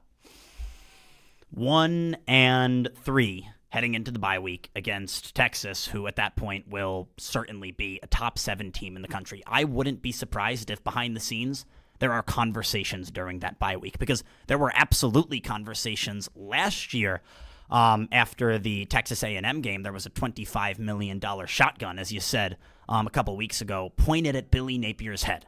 Now, obviously, the team rebounded, but that was last year. That was year 3. I really thought that in year 4, the team wouldn't have to rebound. That's what I thought would be different about this year. I totally get if the Gators drop one to LSU in Baton Rouge. I get it if Florida can't beat Georgia and Jacksonville. These are excellent teams. I thought Florida was going to get its teeth kicked in at some point this season. It would just be later, and they wouldn't have to recover in the way they do now. Florida fans are tired of getting smacked in the face this early in the season. You can't come out here as the head ball coach at the University of Florida in 24, drop one to Miami, in-state rival, look totally unprepared, do the same thing against Texas A&M, and then repeat that in the first real home game of the year against USF. It's just, there seems to be this consistency with Billy Napier-led teams that they show up unprepared, Rob. Yeah, they show up unprepared, and it's a scary thing because this is something that I've heard all week, and that they're looking ahead. Oh, they didn't prepare for USF. They were getting ready for Garrett Nussmeier. They were getting ready for LSU. They were getting ready for Miami. I don't think that was the case at all. I really don't. And I think that they were preparing to face Byron Brown, to face this USF offense. And at the end of the day, they prepared and they still lost. It's scary. And that's the scarier thing for me. Yeah, it's hard knowing that Florida probably was not looking ahead. It's hard accepting the reality that Florida could not prepare properly and adequately for USF, because in my eyes, going into that game, Rob Russo, there's only one way USF is going to beat you, and that's running a tempo offense, pushing the ball down the field and catching you off guard. Because watching that game, it was clear as day who the more talented team was. Florida was running the football down their throats on the opening drive. Down their throats. Jaden Ball looked excellent. Fine. A couple miscues on that first drive. You don't end up finding the end zone. But Florida was most certainly the more talented team. Yet Billy Napier could not prepare them for that hurry-up offense, and consequently it leads to a big ball, USF, a long bomb, that gives them the lead late in the game, and that's just unacceptable. You see Tyreek Sapp, as Kevin's been saying all week, you see Tyreek Sapp standing there looking at the sideline, begging for someone to call a play. And it doesn't happen. Ball snapped over his head before he even knows what's happening. That is a failure of the coaching staff to lead their players in battle. It's unacceptable. Most certainly. And, this is a team in USF. That's exactly how they play football, because if you watched week 1 against Boise State, they were doing the exact same thing. And when you go and you play a superior team in terms of talent, you can beat them by out-coaching them. And that's exactly what happened. You got out-coached in this game against USF. And it was just, it was agonizing. It was really hard to watch. It was, Billy Napier makes, okay, so we talked about this off the air. You say this all the time. It would be nice if we were just the uninformed fan that doesn't know what's going on behind the scenes, right? Maybe this offense can only run RPOs. Maybe this offense isn't fit to have an expanded playbook where you're doing Ben Johnson type stuff, faking a pitch in the backfield and ripping a slant instead. Maybe we just don't understand what this offense is built for. At least that's what I thought. That's what I hoped. But it's plain as day that when Jaden Ball runs for 50 yards on the first drive of the game, you give him the football. You give him the football, and you keep feeding him. I actually talked to Danny Werfel before the game. He was hanging outside Ben Hill, and I was just walking around, saw him. Went in, just wanted to poke his ear and ask what he thought about the game. I said, Danny, are we going to see a little more from DJ this week? He said, I don't think we'll have to. No. I think this Florida team is going to dominate at the line of scrimmage. And they should have. And just run the football down USF's throats. They did it on the first drive and then just abandoned it. Why? It doesn't make sense. 50-plus yards from Jaden Baugh on that first drive down the field that ended in a field goal. 2 touchdowns called back. One of the holding penalties, sure, maybe a bit weak, but definitely a hold. The one on Hayden Hansen, the offensive pass interference, questionable. We'll leave it at that. So, you can't be too mad at that. But the reason that you're in the red zone in the first place is Jaden Baugh marching you down the field with ease. Nate Bilgeray. I know. And I then hear you just stop running the football. And then, you go to the post-game press conference after the game. I know exactly what you're going to say. When Billy Napier goes to the media and says, we're going to do what works. When we find something that works, we're going to stick with it. And they don't. Because if they were doing what worked, they would have kept running the ball with Jaden Baugh. Billy Napier said we're going to feed the hot hand at running back in the press conference. Jaden Baugh was the hot hand. He did not get fed. Nate Bilgeray, Rob Russo with you on the Sports Lab, WRUF, 98.1 FM, 850 AM. Remember, we're taking your calls today because things are kind of sucky right now as a Gators football fan. Rob and I have only been here for 3-4 years. We've only seen Billy Napier, so we want you guys, the audience, the longtime Gators, to call in, remind us of when things were good. And now we've got JD, a student from the 1960s. JD, you're on the air. What's up? Yeah, guys, I was a freshman in 66. I was a freshman in 66. The year head ball coach won the Heisman. So us old guys have seen a lot of water over the dam, and a lot of, back in the day, was wait till next year. And then the next years came in the 90s and the mid 08, 07, 09, that time frame. And I want to take exception with you guys. I agree with a lot of the stupid stuff. That South Florida comes in here, they're going to run tempo. There's probably going to be 2 or 3 critical fourth downs, and you probably can't substitute. I agree, that's stupid. Making substitutions there. And there were several other things that were stupid. Yep, But But here's the big but in all of this. What do you got for us, JD? What's the but? Yeah, what would you accomplish by firing Billy Napier during the season? Is your goal to win football games, or is your goal to be a tough guy? Well, we're firing. You don't win, we're gonna fire you. That kind of thing. I mean, what is the point JD, of that? I get you. We're gonna answer your question. We got to let you go. Busy show. Thank you so much for the call. I don't know if you accomplish anything by firing Billy Napier in terms of getting closer towards a championship now, Rob Russo. Not in the middle of the season, I don't think. No. Because no one's available to come in and coach a team in the middle of the year. That's the real issue. But what you do accomplish is preserving the Florida Gators football logo. You preserve the legacy that this team cares about and these fans are so passionate about. Dan Mullen was 31-9 through 40 football games. He got fired. Billy's 20-20, and there's not even a whisper of it in town. So yeah, that's what you would accomplish. You would kind of regenerate. You would regenerate the passion that the fans have. So the question is, will the Florida Gators let go of Billy Napier this season? If they don't, is anything going to change when it comes to his play calling? I'm not so sure. We'll tell you coming up next. ESPN 98.1 FM, 850 AM, WRUF.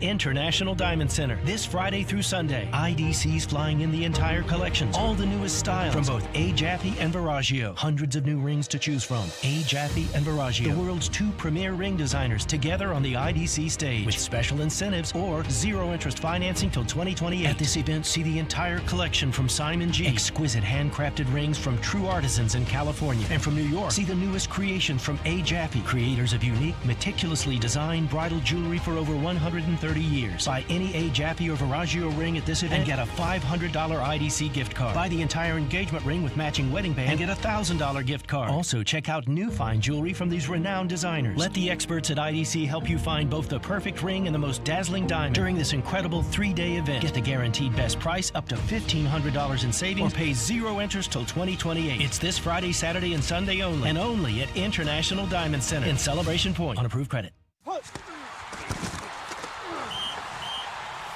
This football season, Hurricane BTW was your game day getaway.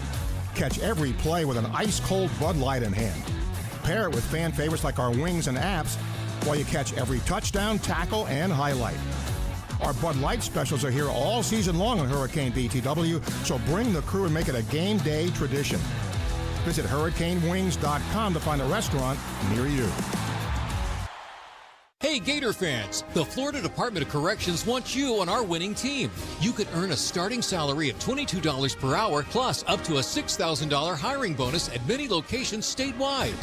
As a correctional officer, you can start a stable career in a controlled, team-oriented environment. No experience is required, and training is provided. Kickstart your career today and make a positive impact on your community. Visit FLDOCjobs.com to apply today. That's FLDOCjobs.com. Spurrier's Gridiron Grill is a special type of place for Gator fans and fans of great food, which is why we made every day special. Join us on Martini Tuesdays for half off our handcrafted martinis and wine Wednesdays, where you can enjoy a bottle of wine for 50% off. On Old Fashioned Thursdays, indulge in our selection of 8 classic old-fashioned cocktails. And of course, don't forget Sunday brunch. And now you can look special in some of our great merchandise, available at the restaurant or online at spurriers.com. Spurrier's Gridiron Grill, the hottest restaurant in Florida in the heart of Gator Nation.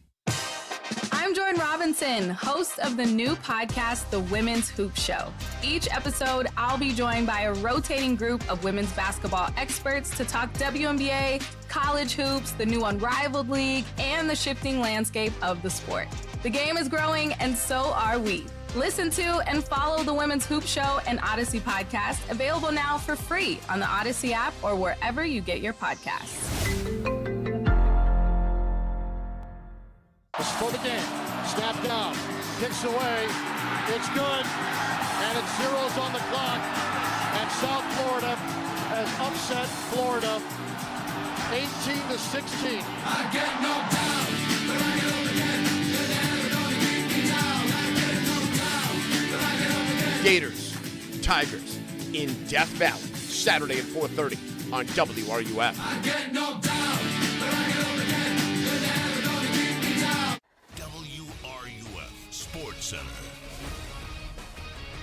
Good afternoon. I'm Coral Uzgiden. Florida Gators face more than just a tough loss this week. Brendan Beck, Gator starting defensive lineman, apologized for spitting on an opposing player during the home matchup against USF. The unsportsmanlike conduct cost the Gators their 11th penalty of the game and bet to get ejected. Head coach Billy Napier shares his thoughts on the incident and what it cost the team. It was out of character for him, and he made a mistake. He compromised the team. He made a selfish decision. He misrepresented our fans, our alumni, the university. In Gator golf news, women's golf is playing at College of Charleston at the Cougar Classic today. Gators finished the competition third with 9 under par. Florida women's volleyball go on to compete against number 25 UNC Chapel Hill at 7 p.m. today in the SEC-ACC Challenge. With the momentum of a 4-game winning streak, Florida hopes to clutch win number 5 tonight in North Carolina. Every Gator football game all season long, right here on WRUF 98.1 FM, 850 AM, and 103.7 HD2.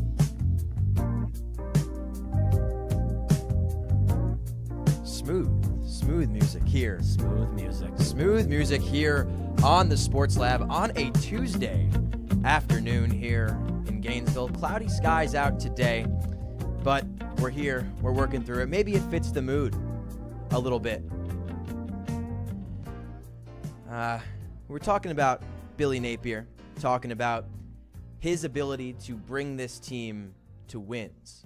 Talked a little bit last segment. Rob Russo, Nate Bilgeray, your host today in the 3 to 4 hour of the Sports Lab, about could he get fired in the middle of the season? Is that a possibility? And I think the biggest thing right now, and we talked about some play calling issues. We had some callers. Phone lines are open here at WRUF. The question being, how can he get this season back on track? Why is he not making decisions that are working? Maybe us as the fans, maybe we're not understanding something. But I get this vision, and I see Ohio State in my head a lot, Nate. Okay. Because I see Ryan Day a lot. I see him as one of the 3 current head coaches in college football, along with Kirby Smart and Dabo Swinney, that have a national championship to their name. He couldn't get over the hump. There for a long time, couldn't get over the hump, couldn't bring his team to a national championship. So what does he do? He brings in an elite, experienced offensive mind in Chip Kelly, who was looking for a job elsewhere. Now he's got it in Las Vegas, to call plays, scheme an offense around Will Howard and that incredible cast of characters to win a national title with the best-ranked offense in America. They do that. His first and only year as the coordinator there. He delegates that responsibility. Kelly, he leaves for the Raiders. Next step, promote your receivers coach. This is the same guy that's coached Garrett Wilson, Chris Olave, Marvin Harrison, Jackson Smith-Njigba, Emeka Egbuka, and Jeremiah Smith. You promote him to be your offensive coordinator, Brian Hartline. And on top of that, you bring in Matt Patricia, mastermind of 3 Super Bowls under Bill Belichick for the New England Patriots, defensive analyst for the Philadelphia Eagles back in 2023, former head coach in the National Football League, to come in and coach your defense. Delegate those responsibilities. And then you, as Ryan Day, you take care of the recruiting, you manage your personnel, you manage the clock. You're a GM. You're a GM. With a glorified coaching responsibility. And you go out there and you manage the game properly. And Ryan Day was capable of doing that. Those are things that, on top of the failures to call a proper offense in a game against South Florida, the clock wasn't managed properly. The players on the field weren't managed properly. Substitutions were going on at the wrong times. That's all top-down coaching mismanagement. And so that's my fear. I don't think he's been able to delegate his responsibilities properly, and I don't know if he ever will. Yeah, well, it's funny. Last year he did. I mean, he didn't delegate responsibility, but defensive play calling wasn't going well. Austin Armstrong was calling the plays, wasn't working out. Okay, sorry, Austin, responsibility gone. Ron Roberts steps in, defense steps up. But Billy Napier, he takes accountability when the Gators make a mistake. It's hard for him to take accountability when he's the one making a mistake. And right now, he can't call plays. But he said in his press conference there will be no changes. He's going to call plays for the foreseeable future, Rob. So if he stays at the helm, and I'd like to think that he was just kind of like blanketing things, maybe so LSU isn't overly prepared going into that game, but this might just be Billy Napier's offense. Like, this just might be it. Rob Russo, Nate Bilgeray here on the Sports Lab. We're taking your calls, 392-8255, 392-8255. Got Liam on line 2. How you doing, guys? First off, I love the show. I was there when it started, when Seth Harp started it, and all the people that started it were my friends when I was there. So I was there during the COVID year when Pitt. So I transferred. So I was there when Pitt. I started there as a junior. Pitt, Trask, all those teams. Like, I'm a legacy, so I know what Gator football can be. I don't know what's going on. I said it from day one. I said Napier needs to go day one. I said it. He was not the guy. If Napier keeps doing this, how long do you guys think it will last? And especially with our schedule. And do you think it's because of that he does not want to hire an OC? And also, I was looking at this post that All Kinds of Weather posted. If you guys want to reference it, it says about how Napier is going in the wrong direction. Yes, Mullen lost to Mizzou. That ended up firing him. But like you guys said, Mullen had winning seasons. I remember Mullen going undefeated in the swamp every year except one, beating Georgia, winning the conference. Everything was going right with Mullen. But that's the problem with Gator fans and Gator boosters. That one year you can have a great team. You can have a great team, and then out of nowhere, the boosters want the coach fired after a horrible loss. Yeah, we saw it with Miami last year as well, but Miami was a better team. Yeah, thank you so much, Liam. I appreciate you for your time. Love the passion, the energy. I remember you, Liam. I remember the face. James Bates, all-SEC linebacker, twice won the Natty here against FSU back in '96. Would bring you up quite often when I took his class, the play-by-play class. So I appreciate the call and the passion. And, man, Rob, tell me if I'm off base here. Do I really think Billy Napier is going to get fired this season? No. If he was going to get fired during the season, it would have happened last year when Florida dropped a home opener in the Swamp for the first time in, I think, was it 21 years, Something 21 like that. seasons? So I don't think that Billy Napier is going to get let go this season. But when it comes to actually delegating responsibilities and calling plays, you know when you wake up in the morning and you look in the mirror and, like, your hair is just perfect. You got a fire outfit going on. You're feeling, Rob, you know what I'm talking about. When you're feeling yourself, you fall in love with yourself. And I think Billy Napier's in love with the idea of getting to be at the helm for this offense and call the plays. Yeah, and maybe it's not just that, and maybe it's thinking that there is no one else better to call the plays than someone that knows the team. And again, it's also controlling your own fate. Controlling your own destiny. Because if someone comes in and loses your job for you, that's one thing, because all the blame inevitably funnels up to the head coach. True. So you can die on your own sword, or you can give the sword to someone else to stab you. True. But you don't know what they're going to do with that sword, right? And so at least if he's in charge, then he has control over his own destiny towards the end of the season. I do agree with you. I don't think you're off base in saying that I don't believe that he would go in the middle of a season unless things get absolutely really bad at the end. Really bad, really, really desperate. I think a lot of it goes down to the intrinsic tie that Billy has with DJ and that connection and that the success of this program being so dependent on DJ coming here and being a magnet for other recruits and turning this program from a sinking ship into one that can get across the ocean, right? That's true. It's the inevitable goal, and I just don't think that they can get there. It's funny too, because like DJ's Billy's only connection with Gator Nation. Yeah, DJ is the string that ties Billy with Gator Nation here in Gainesville. Last year, chants fire Billy, everywhere in the Swamp, every game, and then DJ Lagway comes in and saves the season against LSU, against Ole Miss. And all of a sudden, Billy's back in good graces of the fans. Then look what happens against USF. DJ Lagway has a down week, Rob, and Fire Billy chants are reigning in the Swamp again. So, like, DJ Lagway is the string that ties Billy Napier to Gator Nation. And you see what happens when DJ Lagway can't play good football. The crowd turns on Billy quick.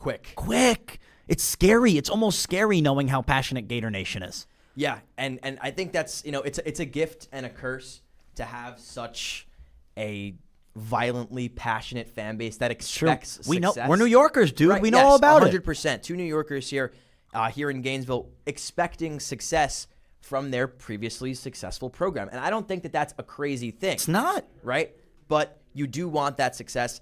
And the question then becomes, is it a Billy thing?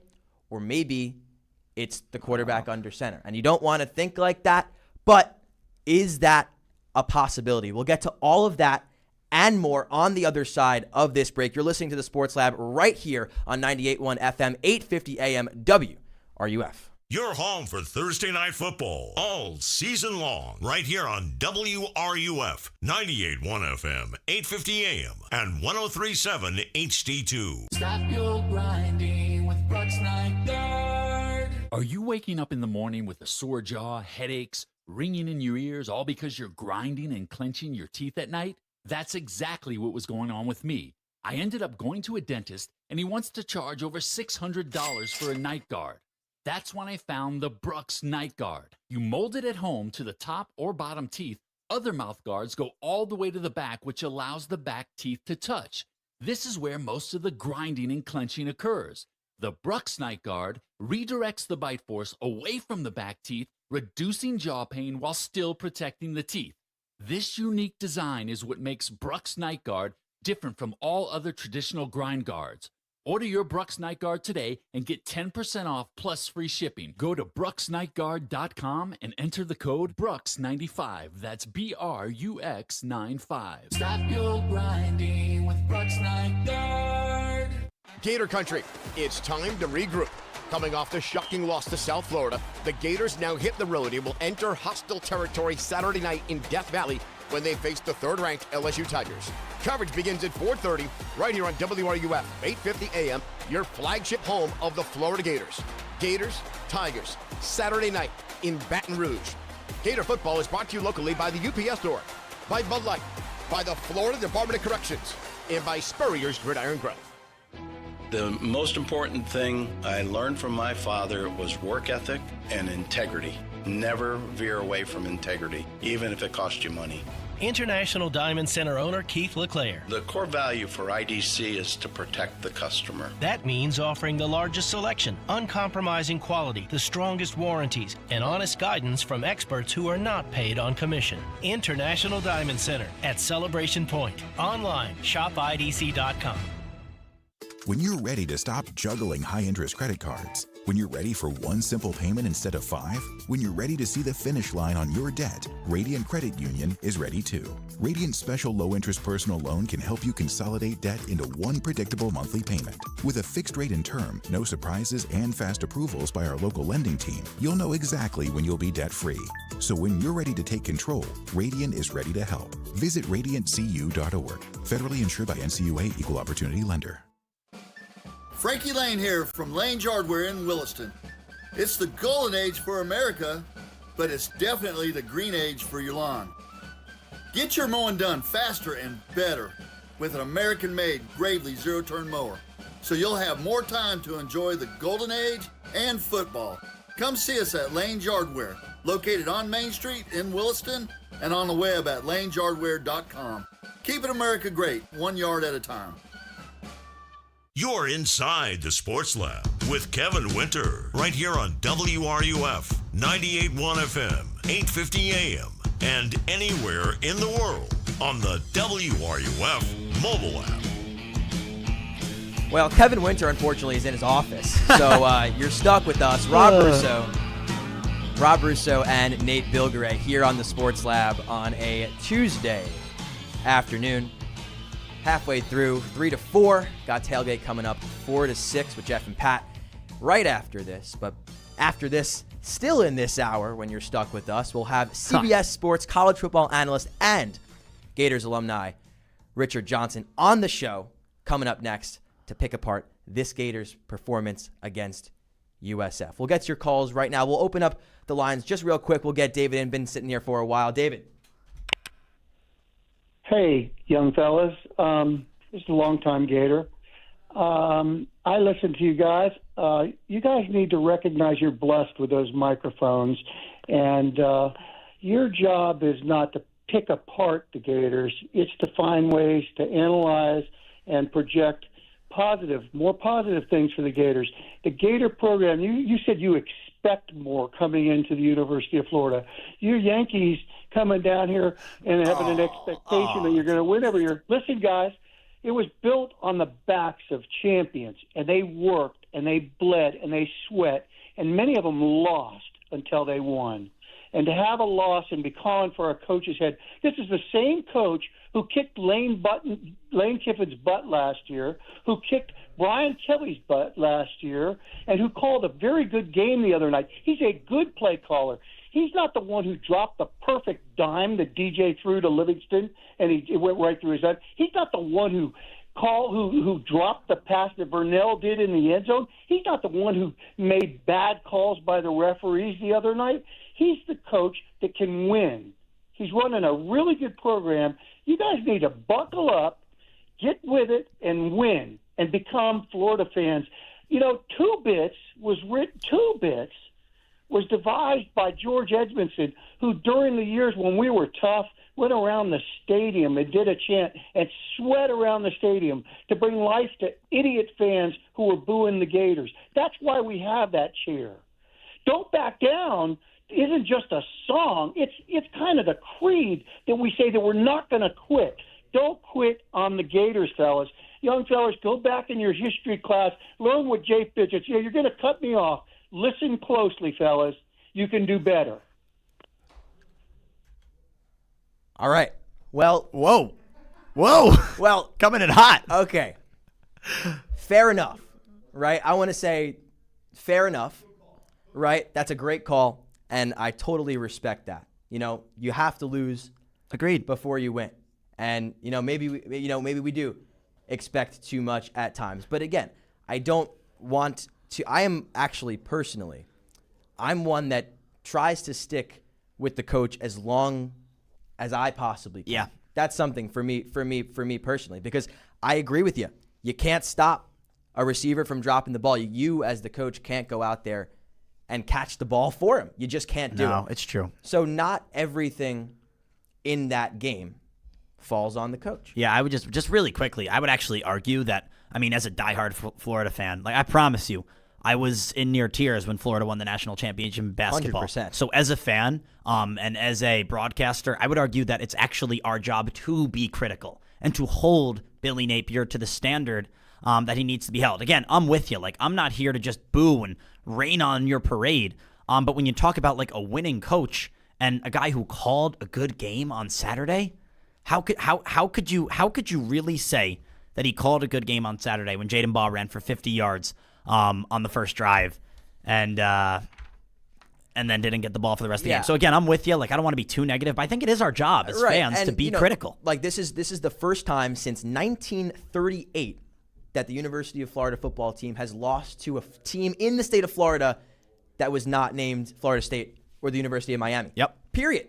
Right? There's a standard here. There's a championship standard. Period. This was, whether you like it or not, a team that the Gators are better than. On paper, talent-wise, you have the home field advantage. You absolutely, no doubt about it, have to, if you want to go on a run in this league, in the SEC, to make the playoffs, you have to win this game.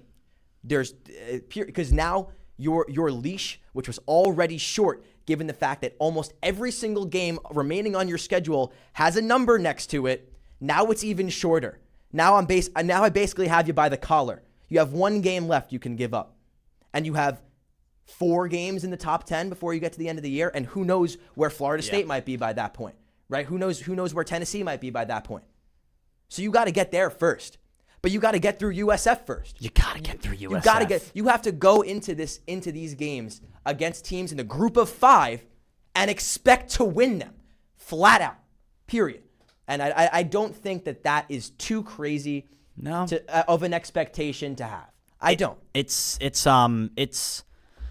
It's too early in the year to have your back against the wall. We are 2 games through what is undoubtedly the hardest schedule in college football, Rob Russo. The hardest schedule in college football. We're 2 games through, and we've already seen flaws that, if exposed by the high-level programs in the SEC, will result in a sub-500 season. Yeah, we got Mike on line number 1. We'll get to Mike. Hey, gentlemen, I just want to tell you I disagree with that last caller. Your job is to be a watchdog for Gator fans and the public, not a lapdog for UAA, and just put out sunshine and try to say everything's fine. There's some Gator fans that can't handle the truth. And if you don't actually see what's wrong with the program and try to change it, it's going to just stay like this or get worse. I just can't understand Gator fans who don't want to hear anything that's the truth. I mean, everything you're saying is true. I don't know how you watch that game and say he called a good game or he managed the clock well. These are things that have gone on for 4 years. So I want to. You're going to get pushback. I can tell you from being here for 60 years calling. They're going to get pushback, and a lot of them are people from UAA just calling in. But don't bend to it. You watch the game and give your honest appraisal. That's what you're supposed to do. You're supposed to be watching out for the fans, not watching out for UAA. So thank you for doing a good job. Well, thank you, Mike. We really appreciate that call. And it's a good point in that I don't want to be critical. No. Right? I want it to be on here on Tuesday celebrating winning Victory Tuesday. Winning by 3 touchdowns. But that's not what happened. So I can't, make up things. We scored 1 touchdown. The Gators scored 1 touchdown. And they started inside positive territory to do it off a good return and a penalty. Yep. Am I impressed by that? I'm not. And you know what? And here's the thing about this team, because we've seen it starting at the win streak towards the end of last year. LSU, Ole Miss, Florida State, Tulane, Long Island University, all in a row, chaining them together with DJ Lagway under the helm. If you watched those games, if you really watched those games, you would be disappointed. You would be upset, as we are, about the result against USF, but you wouldn't be surprised. You wouldn't be surprised because the personnel on defense was smothering against LSU and against Ole Miss.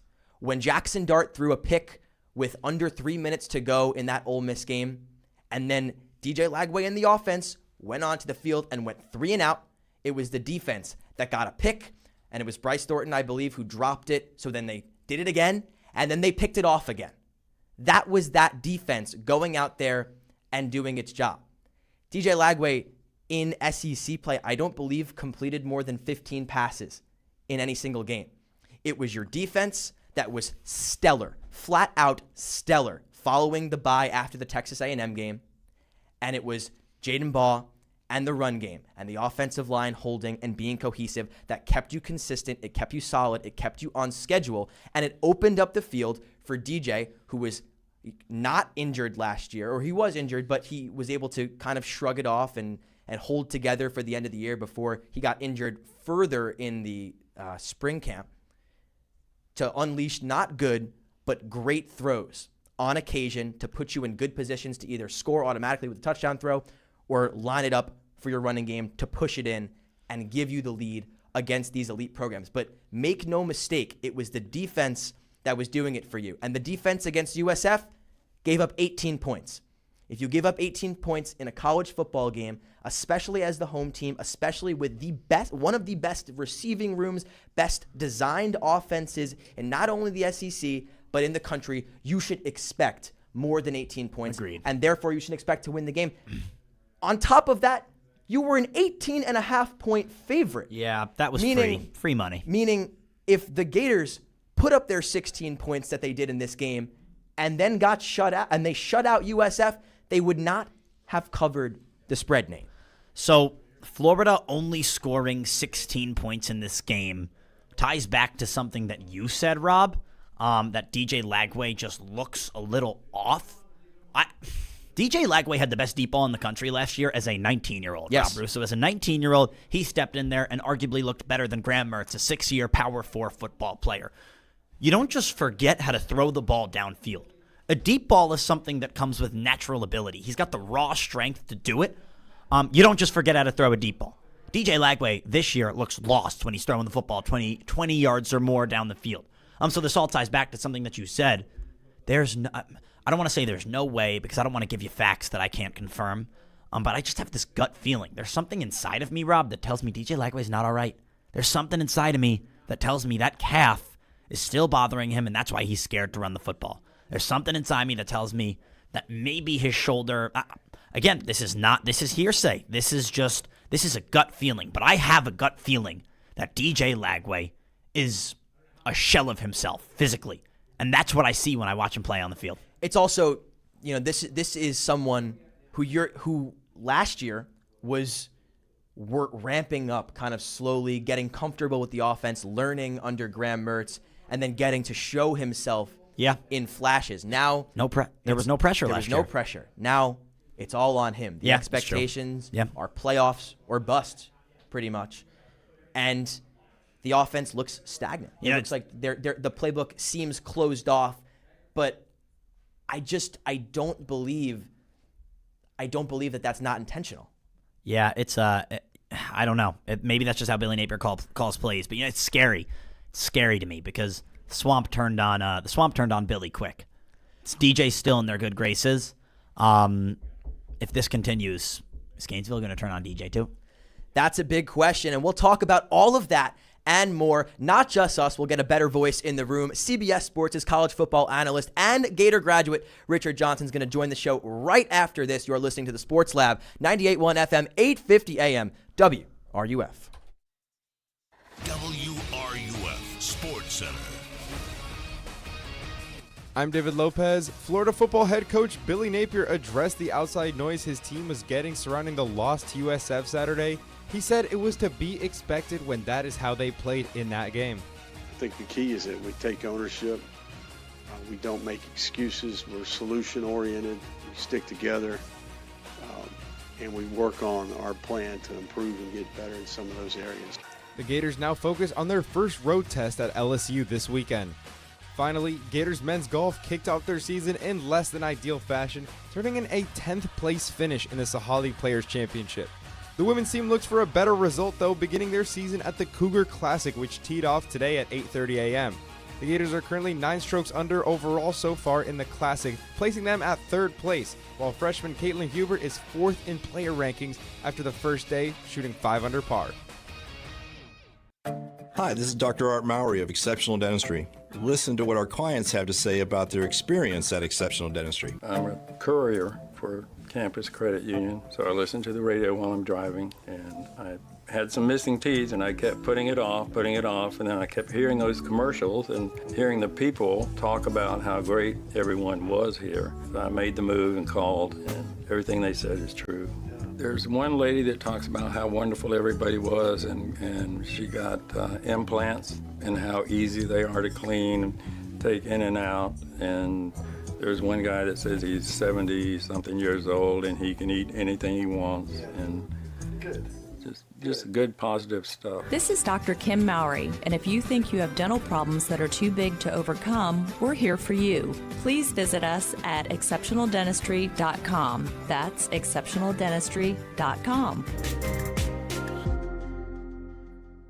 Spurrier's Gridiron Grill is a special type of place for Gator fans and fans of great food, which is why we made every day special. Join us on Martini Tuesdays for half off our handcrafted martinis and wine Wednesdays, where you can enjoy a bottle of wine for 50% off. On Old Fashioned Thursdays, indulge in our selection of 8 classic old-fashioned cocktails. And of course, don't forget Sunday brunch. And now you can look special in some of our great merchandise, available at the restaurant or online at spurriers.com. Spurrier's Gridiron Grill, the hottest restaurant in Florida in the heart of Gator Nation.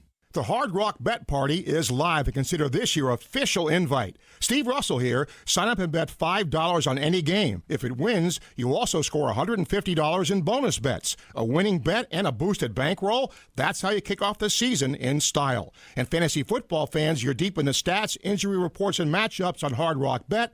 Put your knowledge to the test. Offered by the Seminole Tribe of Florida. Must be 21 plus and physically present in Florida to wager. Terms and conditions apply. Concerned about gambling? Call 1-888-ADMIT-IT. Frankie Lane here. Everybody seems to be looking for the Epstein's list, but maybe it's hidden in the tall grass in your yard.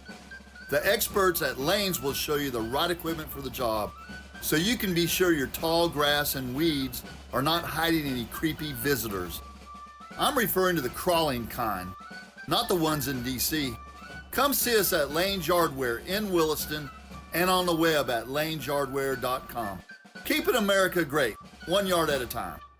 There's only one way to do a job, the right way. That's our philosophy at Barnes of America. Whether you need a custom garage, shed, horse barn, covered or totally enclosed RV storage facility, open pavilion, boat storage, hay barn, carport, mobile home roof over, or a simple lean-to, Barnes of America's got you covered. With over 20 years of experience, you can be sure we'll do the job the right way. Call for your free quote at 352-469-5044 or check out barnesofamericainc.com. From the UF Weather Center, here is your WRUF weather update. Skies staying cloudy for us this evening and into the overnight, remaining breezy as well, with occasional gusts to 20 miles an hour through just about sunset. We'll have a continued chance for showers through just about sunset as well, east of Highway 301 and closer to the I-95 corridor. Overnight lows falling to the lower 70s. Tomorrow, a chance for showers returns, otherwise partly to mostly cloudy skies. From the WUFT Weather Center, I'm meteorologist Megan Borowski. Stream all of our shows on YouTube. Search WRUF, home of the Gators. Now, back to the Sports Lab with Kevin Winter. So, Kevin Winter's awesome, but you're actually with Nate Bilgeray, Rob Russo today, WRUF 98.1 FM, 850 AM, and we've got a special guest joining us for this segment, more qualified than we are to talk college football, CBS Sports, college football analyst, and Gator grad, Richard Johnson. Richard, my man, you are on the air. Thank you so much for joining us. It is tremendous to be with you guys. When I was a student, we did not have something like the Sports Lab. Had cheap seats, but not the Sports Lab. You guys do a great job. Well, you know, I was thinking about that, and I was like, Richard deserves a chance to talk on this radio station if he didn't have it as a student here. So here we are. So, Richard, my first question, prisoner of the moment, gut reaction, first thought right after that game. What was it? Well, I can't believe it happened again. I think that when you look at Florida football under Billy Napier, one of the key things that you look at is they've been unprepared for big September games, whether it's Utah, Miami last season. They come into this game again and look like they are just not all on the same page. Obviously the spitting penalty, for instance, at the end there, but there were other penalties in that game. I mean, you have 2 touchdowns that are called back by penalties. You have another penalty on that same final drive that gifted USF yards as they marched down to go win the game. There were a couple uncharacteristic misses from DJ Lagway, but then a couple straight out drops. I mean, Livingston drops a touchdown. And, I know it would be sort of a tough catch, but VB3 on the last offensive play of the game drops a touchdown. Yep. And so there are just little things that you look at the game and you say, man, like it's just not all coming together again coming out of training camp. And it's indicative of an offense that has probably not all been on the same page together in camp, whether it's Lagway not practicing in spring or different wide receiver injuries, knocking guys out during fall camp, just a lot of issues. Yeah, and good to talk with you, Rich. Rob Russo here on the Sports Lab. You were here from 2012 to 2015, is that correct? Yes. So you saw some good, you saw some bad. What similarities do you see from some of the teams that you saw in that time to what we got right now?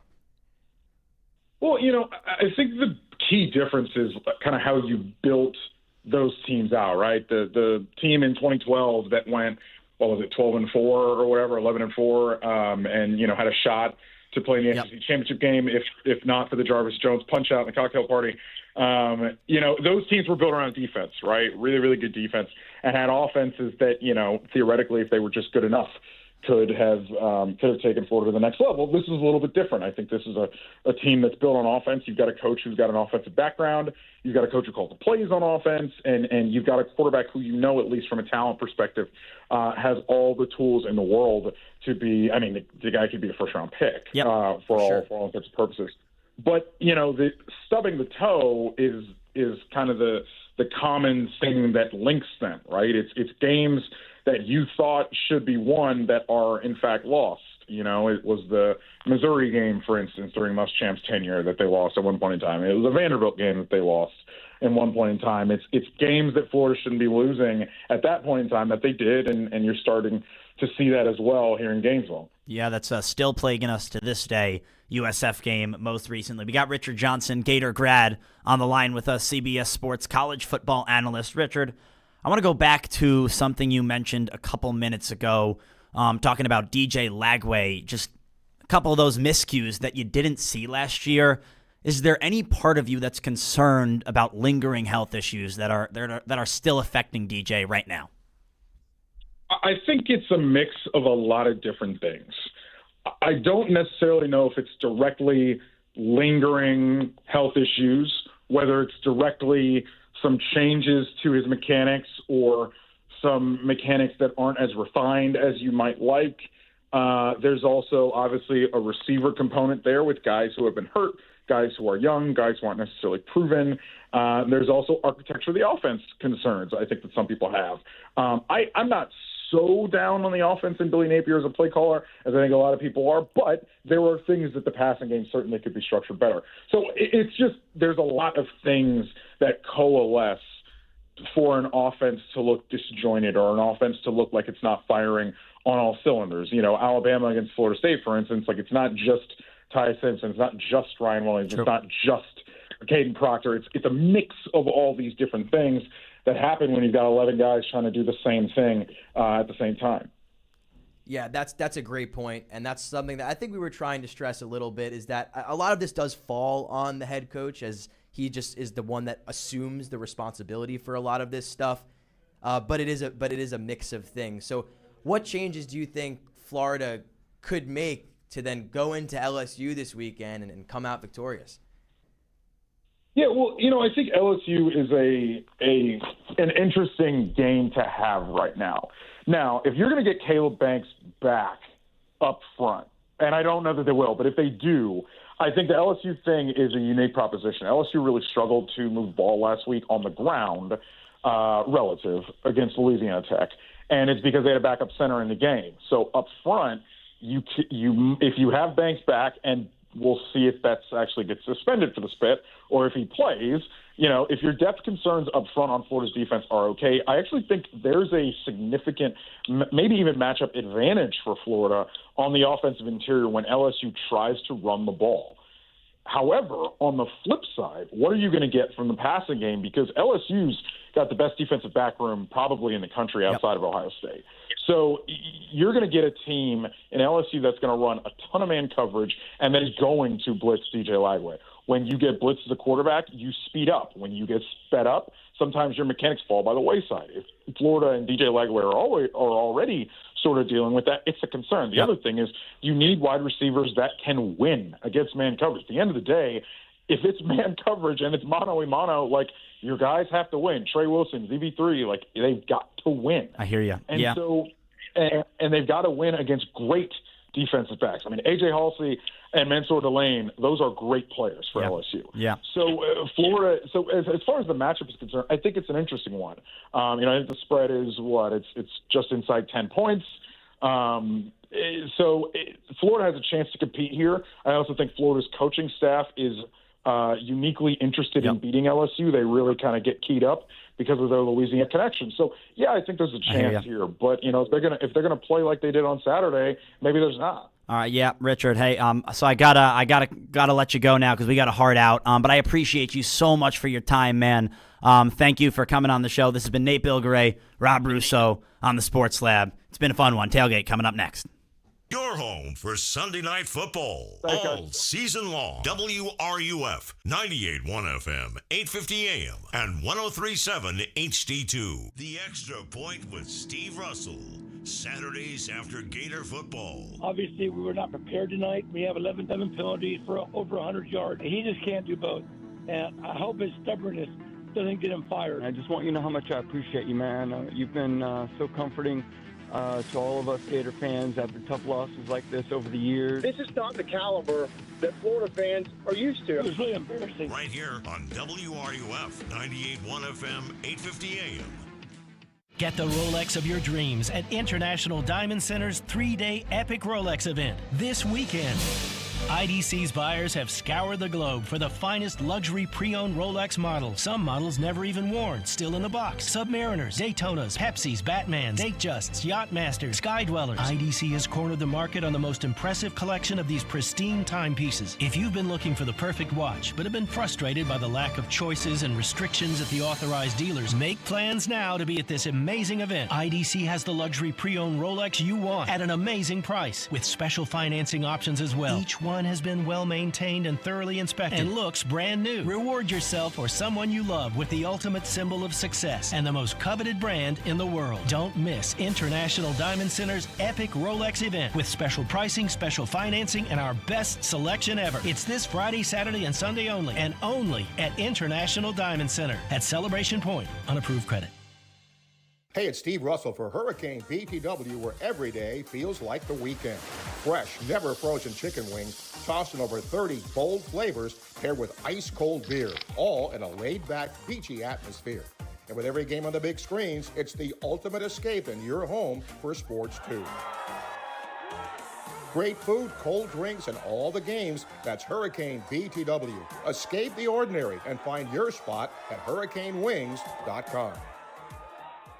You work hard to provide a better life for your family.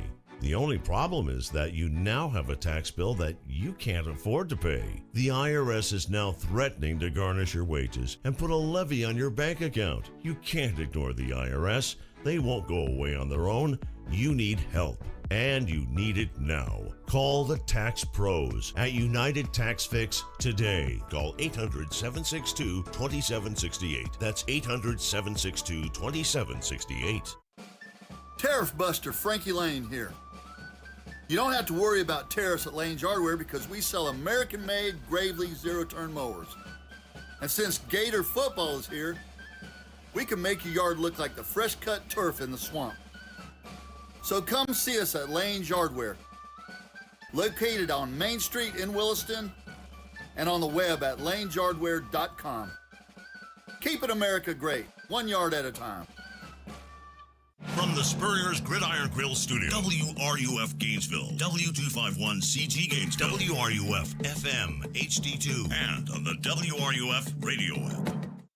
The Tailgate with Jeff Cardozo and Pat Dooley is on the air. Let's do it. It's go time. You can be part of the show by calling 392-TALK.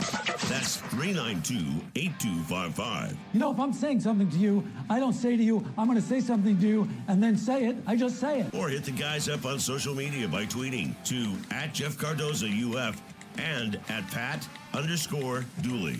The grill is hot and the beverages are ice cold. It's time to tailgate. Here are Jeff and Pat. All right, this is a beautiful Tuesday afternoon here in Gainesville, Florida. Overcast like it always is after Gator losses. We've come to expect that.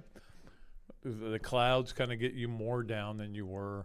But, hey, I have flushed everything. I am ready to talk about the chances of beating LSU and how Florida can get back into the mix here. It's a hard discussion to have, though. I will say this right now at this point in time. But I'm looking forward to going to the Gainesville Quarterback Club tonight where Scott Strickland will be speaking. So that'll be fun. It'll be interesting. I mean, but what are you going to say? I'm not firing the guy. If you want me to fire him, let me know. But I'm not going to fire the guy yet. I got to watch what the season goes along. We've seen this happen. Yeah, I don't even know. Like, where this year, to me, it would have been guaranteed the season. Like, or at this point last year. Yeah. Like, this year, I feel like it's, let me see what the next month. has in store.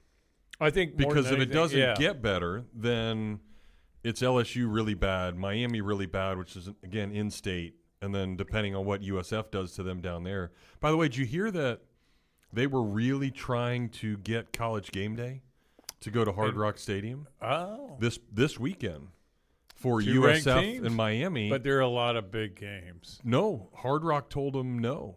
Oh, really? Yeah. Why would Hard Rock? I have no idea. What are you trying to? Again, why would you? They said it was something with the lease and the parking lot and all these other things. So you could have found a place. You could have worked it out. That's crazy to care. not, especially if you're. But again, when you're not you don't have an on campus facility, you have to. But if you're Hard Rock, though, why wouldn't you want that pub? I don't know. That's what I can't get. explain. I don't know enough yeah. about it, but I did hear that today. So they were trying to go. I can't explain that. Miami. So I assume they're going to Georgia, Tennessee.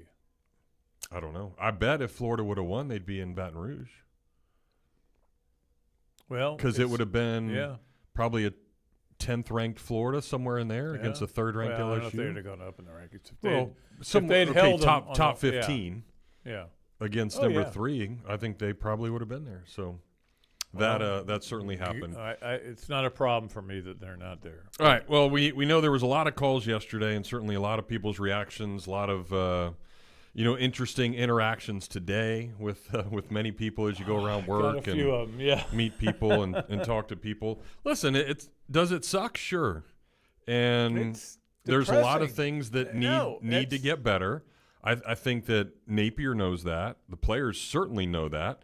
And we'll have to find out what happens on Saturday. If things are corrected, if they've done a better job of getting guys ready to play and all those types of things. We thought these next 4 games were going to be about whether Florida got in the playoffs or not. Now it's whether Billy Napier keeps his job.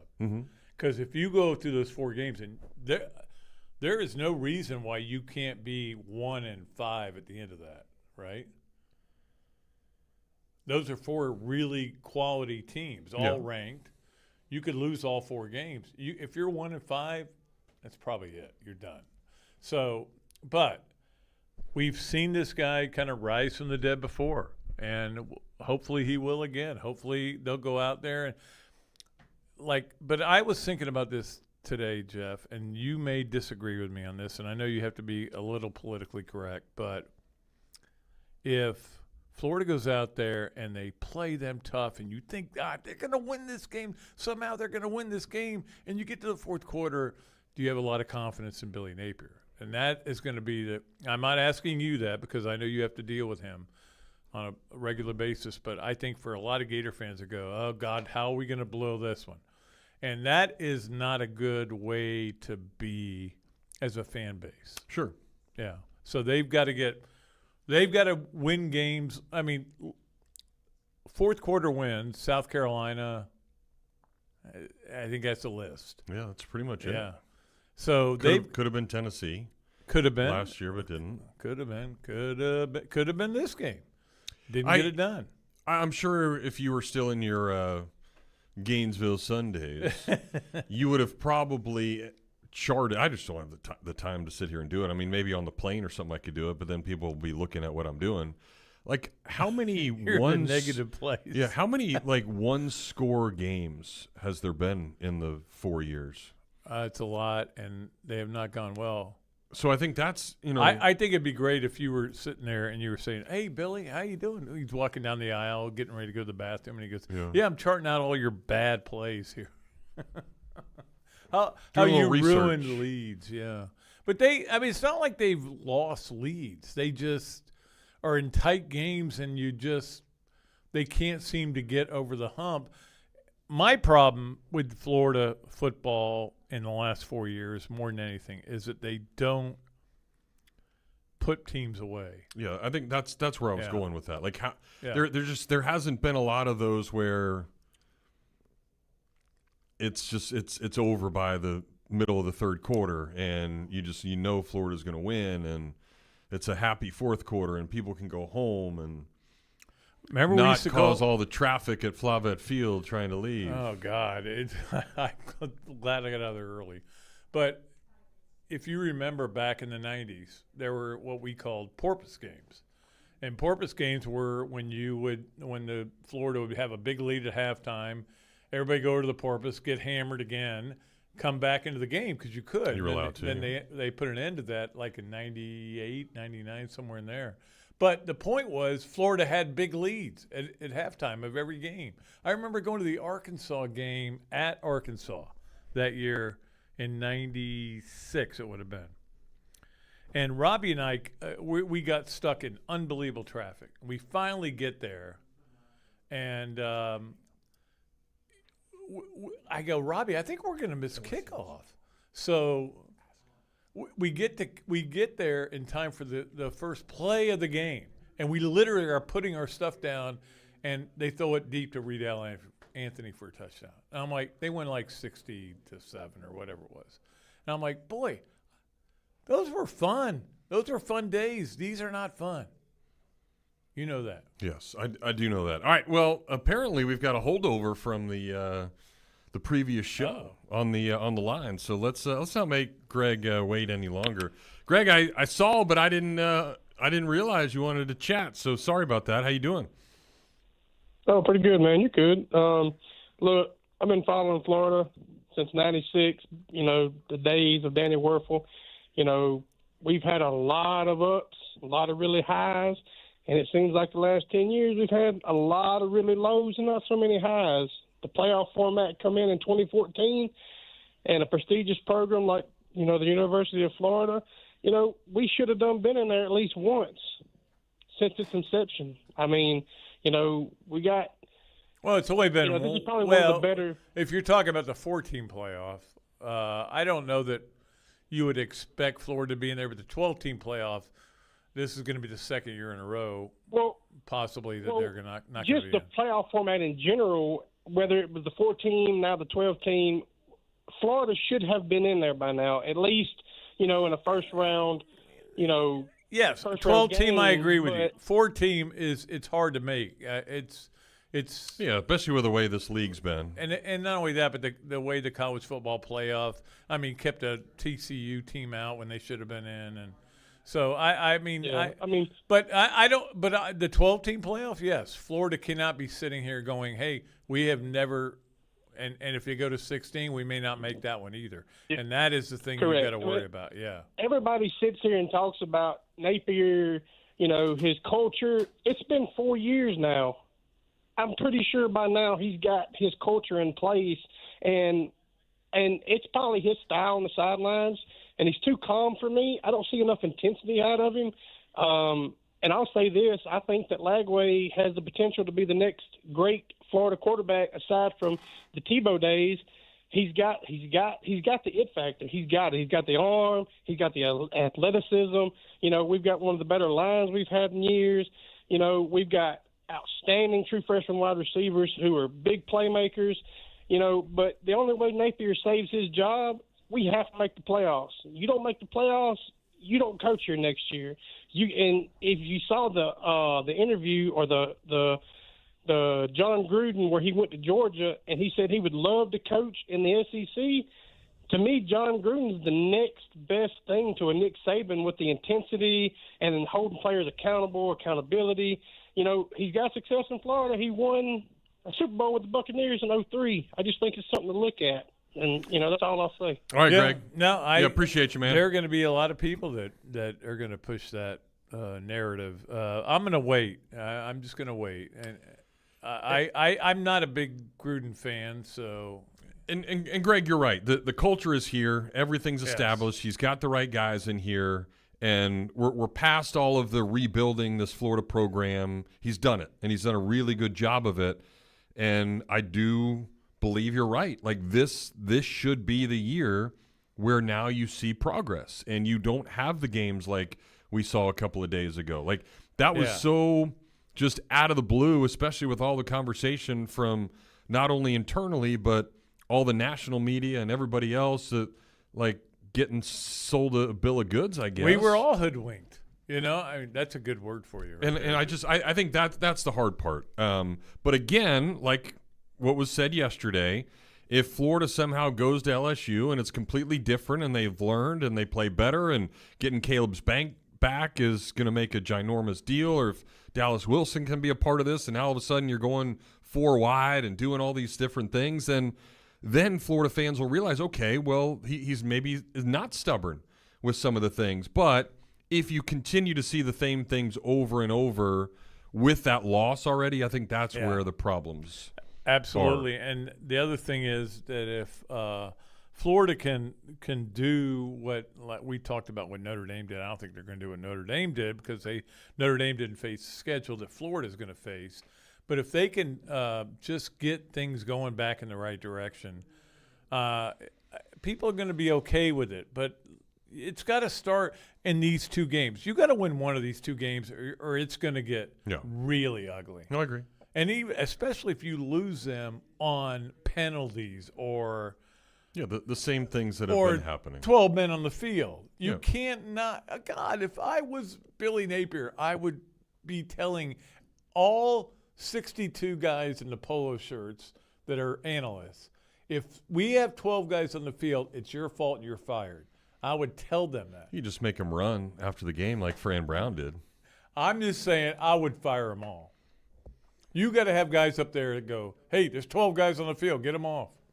Well, and we just got and by the way, you can always tune in to our YouTube stream, which has been packed, which is awesome, and a lot of comments that we will try to get to. If you don't know about it, WRUF on YouTube, and then search Home of the Gators. And I think this is Victor says you can go 19 wide, but if DJ misses them, it makes no difference. That's a good point. And I think that's has to be a part of the conversation. DJ has not been very good these first couple of weeks. I don't know if it's rust, if it's health, or he just needs to understand to, do things differently. But it reminded me a lot of Caleb Williams last night. You're watching that game. Absolutely. He was great on when the first scripted drive. Yeah. And Ben Johnson's getting frustrated as hell over on the sideline because he's calling these great plays. He had a guy in Jared Goff last year that could execute it. And now you've got Caleb Williams, the number 1 pick, the savior of this franchise, all these other things. And on a 4th down early in that game, I mean, he missed the guy by 3 feet.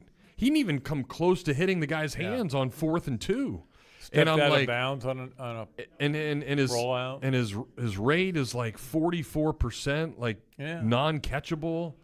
So he's not my problem, but Lagway does need to be better. So Lagway needs to be better, and the bottom line is, we all know it's so obvious. Please don't even call in and go talk about how him sitting out all this time has been a problem. He needs to be better. He clearly doesn't have the timing down. And needs to be better with his footwork. It's his obvious. Footwork is awful. Yeah. Yes. So, lot to that. All right, we need a break. We'll reset. We'll get these phone lines cranking again. That is our Titan MRI and Imaging Hotline, and we'll get after it here on a Tuesday edition of The Tailgate. WRUF Sports Center. I'm David Lopez, and Gator football may still be reeling from Saturday's loss to USF, but head coach Billy Napier is keeping his eye down the road at next Saturday's opponent, LSU. There's something about being a competitor and going into somebody else's house and it being you versus them. And I think we're building momentum towards that. We're excited about the challenge of playing this team. So, with the number 3 ranked Bayou Bengals starting the season 2-0, Death Valley could be the Gators' toughest test all season. In other Florida football news, Napier also announced at today's press conference that sophomore edge defender LJ McCray will be out indefinitely after undergoing foot surgery. Finally, the Gators remain in the national limelight even after Saturday's loss, with Florida set to play a primetime game against number 5 Miami 2 weeks from now, either at 7:30 p.m. on ABC or 7 p.m. on ESPN. You spoke, we listened. You wanted the easiest car buying experience ever. So we're giving you the easiest car buying experience ever. Your schedule doesn't have time for 5 hours in a car dealership. Work, kids, soccer practice, grocery runs, jury duty. Really? That again? Gatorland Toyota puts your convenience at the top of the list. With Express Shopping, you can browse our incredible selection and buy your vehicle entirely from the comfort of your home. Financing, paperwork, trade appraisal, even the pricing can be done remotely. No need to come to the dealership. Gatorland Toyota delivers your new car to you. And what if that car was fully customized? With our pre-order program, it's easier than ever to get the exact vehicle you want, from headlights to trunk. Have a vehicle to trade or sell? Even if you don't buy from us, we'd love to take it off your hands and give you a top dollar offer that you're sure to love. Come experience how Gatto's got it at Gatorland Toyota today. Visit GatorlandToyota.com for the easiest car buying experience ever. It's a hard reality to know you're getting older. Believe me, I sit next to Pat every single day, but we all have to go through it, and with it comes some aches and pains with every single step. But the good part is the pains are fixable, and one quick stop into Titan MRI will get you going in the right direction. There's lots of us out there that think we can just handle pain or it'll just eventually go away, but what you may not realize, you could be ruining yourself for many years to come. I'm telling you, go see Joe and the crew at Titan MRI. Their entire mindset is finding out what you need to feel better and getting it to someone that can fix it. With an average scan time of just 10 to 15 minutes, you'll be back on your way, carrying on your day in no time. Titan MRI is the only locally owned and operated MRI center in Gainesville, and their staff has more than 20 years of experience in the community. And they've been so good that Lake City came calling. They've got a place that is perfect up in Columbia County as well. Even your own doctors are bringing their families to Titan MRI. So get in front of those aches and pains and tell your doctor to refer you to Titan MRI. Whether it happens on the pickleball court, the soccer field, or when stretching the limits of your yoga flexibility, injuries aren't convenient, but UF Health OrthoCare is.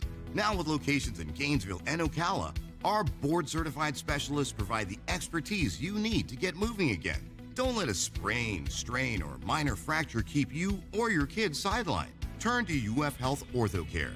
Visit ufhealth.org/orthocare locations for addresses and hours. Walk-ins welcome.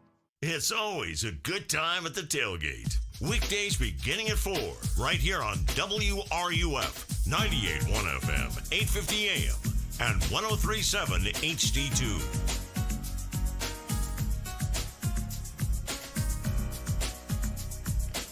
All right, we back. Phone lines open. AJ is here taking those calls today. Call him up. Tell him you need to talk. Then you can sit back, put your feet up on the couch, and we'll try to be your psychological help this week, as everybody is going to be a part of this thing. 392-8255, that number. And that is, of course, our Titan MRI and imaging hotline. Continue to get those comments in on YouTube. We'll get to those. And then I know many of you have been listening to the station all week with Coach Napier. And then, of course, Gator Talk at 7 o'clock on Thursday. You can hear what Billy thinks about the week, how things have been going, and then that'll be followed by the Commanders and Packers at 8 o'clock. So it's a good Thursday night here on WRUF. And it was a pretty decent survivor pool sponsored by Titan MRI and Imaging. I survived. That's all I know. Yep. So, many survived, but if I had to – I'm going to ask you. Okay. So we have just over 100 that got in. Yes. How many you think got strike one? I would say 12%. Because I think most people pick Tennessee or Jacksonville. Okay. Or Denver. I mean, like I'm you sorry. did. Denver or Jacksonville. Okay. 15 people missed. What percentage is got a strike? Probably right around 15%. If you're 12, looking at around 100. 12%. If you're looking over, well, a little 100. over 100. Yeah. So I was close. dumbing it down. Yeah. So, but all of you that missed, you still get another shot, and then I don't know who I'm going with this week. I think Baltimore's like a 10-point favorite over somebody, and they're going to be pissed that they just lost to the Bills. That was a good game. As late as they did. That was a good game. So. The game last night was another great game. Good stuff for sure. All right, lots to talk about, and let's get back to your calls as JJ will be next today. Hey, JJ. Hey, guys. How's it going? Good, man. First time, long time. Got a question for Pat. I want to know, is the media, these hot takes that ESPN has, was it this bad back in your day? No, not in my day, but my day was, back when we were writing on typewriters. So, yeah, no, I mean, look, obviously there are 95 shows on TV now from in the morning, and all of them we've got to take a different take on everything. And yeah, it's bad. I will say this, the best thing for Florida, for Billy Napier, is that they've ignored that. and on the national media because all they're doing is talking about the NFL. yeah. So, but yeah, I mean, it's different, and that's one reason I got out of it. You know, it's just gotten to where it's not fun anymore. Where it's like you and me and Jeff sitting right here now talking. I love that. I love talking about college football and about Gator football. What I don't love is people who don't know anything about it screaming about it. And so, yeah, it's different now. Yeah, 100%. I feel like it is ruining. It's ruined ESPN already for me, at least. I used to wake up every morning and have to turn on SportsCenter, but I can't stand it anymore. It has just completely ruined it. And it was always in the background as you're getting dressed or ready for work or school or whatever. I remember it was. being at a regional. I think it was '96, not the regional, but the College World Series, and sitting in my bed and watching SportsCenter for over and over again. The same SportsCenter like 4 times because that's all you had. Back in those days. Yeah. Right, and you look forward to the top 10. You just don't get that anymore, and it's trickled down to the fans. I mean, you're seeing it in the extra point. You're seeing it all this week. Is the Gator season done? It is not done. That's only one loss. Did I have this written down as a loss to start the season? Absolutely not. But that just means we got to go out there and win another one. And you know, the seat's warm for Billy. I mean, it's more than warm. The grill's turned on. Yeah, the seat is what it is. But I agree with you 100%, JJ, that they could go win the next 2 games. Yeah, very easily. I know that they have the talent to win these games. So if they can win those games, then everybody's going to go, hey, I guess everybody shouldn't have been shoveling dirt on Billy's grave. It was a brain fart, and they realized what was going on. To me, so it's – this is the learning, JJ, this week. And Napier knows it. I mean, Napier understands that nobody's happy, the fan base in general, and obviously all the talk. You know, I think the hard part. You hit it right on the head, though, Jeff. This is a big week. Yeah, this to me is like kind of changes everything. Like if it gets better, and obviously if they win, you sort of forget about this other one. But if the same stuff happens and they go there and lose by 20 or something, then you know that there's a problem. And you know, I think so. That's what's going to be so interesting. Where I think Monday and Tuesday of next week, these conversations that we have and these shows and everything else will be a true indication of where this program is and where it's heading. Because LSU's down their starting center, and by the way, Thursday we'll have Scott Rabelais from the Baton Rouge Morning Advocate on the show, and he's great. And he told me today, he says, I don't think the center's going to play. I don't think the tight end's going to play, which is a big part of their offense. So, and again, they have not been overwhelming. I know they won that Clemson game, but they've only scored 40 points all year in 2 games. So, look, it's a winnable game. It's the same thing we've been talking about. But you know what else was winnable? USF. All right, JJ, appreciate you calling, man. Good stuff. Appreciate you guys. Yep, thank you. Got a Facebook comment, and you know, again, there's so many people out there that are analyzing tape and plays and putting stuff out there that, hey, this is what Florida should have done, or this is where we are. I think one is actually really good. If you go back and watch the screenplay that was on the very last drive, just an egregious hold on one of the Florida players, and obviously it wasn't called. I saw it, and that was something that went against, and that would have been a huge penalty because it would have been right after the spit. Would have been changed the game. And then would have changed the game back the other way, 10 yards, instead of 30 the other way. If you're counting on penalties, I know, in but a game it's just like that. But it's another example of stuff that didn't go Florida's way, yet Florida was so you still think could have won the game. Look? Maybe, which sucks. You Zook don't want to have is any not more. good. It's not good at all. Let's get John to join us next. John, what's up? Hey, thanks for taking my call, guys. I tell you what, University of South Florida was a winnable game too, but we didn't do it, did we? I mean, I've seen this script too many times before since Billy Napier has been here. I talked to Steve Russell today, saying, God, it's good to know that you talked to him, because if you didn't talk to him, we would have been worried about we would have had to go and send EMS to your house. I said the players must have been flipping out when DJ called that boneheaded plays on the last 2 minutes and 37 seconds of passing plays. He said, no, that was Napier that did that. Well, I'll tell you what, if Napier doesn't come off the offense, he's got to go. Well, it wasn't Napier. Yeah, it was DJ, DJ all the way.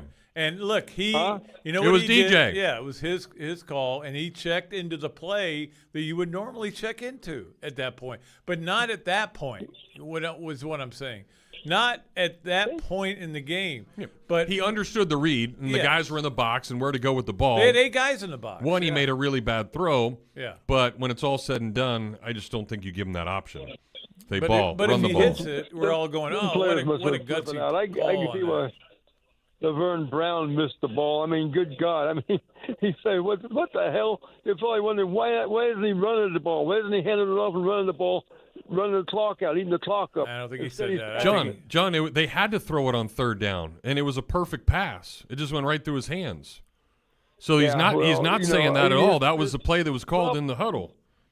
He was probably dumbfounded, too dumbfounded to even catch the darn thing. I tell you, these are Billy Donovan coached receivers. They're good receivers. And, I mean, these guys were playing. They must be good basketball players then. Boneheaded. Billy Donovan. I'll tell you what, they could be in the Final Four. Yeah. Billy Gonzalez is a receivers coach, and these are basically good receivers. I mean, and Billy Gonzalez is a very good receivers coach. And Vernell Brown III is going to be an unbelievable player here. Hopefully he stays here. But he did not. He had his arms out. He could have caught the ball, and he looked towards the ground right at the minute, which happens when you're a freshman. It was a huge all right, John. play. Appreciate you, man. We got to snag a break. Let's knock it out and keep this rolling. You are listening to a Tuesday edition of The Tailgate. WRUF, where Gator Nation comes alive. 98.1 FM, 850 AM, and 103.7 HD2. Powered by ESPN. WRUF, your home for Gator sports. Hey, Jamil, I was going through my cards the other day, found an 89 Upper Deck Ken Griffey Jr., which is like the coolest card ever. I think I need to get it graded to see if I'm like a millionaire someday. Jeff, come on, you knucklehead. Like, if you've been listening to the Mealy Pod Hobby podcast, you'd realize the corners on your card are bent. There's a giant crease down the middle, so I don't know if I really want to grade that one. I did not protect the right way, but those are all the things you learn with Jamil and I on the Mealy Pod Hobby podcast. And Jamil, it's awesome, too, because you brought in so many knowledgeable people from the sports card industry. Yeah, we have card shop owners. We have people who've created dynamic systems for evaluative methods. We have people like Gary Vee, Josh Luber, enterprising folks. We've bring on a lot of athletes as well. We've had DJ Lagway, Brady Singer, Laura Rutledge, the former Gator, Lochte and Dressel, and just all these Olympians. So it's a fun time to be had. All you got to do is listen each and every week. You can find us on Spotify, Amazon, Apple Podcasts, or if you like video, check us out on YouTube or Facebook, the Mealy Pod Hobby Podcast. There's a ton of things I love doing. That's why I have so many fun jobs and why I try so hard to make it to the kids' concerts, recitals, and games. But with everything that's going on, it doesn't leave me much time to take care of the chores at home. And since I hate chores, especially cleaning, I let the experts handle that one for me. Each week, a fully trained team from Molly Maid dusts, vacuum, wipes, cleans, whatever I need them to do in the house, leaving me more time to do the things I enjoy. Molly Maid is fully insured and is ready to do your dirty work for you as well. Call them up at 378-7755 or check them out online at mollymaid.com. They're made for this. Sonic Radio. I'm your host, the CIO, and I just found the sound effects machine. Just in time because the new Junior Chicken sandwiches at Sonic are only $1.99 each. It's perfectly seasoned, crispy chicken that comes in original or honey chipotle. No. Already did that one.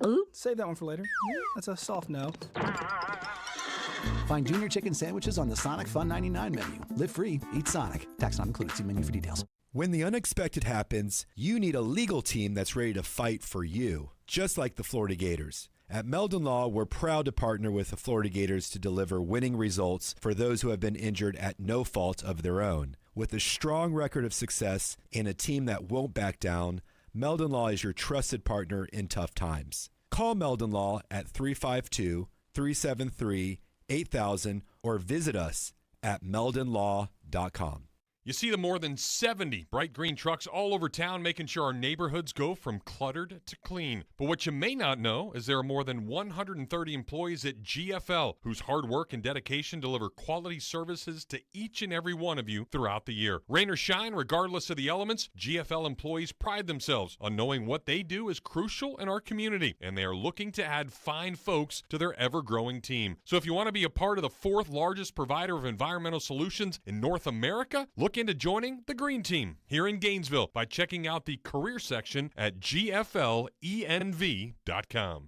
Country fried sirloin, herb-crusted chicken, chicken critters, pulled pork, pork chops, sirloin steak. Do I have you salivating yet? Well, those are just a few of the things you can scarf down on the early dine menu at Texas Roadhouse. And best of all of that, only $12.99. It happens every Monday through Thursday from 3 to 5, so grab some grub and then head home and listen to the tailgate all the way until 6. And even though that's early dine, the staff of the Texas Roadhouse will wine and dine you 7 days a week with a menu made for many. Texas-size combos, succulent steaks, and burgers that are as big as Gator Sports are just the start. And speaking of starting, their fresh baked bread with honey cinnamon butter is waiting. So what are you waiting for? Get over to the Texas Roadhouse and wash it all down with some beer, wine, or the coolest cocktails around. AJ and the crew are ready for you. It's just west of the interstate off of the Archer Road exit, so hit the road for the Roadhouse. Your taste buds will thank you. You're listening to The Tailgate with Jeff Cardozo and Pat Dooley right here on WRUF 98.1 FM, 850 AM, and anywhere in the world on the WRUF mobile app. All right, we are back here on The Tailgate, and we are ready to give you nothing but optimism the rest of the show. Florida is going to go to Baton Rouge, where the last guy who won there, can you name him? Jim McElwain. Yes, that is correct. I was there. I was there too. It was happy. It was a happy locker room. It was a happy day, but it's been a while. Been a while since they won there. They went streaking after they won.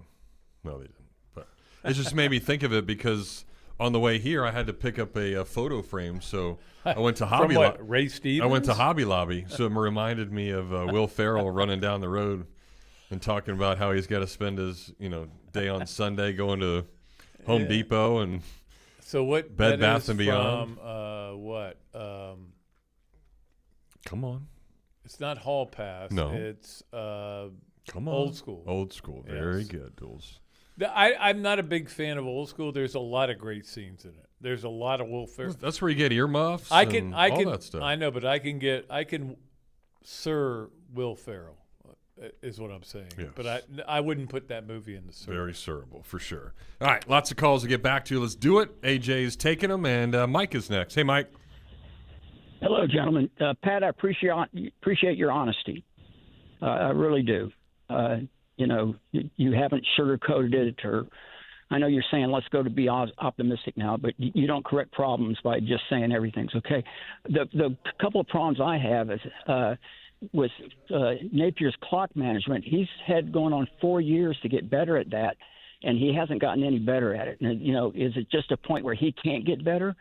I mean, he should sit down and watch film and have some tell him, oh, you shouldn't have called a timeout there, or you shouldn't have let 50 seconds run off the clock there, because that's what really hurts in a close game. Or is it that whatever he does doesn't work out, which seems to be the kind of the precedent that's been set, that if he calls timeout, it won't work out. If he doesn't call timeout, it won't work out. Maybe he's a little gun shy about that. But you're right, Mike.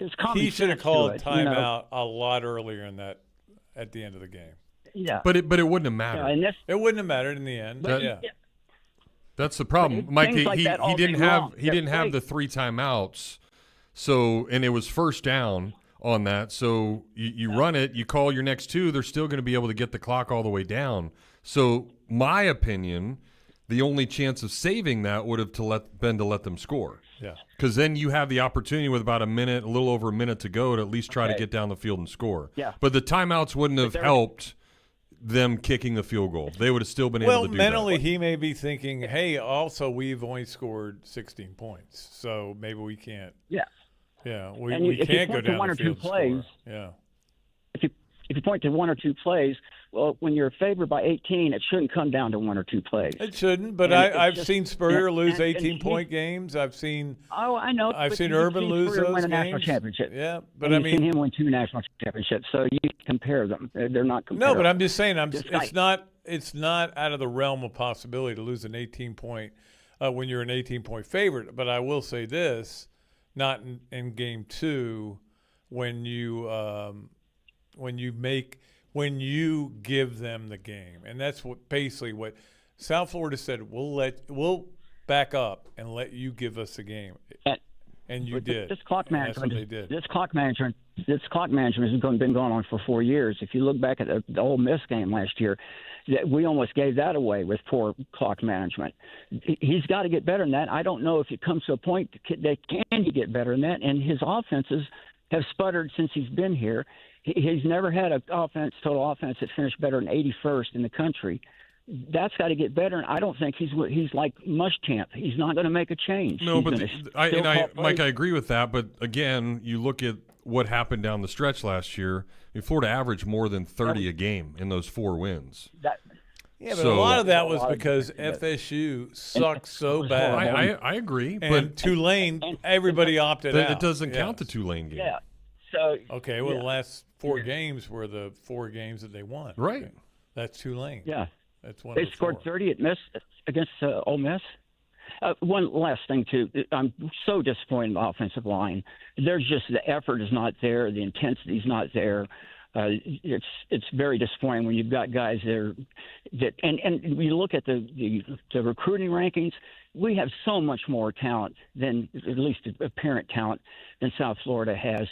One thing I'd like to see is Trey Wilson take that yak off his thing.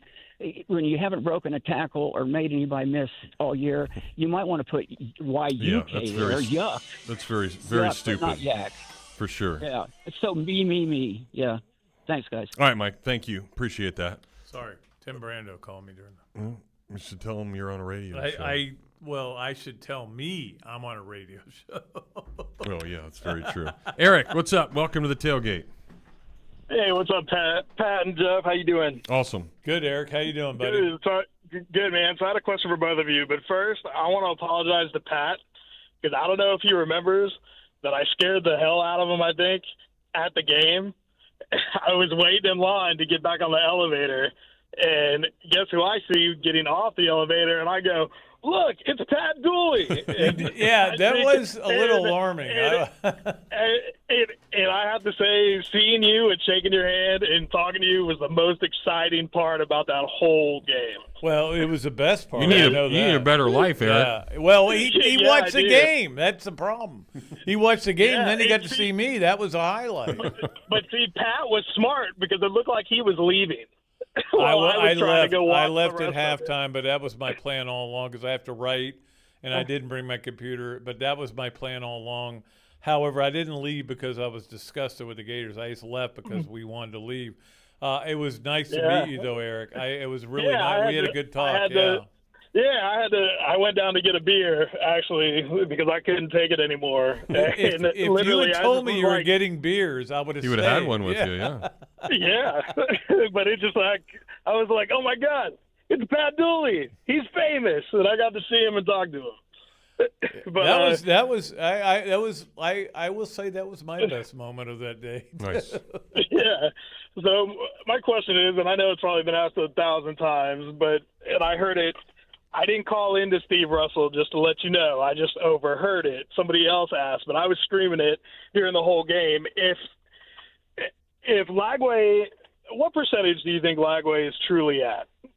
As far as healthiness? In your opinion. Yeah, as far as his health. Probably 75%. I was going to say 60 to 70, but I'd say 65 to 75. I mean, the arm's fine. The leg's fine.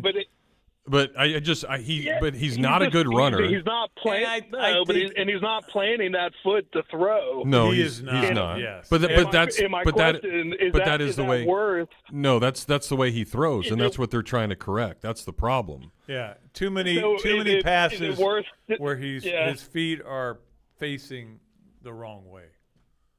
So is that just a technical error on his part that he can fix, or is that because of the coaches can work with him on that all they want, but when he gets into a game and he's in a tough situation, I think he's going to revert back to that. Yeah, it's like when you tried to change Tebow's throwing motion. Yeah. You work on it, but when in the heat of the moment you go back to throwing the old way. And when they changed it in the NFL, it didn't work at all. So, but yeah, Eric, I mean, they're definitely trying to make that better, and that's again why he didn't throw the intermediate passes very well. And it's very simplistic because you think about it. I mean, think about a ground ball that goes back to the pitcher. If the guy doesn't set his feet, normally he airmails it. But if you step into the throw, you do the good job with it. That is a great point. It's mechanically, it's the same with everything. They're just trying to make sure that mechanics. That's what I meant. Yes, and nobody worked on mechanics more than Steve. Steve would get you. Here's how you've got to do it. You got to put your ball. The ball's got to be up by your ear, and you got to step forward and throw. And I just don't know that they're getting. I'm sure they're getting that instruction, but they're not doing it.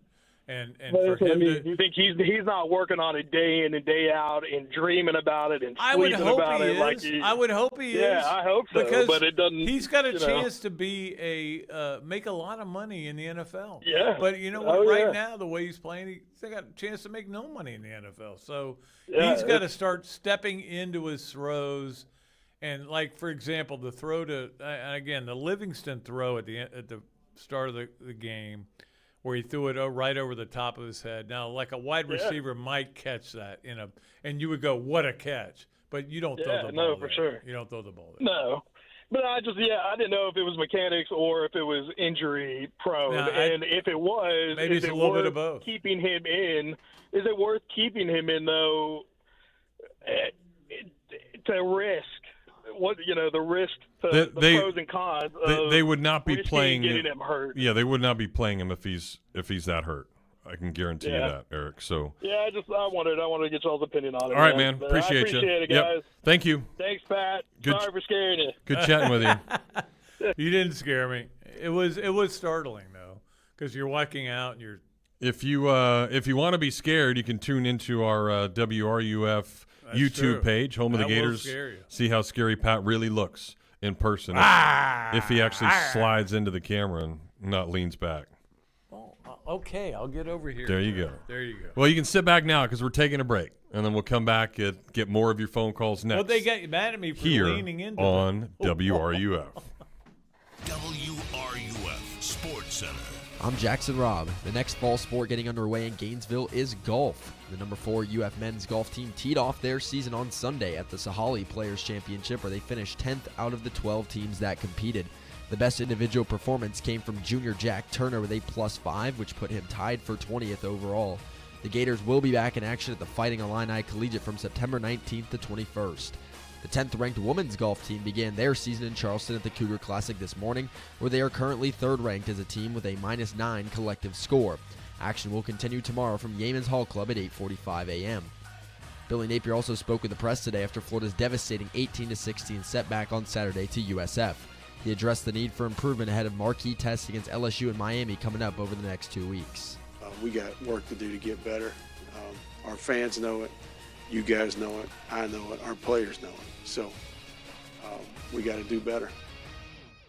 I'm a man. I'm 40. And even though Pat is about double that, and we don't agree on lots of things, we both can appreciate the impact of something special on the Gainesville community. For more than 40 years now, Quality Plumbing has been proudly supporting countless local organizations and, of course, the Florida Gators year in and year out. And, by the way, they're pretty good at plumbing, too, setting the standard in the industry with reliable service and the results you can count on. So when your next plumbing problem pops up, don't stress. It's never a problem to pick up the phone and call Quality Plumbing 24/7, day or night. Quality Plumbing, where service, trust, and community come together. License number CFC 043073.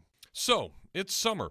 No major holidays, no big gift-giving pressure, but hey, love does not take a vacation. If you're thinking about popping the question or just upgrading from that high school promise ring energy to something a bit more grown up, Oaks Jewelry has you covered. With decades of distinction, Oaks is where you'll find hundreds of one-of-a-kind styles you won't see at all those cookie-cutter chain stores. And the best part, you'll actually save money, which means you can still afford a honeymoon that isn't your buddy's couch by the beach somewhere. Diamond solitaire engagement rings start at under $1,000. Whether it's vintage charm, modern sparkle, or something totally unique, Oaks Jewelry has the perfect ring for your once-in-a-lifetime moment. So, if it's time to lock it down for the summer, make it unforgettable without growing broke. Swing by Oaks Jewelry, where summer love meets unmatched value, and find the one, beside your partner. Oaks Jewelry, distinct, unique, yours. Hey, it's Adam with Adam's Rib Company. 20 years ago, my wife Michelle and I sought out to offer the best barbecue at a fair price to you, our loyal customers. We feel like we've been doing that. And to continue the great brand that we started many years ago, we've expanded to offer our new mobile kitchen, the Little Rib. Give us a check out on Facebook to see where you can find it at next. In addition, we can provide any barbecue catering needs. Dine in with us at our main location or give us a call at 352-373-8882 or visit us online at adamsribco.com. So many of us have been looking for Waldo ever since we were kids, and when we finally found that red and white sweater, we were ecstatic. So many of us now are looking for a great deal on a vehicle, and guess what? When you find Waldo this time, you'll find a used car lot full of deals. Right Price Auto is right in the heart of Waldo, and they've got pretty much anything you'll be looking for in a used vehicle. Cars, trucks, SUVs, and even RVs. And you'll get the lowest fees, a lot less than those big dealers around. In business for more than a decade, they've got quick and easy financing, a simple process of buying with no waiting around. Just find what you want and drive away that day. It's a quick and easy drive, too. Just 10 minutes from the Gainesville Airport, right off of 301. Check them out online at Right Price Auto FL, and then stop by and tell them the Tailgate sent you for a no-hassle way that'll surely make your day. Hello, my name is Mike Oransky. I am a former director of racket sports and now a nationally ranked pickleball competitor. With the constant strain from high-level play, I deal with frequent muscle pulls and joint pain until I found PRP, Regeneration Specialist for Focused Shockwave Therapy. This non-invasive treatment promotes faster healing and reduces pain. It helps me compete at my best and gets me back on the court faster every time. There's only one way to do a job, the right way. That's our philosophy at Barnes of America. Whether you need a custom garage, shed, horse barn, covered or totally enclosed RV storage facility, open pavilion, boat storage, hay barn, carport, mobile home roof over, or a simple lean-to, Barnes of America's got you covered. With over 20 years of experience, you can be sure we'll do the job the right way. Call for your free quote at 352-469-5044 or check out barnesofamericainc.com. From the UF Weather Center, here is your WRUF weather update. Skies staying cloudy for us this evening and into the overnight, remaining breezy as well, with occasional gusts to 20 miles an hour through just about sunset. We'll have a continued chance for showers through just about sunset as well, east of Highway 301 and closer to the I-95 corridor. Overnight lows falling to the lower 70s. Tomorrow, a chance for showers returns, otherwise partly to mostly cloudy skies. From the WUFT Weather Center, I'm meteorologist Megan Borowski. Stream all of our shows on YouTube. Search WRUF, home of the Gators. Now, back to the tailgate with Jeff Cardozo and Pat Dooley. He is Jeff Cardozo. I am Pat Dooley. We are here for you to let you vent. I'm not going to put the Larry Vittel rule that he used to have, which was after Tuesday you had to talk about the next game. We're not going to put that in. We're going to let you vent as long as you need to. But there is a good weekend of college football coming up, and we will talk about that at some point. So let's get back to the phones, and we've got a lot of phone calls. Yeah. One guy's happy amongst our listener group, and that's Jonesy. His team's got it right now. Well, he beat East Texas, Tennessee State at Missouri. Hey, one thing about it. I did not go buy a T-shirt because with the tariffs, it probably cost me an arm and a leg. And Pat, dude, if you had bought a USF T-shirt, I would have a lot of respect for you. I would have a lot of respect for you as a negative rooting fan, but I don't.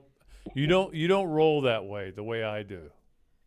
Exactly. I don't. I want the Gators to win, except when they play us. And I just knew it was back to the '90s, where Florida State, Miami. Yeah. We're gonna rule. We're gonna rule the world, right? It was there for like an hour. Yeah. And now there's only one Power 4 team in the state of Florida with a loss, and that is Florida. Think about that for a minute. But you know, Florida is the type of team that what do they call it? Adversity. You know what I'm saying? Yeah. They play better. Okay, think about that shit. I'd rather not. How about avoiding the adversity in the first place? Why do you have to have adversity to play well? I mean, I just this team needs to start. Somebody, whoever the coach is next year. I'm not saying they need to get a new coach. Whoever the coach is, though, needs to get them to a point where they're not starting out September with a 2-2 record. That would be nice. Well, I tell you, I'm sorry, October. What is the ultimate goal for a team? To win? To win the national title, correct? Yeah. That's the ultimate goal. Okay, do you think Coach Napier can get you there? Do I? No. Do I think that Norvell can get you there? No. Right. The book is still out. Yeah, I think there are a lot of teams that think they can get there that can't get there because this is a world of college football where the money is king, and I mean I can give you probably 8 of the 12 college football playoff teams right now. We know who they're going to be, even though it's not necessarily they're that great, but they've got the best players because they've been able to pay for them. But lately, Florida has been getting some good players. No, and that's the thing. You're right, Jonesy. Florida has got everything in line for success, except they can't win the games. That's the problem. So you definitely have the players. Maybe I don't think they have any better players than LSU or Georgia or Tennessee or even now maybe FSU. You can make that argument, or Ole Miss. I mean, I don't think they have any better players. They have really good players, and you got to find a way to win. This is a thing that drives me crazy, and I know Jeff agrees with me on this, is they've got to find a way to win these tight games where they're in a tight game and they've got to make a play because you've got your great playmakers make a big play at the end of the game. And they haven't seen that enough. And they definitely follow their leader. But to me, what I've seen is Legway. He has digressed to me. He doesn't look like he did. How can you digress from not playing? I mean, he played last year. You got to look back at those everybody talks about the last 4 games. They weren't good on offense in those 4 games. They scored just enough to win. The defense played exceptional. FSU handed them the game. It fumbled 8 times. Lost 8 fumbles. Fumbled 11 times. Lost 8. Tulane in the bowl game their guys didn't even show up. Most of their guys opted out. So I think maybe we kind of over. Now, look, the win over LSU and the win over Ole Miss were nice wins, very nice wins. They were at home. Don't forget that. And it wasn't like Florida went up and down the field on them. They found a way to win the game. And that is the Billy Napier philosophy, is to find a way to win by 7 points. And that is, I think, maybe where he's got that to me is his biggest flaw. And that's not gonna do it. Nope. You gotta, because eventually somebody. All right, Jonesy, appreciate it. Yeah, somebody's going to do something weird, and it's going to end up you're going to lose the game. You can't have every game come down to the last couple of possessions. All right, we have come down to our last hour. So 1 down, 1 to go. D, you'll be next. Swing the bat in the on deck circle. We'll start off with you and get plenty more after that as we continue to talk about what happened on Saturday here on the Tailgate. There's so many reasons to love living in North Central Florida. The trees and the breeze are certainly a part of that, but as we have all realized from another round of storms, those things may not be the best for our residents and our roofs. But what is the best is a company that's been fixing things the right way for more than 40 years. That's the locally owned and operated Gainesville McFall Builders and McFall Residential Roofing. They offer the longest warranties in town, a 10-year instead of 5, and all of their workers are employees, no subcontractors that are going to give a subpar effort. There are a lot of people going door to door trying to do things the wrong way with no care about what it does to you. So why don't you go with the crew that uses premium products that are certified by the manufacturers to install? At McFall, you'll get state licensed building contractors for all your home renovation needs. With extra care, protect that pool, lawn, RV, or fancy fire pit during the process. And their process? Well, it's as easy as watching Florida State football stink. You get a detailed walkthrough before anything is even started. Call them today at 352-415-9098. I'm telling you, it'll be great.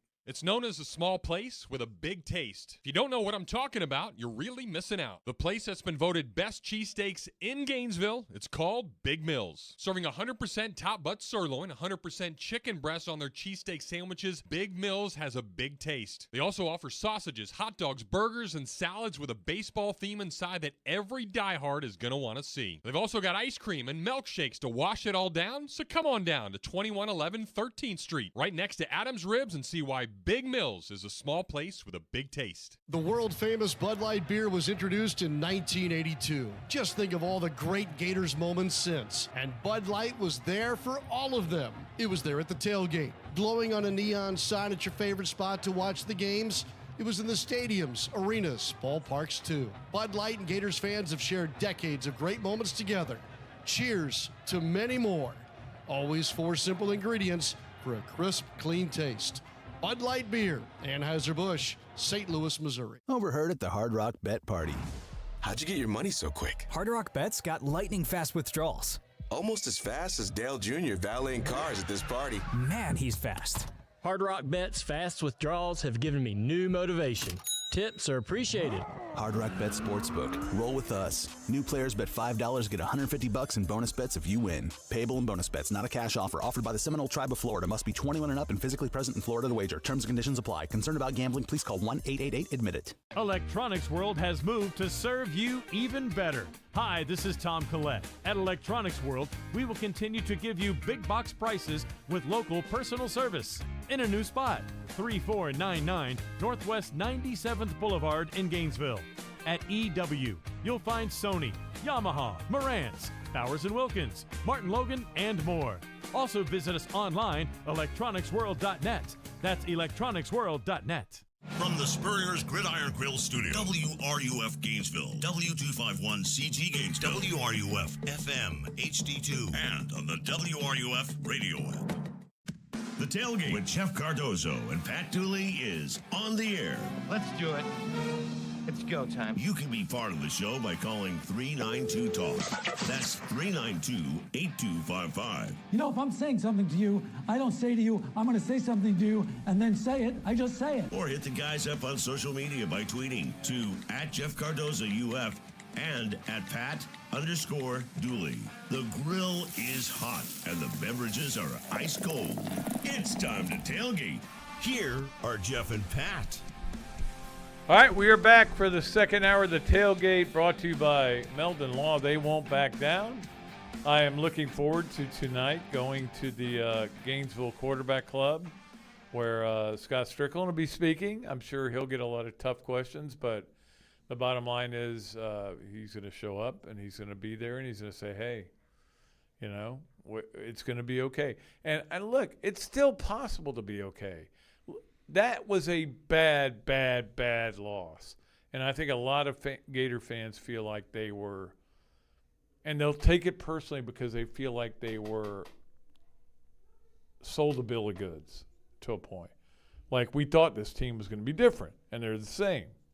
And I think that's why a lot of fans are upset. I would agree. It'll be interesting to be there tonight at the Quarterback Club. Yep.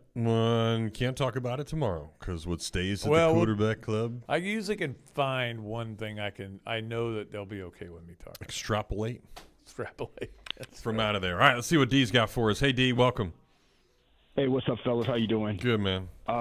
Good. Yeah, I'm kind of want to take a big picture view of this thing here now. Everyone's talked about the game, up and down. Guys, when I look at his tenure, Napier, it's starting to parallel like Mike White's last 3 years, where you just know he can only get you to a certain point. When Mike White lost that game against Texas A&M on a buzzer beater, his last game, I just knew it was over. We're not going any further with this guy, and I just think, guys, we're back to where we were last year now, where the kind of soap opera feel to every week is like a soap opera. The guys, everyone's speculating now. Could he be bought out? Is this his last week? Could he be fired here? And I just don't think that's good for anybody. It's not good for the fans. It's not good for the players. It's just all this talk and chatter. And how could you be possibly concentrating on the game? And I got to tell you this, guys. If he can't come back here without at least a split of these next two games, because if he loses these next two games, we have a bye week before Texas. I just think this fan base, guys, when we play Texas, if he steps on that field, it's going to be so full of vitriol and anger. It's going to be bad for him, man. So I'm at the point where I'm done, man. You just can't lose a game like that. Yeah, and I think that is where a lot of Gator fans are, where they are done with this administration with Billy Napier. However, I will remind you of what happened at the end of last year, and I think it's still possible to happen. I think they're good enough. I think they're talented enough. Jeff. But D's exactly right. Like all that's fine. But if Florida does lose these next couple of weeks, then D, I'm with you. And and again, I'm trying to be positive. I get it, but it's weird because as you're sitting there saying that and you make the Mike White comparison, I'm like going back and thinking like, yeah, man, I spent every single week with Mike White, and we did a show together, and we did all these things, and I loved him, and the family was great, and I'm around all the time, and then obviously have those same things with Napier, but like you can't take it personally. Like you have to understand it from D your perspective, and certainly you're a good voice of what I'm sure a lot of other Gator Nation is thinking, and it is. And that's where I think this past week was so frustrating, because we saw week one, the 55 points. We saw no penalties. We saw progress. And even they didn't necessarily play all that well, but everything was a certain way. And then, boom, just like a week later to an inferior team that there's no way in holy hell you should have lost to, it happens again. So I'm with you, D. And I just, obviously I hope for Billy that they win these next two and it gets figured out and turned around. But I do think you're right. I think if it doesn't, like, there's going to be so many people out there that don't even want him to step onto that field. Yeah, I don't think they're going to make a move. They would make a move either way, but they're going to wait till the end of the year, because look, if they're 1-3 going into that bye week, there's no point. What are you going to do? You're going to make who's going to be your coach? I don't know. There's a lot of veterans on that staff. Well, so what? They clearly are not doing the good job. That's the thing I always love when they fire a head coach and they bring in a guy from the other. Yeah, the only issue with that, D, is honestly he does do such a tremendous job in that locker room. All the players love him, and if they do make a move midseason, then I think you would see a lot of these people jump ship, because that's what you can do this day and age. Vultures, baby. I'm telling you. And I do think if they kept Napier, then there'd be a way to salvage it at the end of the year. Yes, so but that's the one thing if you're looking at the program. But he's got to get some wins between now and the end of the year, right, Jeff? I mean, I'm not saying he's got to win the LSU and the Miami game and the Texas game. He's got to win some of those games, though. He can't go obviously 0-4. Guys, I just don't think you can count on what happened last year. He pulled, it was great last year. You pulled a rabbit out of your hat, but it's like winning the lottery once. You're not going to bank on winning it again. So like I said, man, I think we have the data points, we have the evidence now, and like I said, man, I just think, man, you got a fan base that's fed up. Spot the ball, these cute cliches, And again, you blow a game against a team, you're an 18-point favorite. So we'll see what happens. But I just got to think, man, if he loses these next 2 games, man, this fan base is just it's gonna be on edge. It's gonna be very angry, and it's not good for the program overall. Yeah, because one of those is Miami again. Yep. And you're going to be massive underdogs in both games too. What's what, 9 this 9.5 for LSU, so and we'll see. All right, D, great stuff, man. Appreciate you.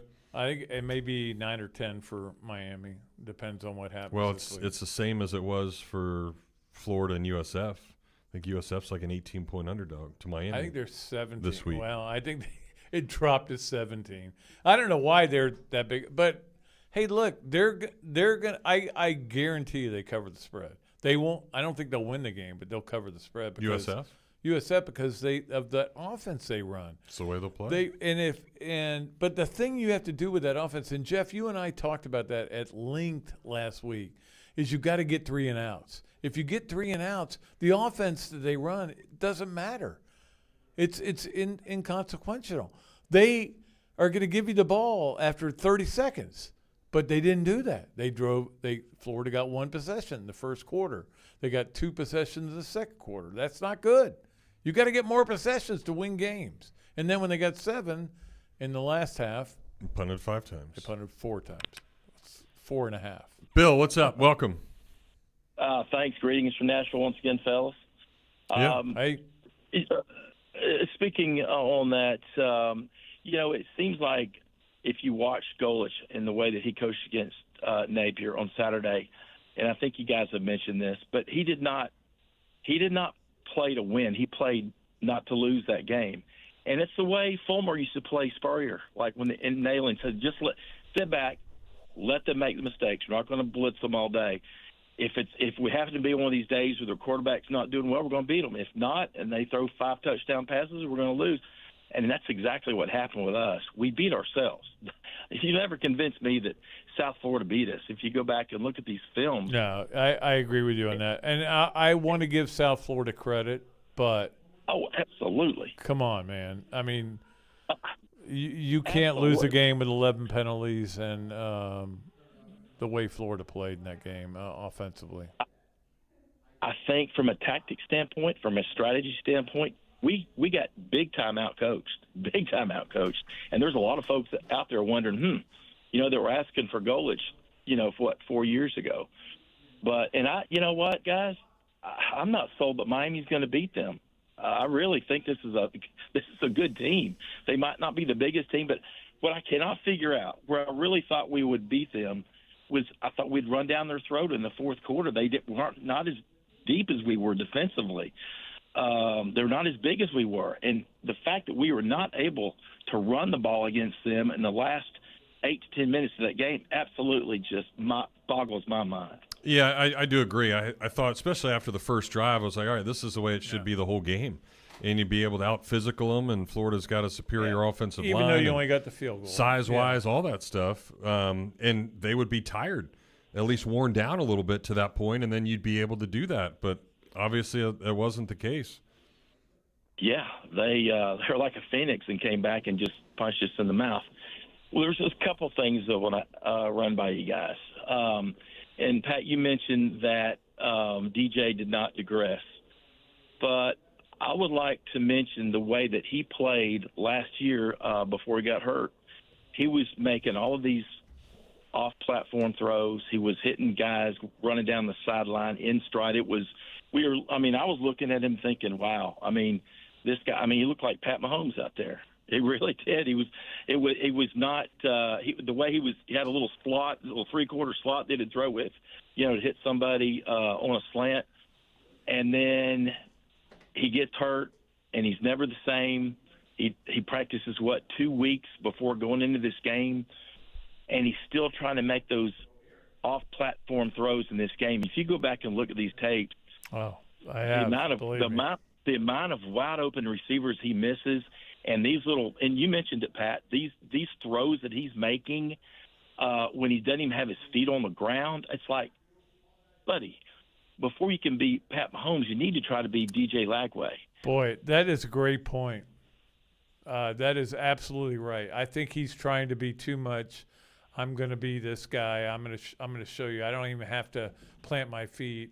I don't know. I don't know that mentally he's thinking that way. I don't think he's thinking that. I just think he's doing he it. trusts his arm and he thinks he's got a really good arm and he can make those throws. But, like we talked about earlier, Bill, it's just like with Archman. Mechanically, if you don't do it the right way, you're never going to be successful. It's the same with pitching. It's the same with a free throw shot or a jump shot. Anything like if you're at it's a golf shot. Yep. Like you have to be able to go through this repetition of doing it over and over and over and over, so you're not thinking about it, and then it just becomes natural. And I just don't know if that's there yet. And I think probably because he had to miss all those reps over the summer and not getting out there to be able to do that, I think that's part of it. But it's also something that they have worked tirelessly to try to get him to do. So I think that's just it's got to get to that point where what he's practicing, which if you go to practice, it actually looks pretty good, but then in the games it reverts back to just not being mechanically correct. He doesn't have to see the field usually in practice, so he's looking. This is the play. This is what your primary receiver is, and that's where you're going to throw the ball. And I think that's where, Jeff, I think you'll agree, the live reps that he didn't get in the fall and the spring are where it hurts him. Yeah, I just want to reemphasize the point I'm trying to make. These passes that he's trying to throw are so difficult for 95% of the great quarterbacks out there to throw. These ones that this three-quarter slot, as you call in baseball, all these little things where he's not using his feet. If you look at him and tell him, Pat Mahomes does it with ease, and you look at him, like, how does he make this look so easy?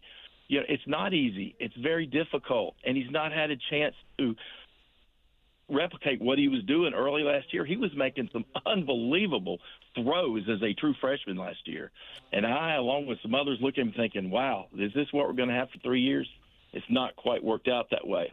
I want to ask you guys one more thing, okay? Moving on to Billy Napier. When he was hired, there was some talk about he and Dabo Swinney having a little get-together, meeting of the minds, and Napier was fired.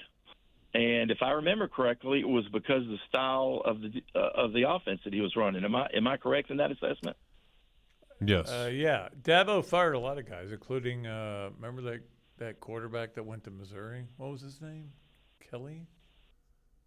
I don't know. But yes, he was the offensive coordinator, and he got rid of him. And he got rid of him because he wouldn't do the things that Dabo was asking him to do. And you know what, guys? I think that's how it's going to appear. He was asked last year, if I remember correctly, he came out and after his got an extension, he said, "Yeah, well, we've got an offensive coordinator now. It's Russ Callaway.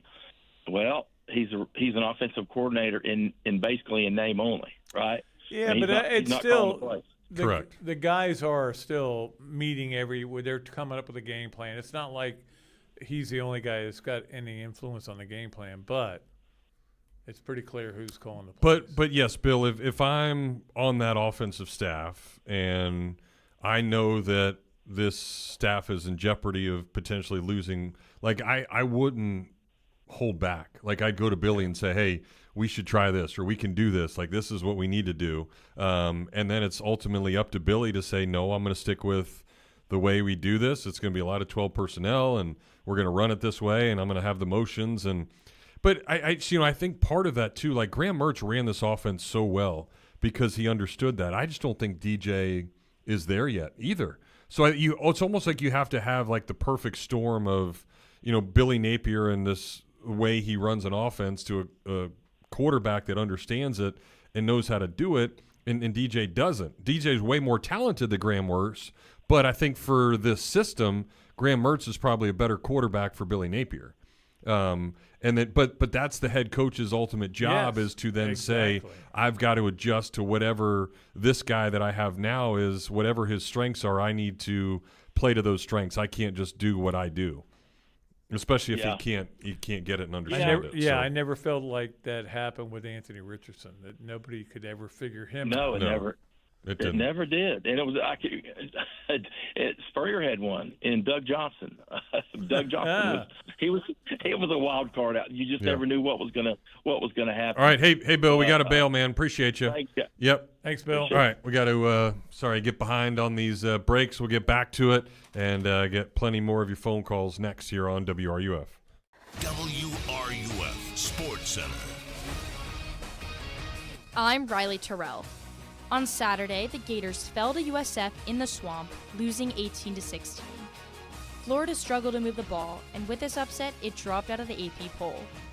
In his Monday presser, head coach Billy Napier addressed the controversy over play calling and his role with the offense moving forward. Following on that, are you still the team primary play caller Yes. moving forward? Okay. Yes. And no thoughts of giving that up? In other news, basketball fans, mark your calendars. With a schedule change, the Gators will now play Alabama on February 1st in the O-Dome. Game time is still undecided. Lastly, Gators softball dropped their fall exhibition slate, featuring 8 home games across October and November. Amongst their opponents, they'll suit up to play Florida Vibe, a professional team, in their very first matchup. You spoke, we listened. You wanted the easiest car buying experience ever. So we're giving you the easiest car buying experience ever. Your schedule doesn't have time for 5 hours in a car dealership. Work, kids, soccer practice, grocery runs, jury duty. Really? That again? Gatorland Toyota puts your convenience at the top of the list. With Express Shopping, you can browse our incredible selection and buy your vehicle entirely from the comfort of your home. Financing, paperwork, trade appraisal, even the pricing can be done remotely. No need to come to the dealership. Gatorland Toyota delivers your new car to you. And what if that car was fully customized? With our pre-order program, it's easier than ever to get the exact vehicle you want, from headlights to trunk. Have a vehicle to trade or sell? Even if you don't buy from us, we'd love to take it off your hands and give you a top dollar offer that you're sure to love. Come experience how Gatto's got it at Gatorland Toyota today. Visit GatorlandToyota.com for the easiest car buying experience ever. When the unexpected happens, you need a legal team that's ready to fight for you, just like the Florida Gators. At Meldon Law, we're proud to partner with the Florida Gators to deliver winning results for those who have been injured at no fault of their own. With a strong record of success and a team that won't back down, Meldon Law is your trusted partner in tough times. Call Meldon Law at 352-373-8000 or visit us at meldonlaw.com. It's a hard reality to know you're getting older. Believe me, I sit next to Pat every single day, but we all have to go through it, and with it comes some aches and pains with every single step. But the good part is the pains are fixable, and one quick stop into Titan MRI will get you going in the right direction. There's lots of us out there that think we can just handle pain or it'll just eventually go away, but what you may not realize, you could be ruining yourself for many years to come. I'm telling you, go see Joe and the crew at Titan MRI. Their entire mindset is finding out what you need to feel better and getting it to someone that can fix it. With an average scan time of just 10 to 15 minutes, you'll be back on your way, carrying on your day in no time. Titan MRI is the only locally owned and operated MRI center in Gainesville, and their staff has more than 20 years of experience in the community. And they've been so good that Lake City came calling. They've got a place that is perfect up in Columbia County as well. Even your own doctors are bringing their families to Titan MRI. So get in front of those aches and pains and tell your doctor to refer you to Titan MRI. Whether it happens on the pickleball court, the soccer field, or when stretching the limits of your yoga flexibility, injuries aren't convenient, but UF Health OrthoCare is. Now with locations in Gainesville and Ocala, our board-certified specialists provide the expertise you need to get moving again. Don't let a sprain, strain, or minor fracture keep you or your kids sidelined. Turn to UF Health OrthoCare. Visit ufhealth.org/orthocare locations for addresses and hours. Walk-ins welcome. Electronics World has moved to serve you even better. Hi, this is Tom Collette. At Electronics World, we will continue to give you big box prices with local personal service. In a new spot, 3499 Northwest 97th Boulevard in Gainesville. At EW, you'll find Sony, Yamaha, Marantz, Bowers & Wilkins, Martin Logan, and more. Also visit us online, electronicsworld.net. That's electronicsworld.net. Thankfully, we haven't had any strong rains or winds this storm season, but it's not over yet. Daughtry Tree Service reminds you that an ounce of prevention is worth a pound of cure, meaning Fix it now before it's a problem. If you have broken, dead, or compromising limbs, shallow roots, or deceased trunks, call Daughtry Tree for a free risk assessment. Now that just makes sense. Local, trusted, and fully insured. Be safe and make your appointment today. Visit DaughtryTree.com. Daughtry Tree, your tree service people. The biggest names in Gator Nation appear here. WRUF.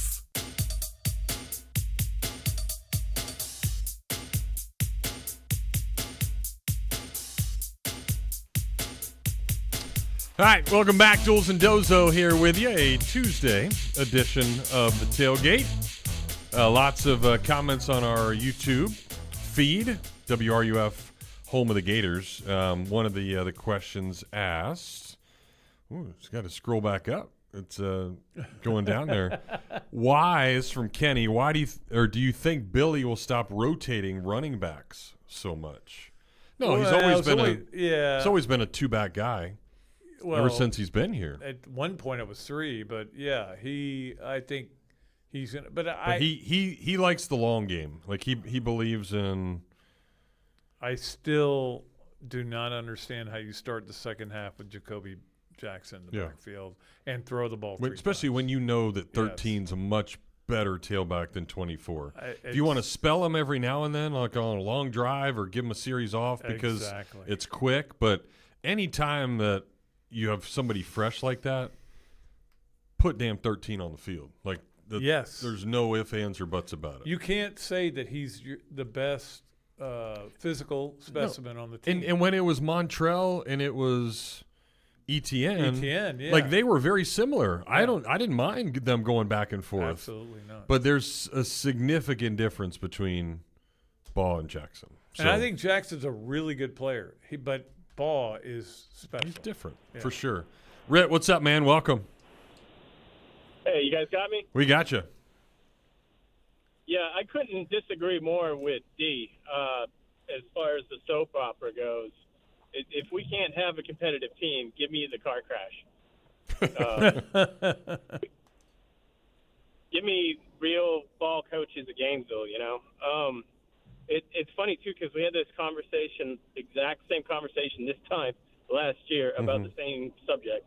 Well, I think it was a week later because it was 1-2. They lost to Miami and A&M, and then that's A&M was the rock bottom because we didn't think A&M was any good. Yeah.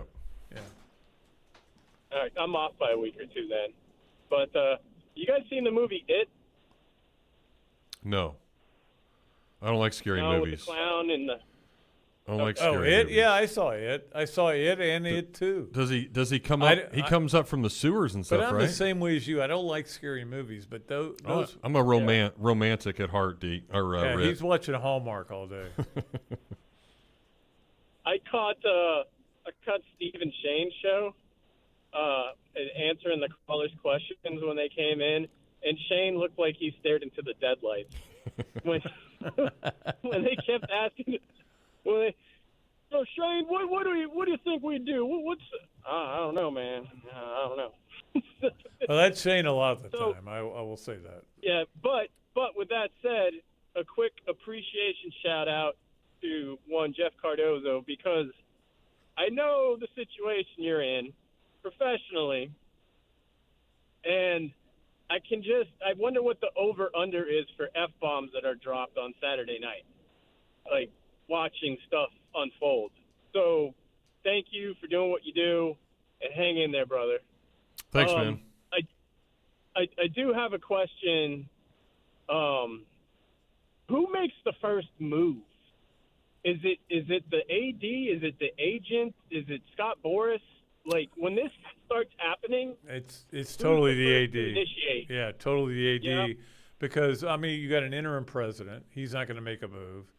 The athletic director is the only person that will make this move. But now he's got to go to his board, and the board just gave him a huge extension, as we know. He's up to 6 years, and maybe here longer. But he would probably have to go to them and say, "Hey, look, I'm going to make a move." But I'm not going to talk about that yet. I'm going to wait until I see these next two games. If these next two games are not competitive and they just look like they're not well coached, they're not good, then I will be right there with everybody. People lose games. Everybody loses a game every Saturday. Somebody loses, right? You shouldn't lose this game, but they lost. Now let's see what they do going forward. And let's try to take this at a positive spin and say, hey, look, you still have really good players. You still have a quarterback that was a Texas Player of the Year. He's a talented guy. He's a National Player of the Year. Yeah, National Player of the Year. Yeah. He's a talented guy. Let's see what you can do over these next 4 games, really. To me, it's a 4-game season right now for Billy Napier. Would you agree with that? Mm-hmm.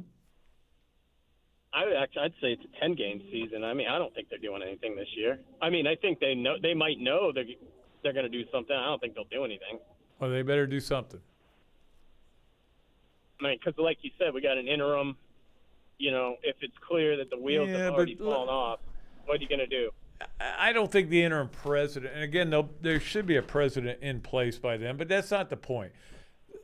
And we're not going to sit here and say Billy needs to get fired. We're not going to do that. We know how this works, and we know how it worked last year and how he – Yeah, so maybe he can turn this around. But he can't wait till the last 4 games of the season. He's got to get it done. I honestly think that's what's going to happen. I think it's going to be just like last year. But like smoke Tennessee, go to Ole Miss and throttle them. Yeah. Yeah, and then beat Florida State. Florida State will have 1 loss and then we'll beat them by 30. And then beat Tulane in the bowl game. So we'll see. We'll drop one to Mississippi State and then run the table after that. So, all right, great show, guys. All right, Rhett, thank you, man. Appreciate that. That's the thing. You just have to worry about the next game, worry about LSU, worry about if there's any way you can win the game. You can win the game. Florida's and LSU's talent's not that different. No, I agree. And LSU's got a bunch of injuries. They lost their center, so. Let's see how it goes. Michelle, ahead. Welcome. Thank you. So I've been listening to all the calls and stuff. I think, well, first of all, I don't care about the throwing mechanisms and all that because I'm not into all that. I can't look and see all that. But the fact that he had not done anything football related physically since the Tulane game, I don't care how talented you are. It's going to take a minute for you to get your rhythm back and you to get comfortable, especially if it's coming from an injury, because that has to be in the back of the head that I don't want to get hurt again. And, you know what I'm saying? Then that makes your feet heavy. So hopefully, I'm going to give Lagway some time to kind of get his kinks out from the injury and all of that. I think people should, just kind of chill a minute. But my main call was about Napier. I think Napier is like a two-edged sword. On the one side, he's a great CEO, as y'all have mentioned. He, when it was really bad last year, he kept that locker room together, kept those players together, kept them with hope that we can win and go out there and fight, and they did at the end of the season and all of that. But then on the other side of the sword, he's his own worst enemy because he just doesn't appear to listen to anyone else. And, that can be good or bad, but he doesn't appear to just listen maybe to some other folk and realize where he might need some other eyes, some other something to, like what he's doing is just not fully working. And that's the other side that just frustrates you. Because, again, I've never coached, never played a down of football. But if the running back comes out and he is pounding that ball and they clearly aren't stopping them, I just don't understand your change up for that. And as you said maybe a couple of callers ago, or whoever called in about the switching the running backs, I'm like, clearly Ball is they can't stop him. He is running over them, and we take them out and we do stuff, and you just like, so am I the only one? Yeah, why didn't you keep it? No, and Michelle, I think even, it goes further than just Billy Napier in football. like it's that way in life, right? Yeah. Like if you're doing the same stuff and it's not working, and you would think The as definition of insanity. yeah, but and especially if you're in a leader position, like you're the head guy, and it's not working, you would want to ask other opinions from your team members as whatever business you work for, or Correct. that's why you do it, and I think your point's 100% right. Only one guy's making $7.5 million. Yeah, but I still think I get it, but he if wants to be making better. $7.5 million, Like- if you're making the $7.5 million, and it is, then you should still be smart enough to say, wait a minute, hold up, okay, let me just sit down with some folk and really listen, not just bring them in the room and whoever your other coaches are, but really listen. If you were the head coach, is there something you would do different that you feel like, God, if I could just make the change, I would do this because, this is what I see, or this is, what's not happening. Like, I need you to do that, Napier, and not dig your heels in and just, no, I'm making I'm going to be making the plays. I'm not changing. I'm not doing. Billy, as we have all said, this is year 4. So, again, we are having same conversations, and if we're having the same conversations, and I know Coach Napier hears it. You can't tell me no different. I know he hears rumblings and all of that. Then there's got to be a shift a little bit, got to be something different that we do. Because, again, if I can see it, and like I said, I've never coached and never played it down, sir, you're getting $7.5 million to see it. Like, I need you to make that change. But I am with you. I think we can win Saturday, and I have not given up on the Gators yet for this season. But, we're real close to the end. Thanks, Michelle. Yeah, Michelle, I will say this. He needs to do one thing, and that is sit down with Pat Dooley for 20 minutes, and I will explain to him everything that he needs to do. I will show him the routes he needs to run. I will show him all the crossing patterns. He can just go to the urinal at Spurrier's, take a piss upstairs, and be like, "Ooh, that's a cool play." That's right. Oh, it's all wallpaper. That went all the way down the field in the restaurant. That's great. Yeah, but no, I it's just on the second. It is on the Michelle. second I think, and everybody listening, I think that's why this is such a big week, because obviously what was trying to happen last week did not work, and you're playing a better team on the road in a very tough place to play. So if you don't change, then I don't know if it will ever change. Yeah, if you come out with the same this game is the week more than anything that something different has to be done. I agree with you 100%. And you hope that that's the case. All right, Antonio is next. What's up, Antonio? Hey, what's up, guys? Goodness. Hey, Dooley, so since Mr. this question Dooley. for you, Mr. Dooley, this question for you. I'm kidding. Hey, you done hit me with that a couple times. I should know better. but since this our first home loss since the Stetson, how was the mood in Gainesville in 1938 after they beat us? It was about the same, and I remember that. I remember sitting there going, "Gosh, I don't know if we can get over this Stetson loss." But yeah, no, it's. I will say this: I don't know that it's been as gloomy in my lifetime as it is right now. To be honest, yeah, 10-1 wasn't that big a deal. 10-1, you're used to it. But you also knew that Charlie Pell was kind of sabotaging his team for next year, and that's why he wouldn't let Scott Brantley play. But yeah, this is bad right now. It's bad right now. Yeah. It can get good Saturday. That's what college football is, right? Definitely, and because that was bad. And Jeff, you say you don't like horror movies, but you sat there with the rest of us and watched one in the swamp Saturday night.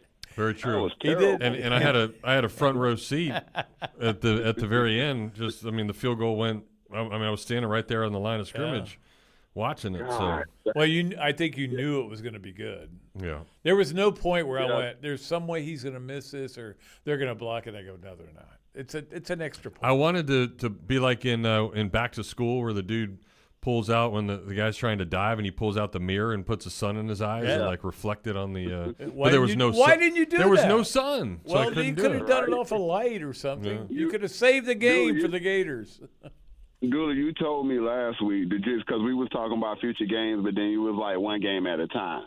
And see, I think which is true. It said worry about South Florida, which I think my problem was I was spoiled in the 90s. You know, it's like it's like you grew up in a time where you're like the father who grew up from rags to riches, and I'm like the kid that was born with the silver spoon in the mouth as a Gator fan. So I come in and I see nothing but winning and just expect that we should beat South Florida with the loaded roster that we have, and that egg that we laid Saturday night. I should have known better because Napier teams always play down to their opponents.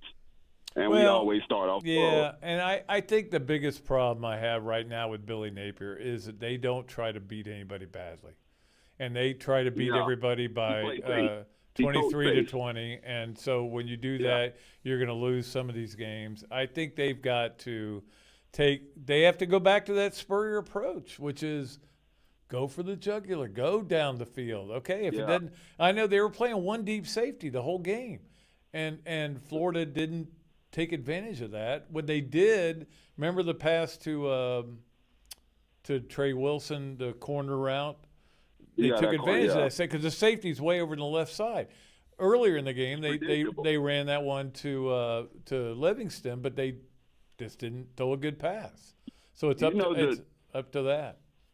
The one drive I couldn't understand, which I kind of understood with taking ball out, it was the drive where he ran pretty good, and I could tell he needed rest. So he put Jackson in the game, and he made a few good runs, but I didn't understand why not take him out on that 3rd and 3 and put Ball back in the game, because it clearly looked like Jackson started to get tired as well. Sure. I think by that time Ball caught enough wind and it had enough scrimp to get those 3 yards, and I couldn't understand why keep Jackson in the game in that point instead of putting the Ball back in the game after he caught his wind again. I will tell you, Antonio, I will never forgive them for not having Ball on the field to start the second half. I'm not going to that and to throw 3 straight passes from I think they were on their own 15 or whatever, 20, but whatever it was. That to me started the second half on a bad note. And what's up with this 12 personnel? With all the talent that we have, why not spread it out? Go to the strength of your team. Why recruit all these speedy wide receivers? Why get all this talent around if we just going to do the 12 personnel? I'm not understanding that. Spread the ball out. Like, I understand his system, but you got to fit with the players that you have. Yeah, Antonio, I will explain that to you. Their idea of 12 personnel is to have 12 guys on the field on a play. Yeah, but I think part of it maybe when Dallas Wilson comes back, that's what you do, Antonio. Yeah. I think obviously he's going to be real dynamic, and then then you got both Wilsons, you've got Vernell, and then Mizell. You got Sturdivant and Mizell. So you got 5 dudes, run 4 out at a time, and just pick your poison. So Jeff, go ahead. My bad. I don't mean to cut you off, but I'm glad you brought that up about Dallas Wilson, because I got high hopes for him, and I do believe. So I'm not the fan to say fire Napier as bad as it was. I did say it right after the game, but after everybody did. I think, but like I truly believe we're still contenders. That might sound a little crazy after Saturday, and of course, if we perform the rest of the way like we did Saturday, we're not winning another game. But I truly believe that we're going to turn it around, and I still believe that we're contenders. And I think when Dallas Wilson returns, for whatever reason, I think we're going to see a different offense. Me personally, I think that. Well, and here's the thing. Return by Saturday. Here's the thing. When I speak to the Gainesville Quarterback Club tonight, that I'm going to talk about, it's not over. Anybody? I know there's a lot of people who felt that on. Look at Notre Dame, Northern Illinois last year. I know, but I'm just saying. Everybody felt like after that game, this season's over. I can't believe this season's over on September 8th, September 7th. But it's not over. You go out and you find a way to beat LSU, which I think is possible, and you find a way to beat Miami, which I think is possible. I think they have the players to do that. And if you do that, now all of a sudden they're 3-1. Everybody's like excited. Yeah, they're Antonio, that's the hope. And again, no Caleb Banks these first 2 games, so that's going to make a difference. So we'll see how it all plays out. I think they beat LSU, man. If you know the history of Florida of LSU, Oh, sure. it's all no matter the records. That might sound crazy, but I think everybody against them. I think it's going to be more. It seems like no matter the record, man, they always play LSU tough. You know who the last coach to win at LSU was? Antonio. It was Coach Mack. Yeah, of course. He was the last one. Coach Mack in that Hurricane game. Very good. Last one, yeah. All right, Antonio, thank you, man. Good stuff. All right, we got to snag a break. We'll do that and continue the conversation. Plenty more to go, about 20 minutes or so here on WRUF.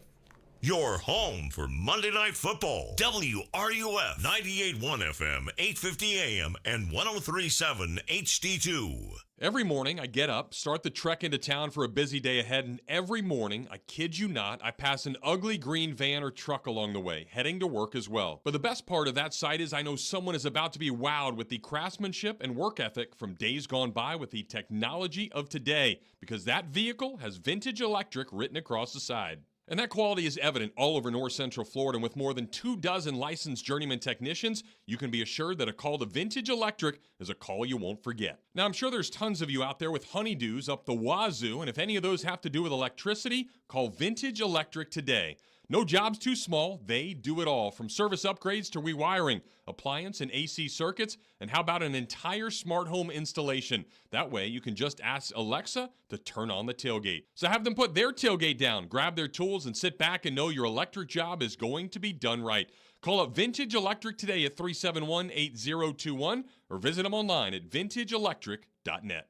Hey y'all, it's Kyle from Leonardo's Pizza, Gainesville's iconic restaurant. You know, time zooms by and our town is changing all around us, but for 50 years, Leonardo's is still the calm in the storm. At Leonardo's, of course, we make delicious deep dish pizza and our famous garlic knots, but we sell memories. Come in to relive old ones, make new ones, and let us know that you heard me on the tailgate for 10% off your order. Hey Jeff, did you hear the new Starship song? No, I don't think so. We built this city on sauce and dough. So, it's summer. No major holidays, no big gift-giving pressure, but hey, love does not take a vacation. If you're thinking about popping the question or just upgrading from that high school promise ring energy to something a bit more grown up, Oaks Jewelry has you covered. With decades of distinction, Oaks is where you'll find hundreds of one-of-a-kind styles you won't see at all those cookie-cutter chain stores. And the best part, you'll actually save money, which means you can still afford a honeymoon that isn't your buddy's couch by the beach somewhere. Diamond solitaire engagement rings start at under $1,000. Whether it's vintage charm, modern sparkle, or something totally unique, Oaks Jewelry has the perfect ring for your once-in-a-lifetime moment. So, if it's time to lock it down for the summer, make it unforgettable without growing broke. Swing by Oaks Jewelry, where summer love meets unmatched value, and find the one, you know, beside your partner. Oaks Jewelry, distinct, unique, yours. When the unexpected happens, you need a legal team that's ready to fight for you, just like the Florida Gators. At Meldon Law, we're proud to partner with the Florida Gators to deliver winning results for those who have been injured at no fault of their own. With a strong record of success and a team that won't back down, Meldon Law is your trusted partner in tough times. Call Meldon Law at 352-373-8000 or visit us at meldonlaw.com. This football season, Hurricane BTW was your game day getaway. Catch every play with an ice-cold Bud Light in hand. Pair it with fan favorites like our wings and apps while you catch every touchdown, tackle, and highlight. Our Bud Light specials are here all season long on Hurricane BTW, so bring the crew and make it a game day tradition. Visit hurricanewings.com to find a restaurant near you. The world-famous Bud Light beer was introduced in 1982. Just think of all the great Gators moments since. And Bud Light was there for all of them. It was there at the tailgate, glowing on a neon sign at your favorite spot to watch the games. It was in the stadiums, arenas, ballparks too. Bud Light and Gators fans have shared decades of great moments together. Cheers to many more. Always 4 simple ingredients for a crisp, clean taste. Bud Light Beer, Anheuser-Busch, St. Louis, Missouri. The Tailgate with Jeff Cardozo and Pat Dooley, right here on WRUF.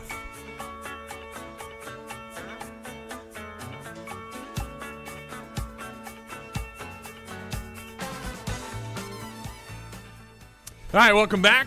Jeffrey here with you. Dool's bailed a little early, heading over to the quarterback club tonight. Scott Strickland will speak, and we'll have some info on that. But plenty more calls to get to, so let's jump right back to it. Cattleman, what's up? Tough getting in these days, huh? No, hey, Jeff, I know my role. It's a Gator talk time. I get it. I know my role. You got me okay? Yeah, we got you. Okay, yeah, I know my role. I usually stay away after big wins or big loss. All right, hey, two things on the Gators, and I'll tell you a joke to lighten the mood a little bit here for you, Jeff. Hey, Pat had to leave.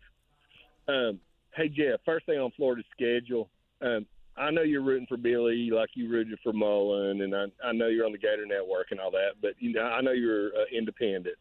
But, hey, this Florida schedule, Jeff, this is big business. Billy's making a lot of money. If Strickland's already decided he wants a new football coach, he probably doesn't want to see a 7-5 season. Strickland probably wouldn't be disappointed if he saw a 4-8 and probably fire him after the cocktail party.